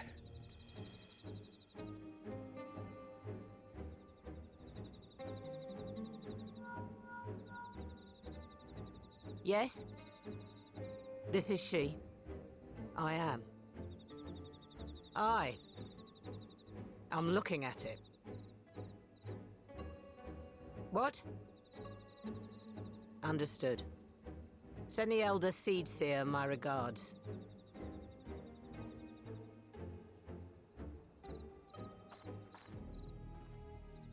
The communications officer. It seems this isn't the only tower. They've sprung up all across Eorzea. Really? Nothing more is known, only that they appear to be of Garlean construction. Our allies on the Alamegan front are on highest alert. Forgive my directness, but would you join them? They may well need the help. Of course, Admiral. We shall make all haste. My thanks. I will return to Limsa to weigh our response. Look for Commander Hext when you arrive in Alamigo, and may the Navigator speed you on your way. All right.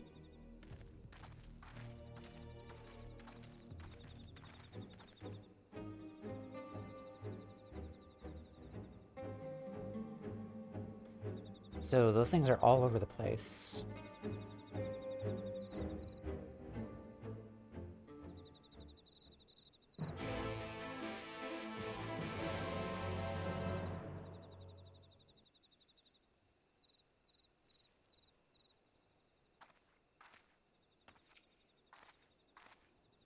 Don't worry, miss. I'll keep watch over the tower. Your place is in Alamigo.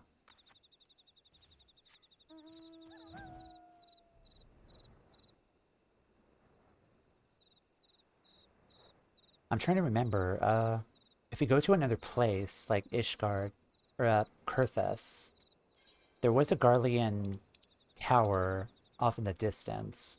Let's just go there very quickly. I seem to remember correctly, yeah, there was a... I think it was like removed content that they did, but there was like some kind of like structure from like early 2.0 that they kind of redacted. Kind of similar to the one in Cape Westerwind. Let's go see, just very quickly.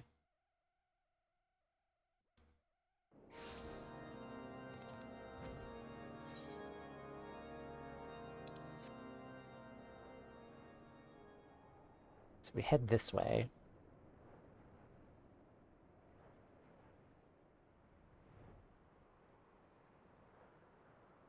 There was a tower southwest of here.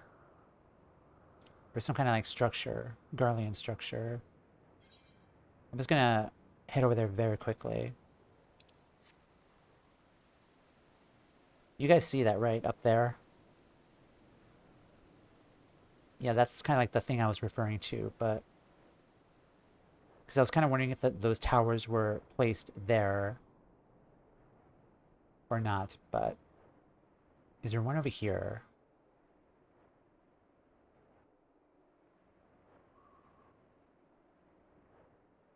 I haven't played 1.0 or early 2.0. But yeah, you kind of see it right there. But that's kind of what I'm talking about. But okay. Let's go to Alamigo.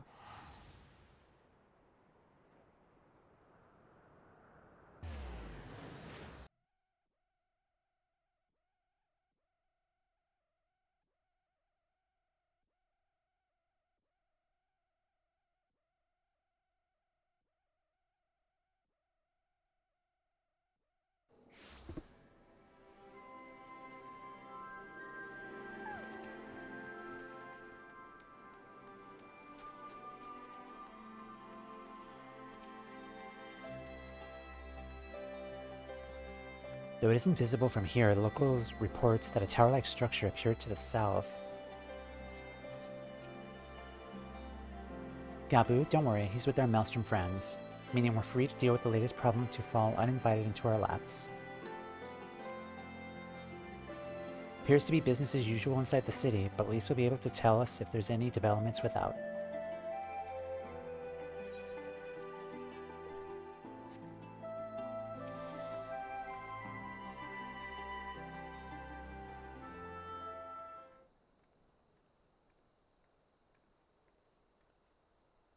Thank you for coming so soon. I'll send for Commander Aldin at once, and we can decide what to do about these infernal towers. Roker preserved!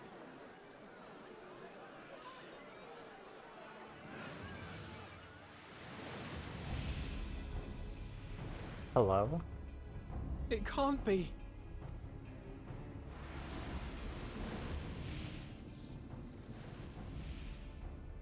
The palace! After them!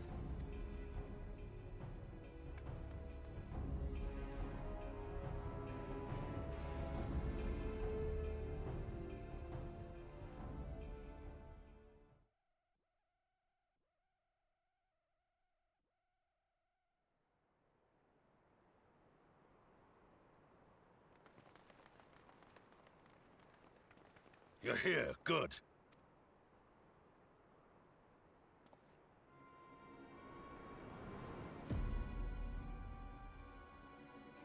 This bitch.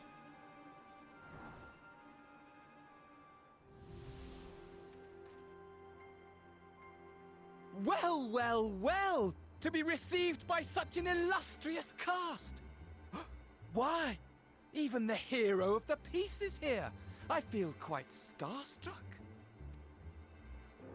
Is that... Alisaie? His No. body, more like. You don't fool us. Oh! You saw straight through it! Anyone would think you dealt with Scions before. Permit me to introduce myself. I am Fandaniel, and may I say what a pleasure it is to finally make your acquaintance. What do you want? My, straight to business is it? Suit yourself. It is my intention to recreate the final days, to which end I have distributed a collection of rather ingenious devices, or towers, which will, in time, give rise to the grandest of spectacles. The final days? But it was the Scions who labored to prevent them. You're quite right, though I would expect no less from one responsible for eliminating my unsundered colleagues.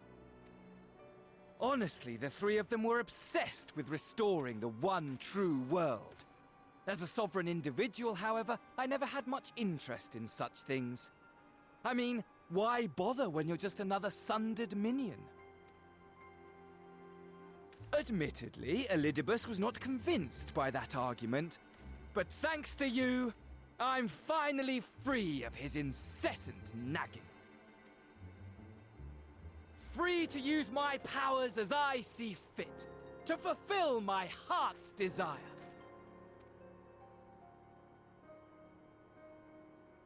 And my heart's desire is to lay this half-broken world to waste, leaving nary a fleck of dust behind! What? Why would you want such a thing? Because I want wretched creatures who ask such meaningless questions to die! You! And you! And you! I want you all to die! And I want to die too! Oh, yes! I want to die and take everyone with me in a paroxysm of pain and suffering! He gets off on pain, probably. I'm different, you see. From the ancients who clung to dear life, and from you. So don't bother trying to reason with me. You will find I have no reason, or creed, or any such tripe. I just want to destroy the world. But please do resist with all your might.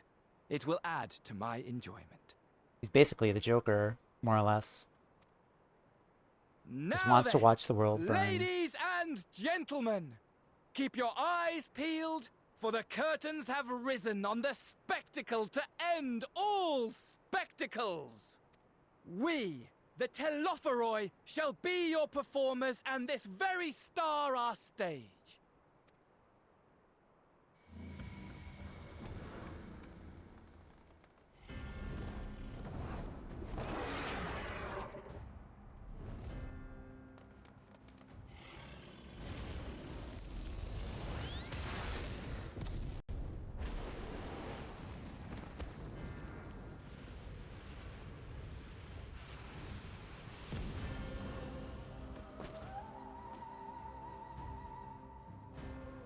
Jeez.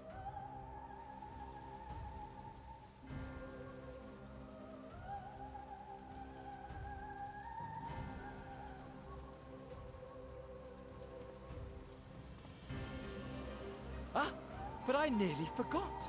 I have a message for you.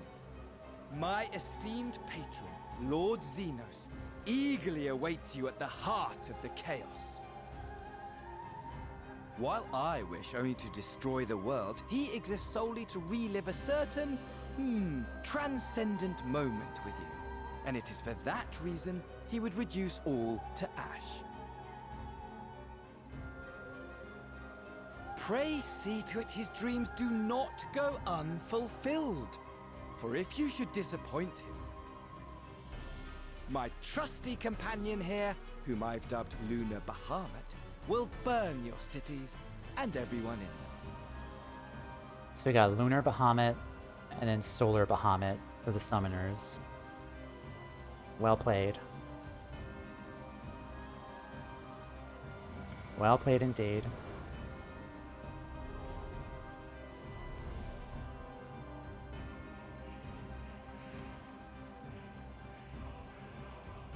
Everyone out! My men will tend to the blaze.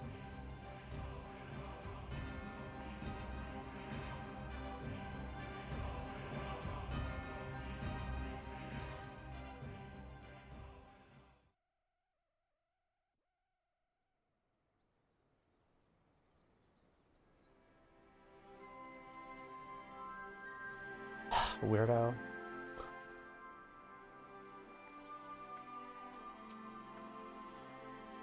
Scouts report that the Ascian is dragon left Girabania. Seems this is purely a social visit. What could these towers feasibly play in the Telafaroy's plans, do you think? I for one am at a loss. For now we should bear word of these developments to the others. And we hope Thancred and Urianger are safe. You're right, Tamea. The rest of us are fine if a little singed. Dragon let us off lightly. Honestly, though, only a madman would choose the name Lunar Bahamut, which just about sums up Fandaniel, I suppose. Now I ask you, how was I supposed to stop playing and wait for someone else?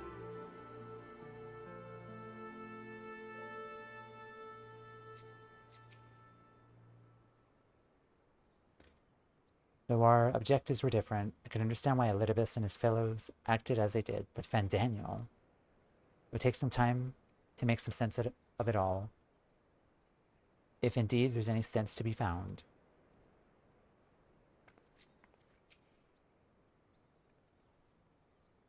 Thank goodness everyone's safe. Managed to put out the fire, though not quickly enough to save the garden. Raban, can I leave you to send word to the Alliance? I'm gonna take a unit to investigate the tower. We need to find out what it's for. We'll go with you. No, you won't. You'll rest. From what Merweb tells me, you're due for some time off duty. Should we learn anything from the tower, we'll be sure to share it with you. Till then, I want you to rest. Farewell, but if you need our help, don't hesitate. And take care, both of you.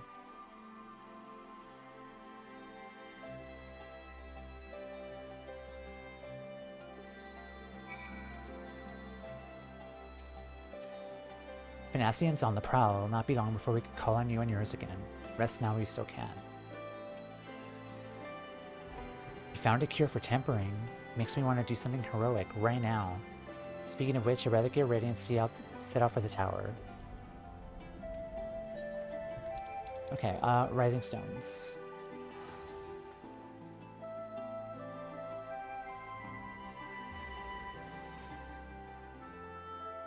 Let me check my schedule, just to make sure of something.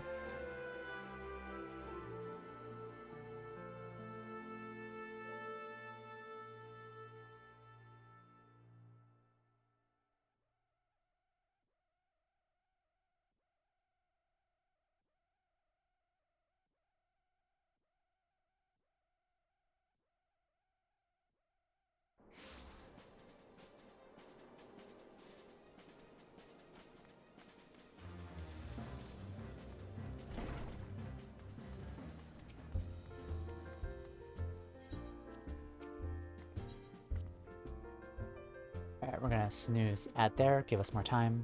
Because I'm assuming there's gonna be cutscenes after the quest finish.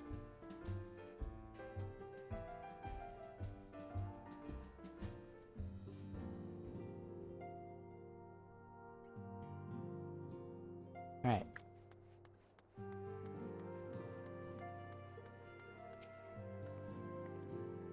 Though my new, or rather old, by which I mean young, through this body has a great deal more stamina than the one I wore on the first. I confess, I've been looking forward for a moment's respite. Had a busy few days, have we not? It has been busy. Stilla returned just before us, and it seems she knows about the towers too. How good it feels to come home to the Rising Stones. It's here my heart feels most at peace, and my mind the most clearest. It seemed you had quite an eventful time in my absence, but I'm fully rested now, ready for more. Welcome back to Maya. Make yourself comfortable. Let me know if I can get you anything. Okay. Trial. You're back. Good. Received reports from the Alliance. Since we're all here, perhaps those who bore witness to the events in Alamigo could treat the rest of us to a first-hand account.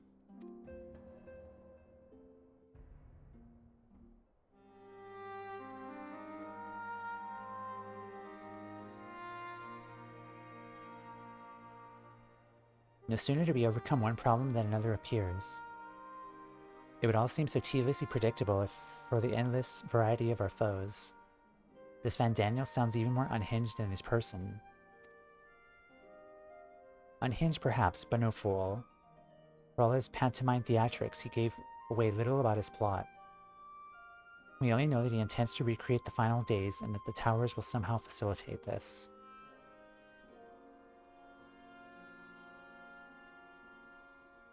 He also called his dragon Lunar Bahamut. Let's not forget that little detail. Lunar, moon.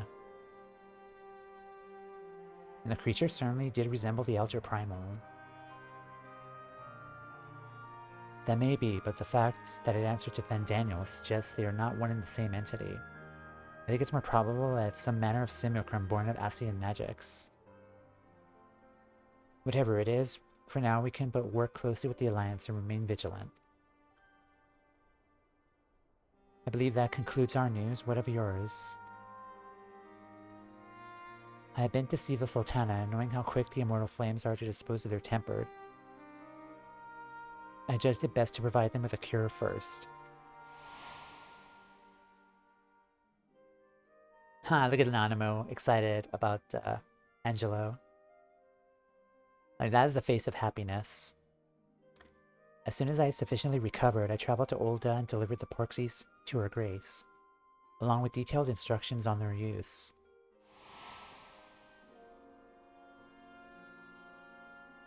Yet my visit chanced to coincide with the arrival of some troubling tidings. The immortal flames had been on the cusp of agreeing to a truce with the Malja, when negotiations abruptly collapsed. The Malja claimed that a number of their kind had been abducted, and that men are responsible. Not just known to the perpetrators as of yet, but as the immortal flames went about investigating the abductions, they came upon one of Fandaniel's towers. The subject of towers, you may be interested to learn that they are not exclusively a Eorzean phenomenon. According to the Alliance, they have been sighted as far afield as Yangsha. It would seem reasonable to assume they are everywhere. We simply have not found them. Well, as you said yourself, we can do little for now, save remain vigilant. So if we're dealing with a dragon, ostensibly at least, I believe it would behoove us to enlist the aid of an authority on such foes. Astinian! Hold on. Hold on. We should probably find someone who's good at dragons. Who?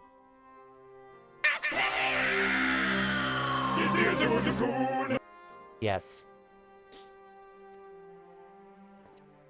Astinian? In just a moment, if he could be persuaded to lend us his lance, I'd be the first to welcome it. But the truth is, we will struggle even to find him. You let me and Cryo worry about that. We'll snuff him out no matter where he's hiding. If he indeed is hiding, we'll have ways of locating him, regardless. So if there are no objections, we shall depart at once.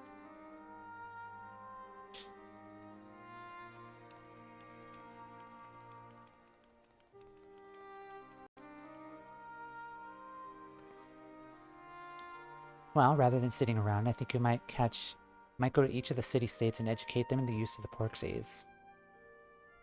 They would doubtless appreciate it, but might you consider taking a moment to rest before leaving?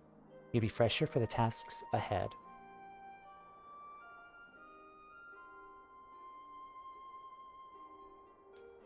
Well, my friend, our moment of triumph did not last long. As ever the way, the world often needs saving. Oh dear, are you not enjoying our adventure?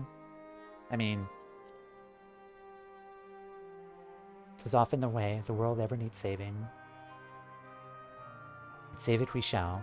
I for one do not intend to allow a nihilistic madman to take us all to the grave with them. Not when the future holds such promise. Nay, I will do all in my power to protect those whom I hold dear, just as you have always done.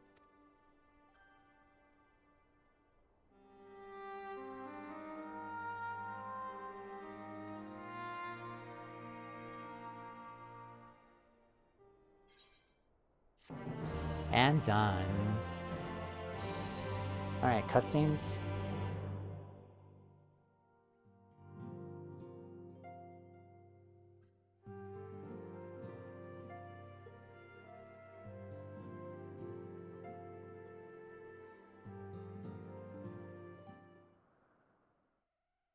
Meanwhile, somewhere in the locks.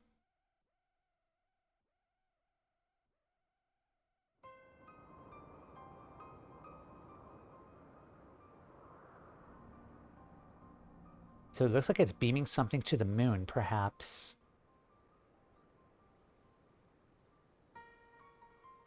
The scouts should have been back by now. I'm gonna go and find them. Meanwhile, always a meanwhile.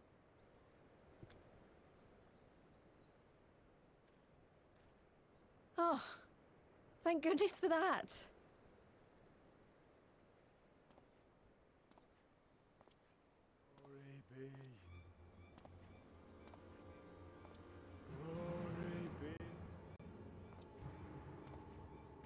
Hello? Glory be.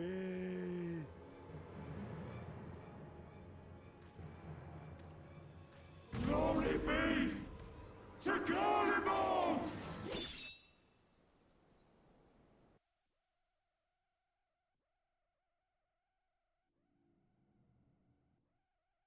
In the Imperial Palace, meanwhile.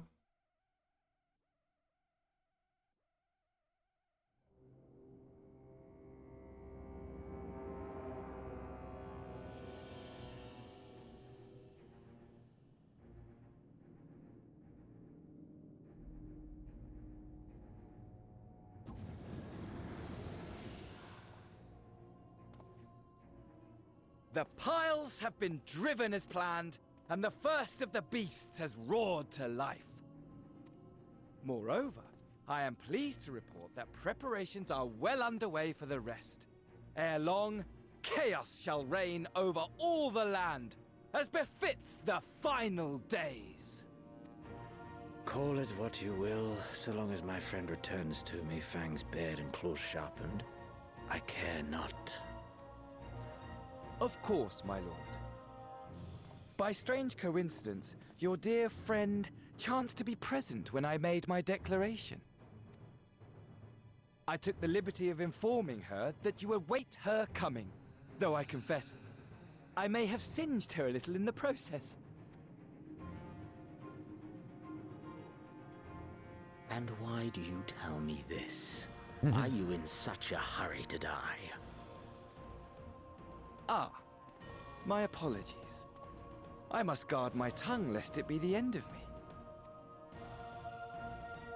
Though, there is something to be said for such a glorious death.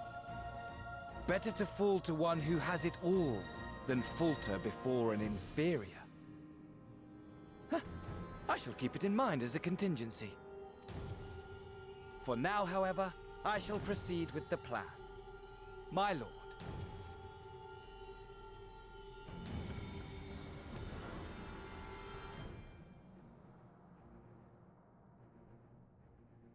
I must find myself a new weapon. One worthy of our long-awaited reunion. Getting bored of that, are you? Oh yeah.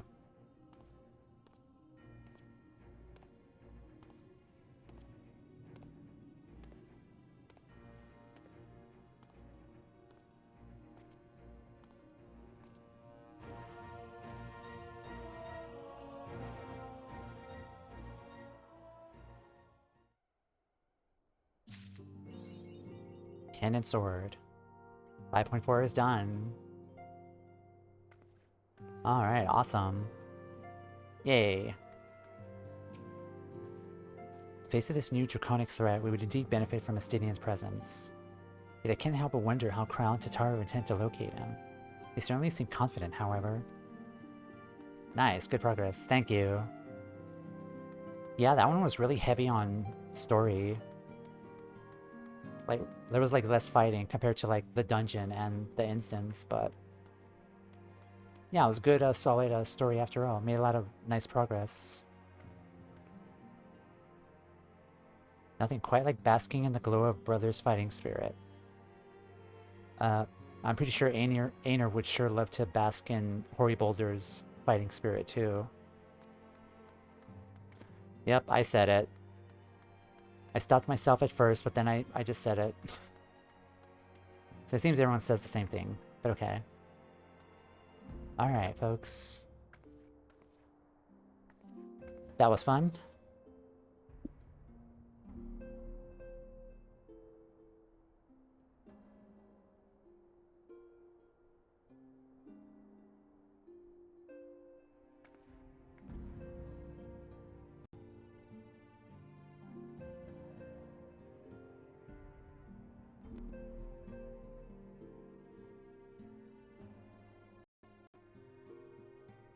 Hello.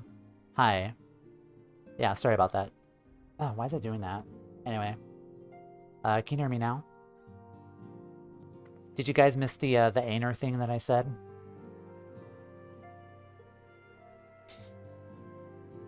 Hopefully the audio caught that.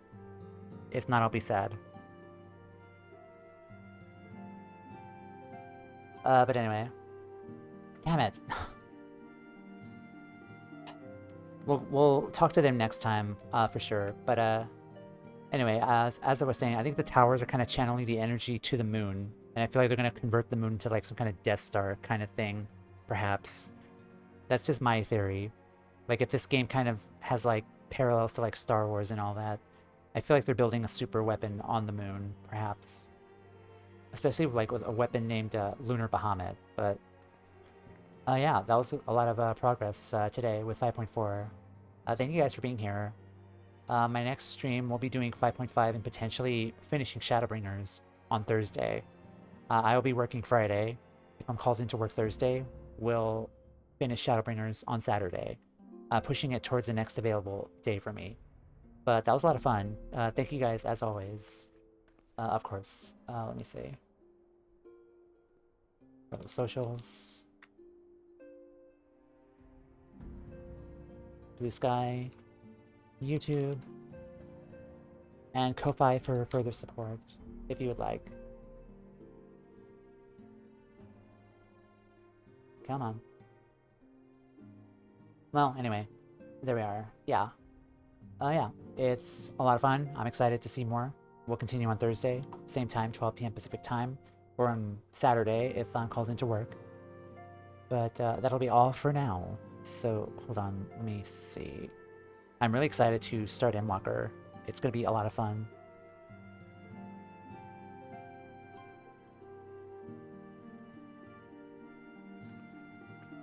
Okay. You guys have a lot of fun with 7.3. I'm going to head off, make dinner, but I'll catch you guys next time. Take care. Have a wonderful rest of your Tuesday, and I'll catch y'all next time. Take care. Bye.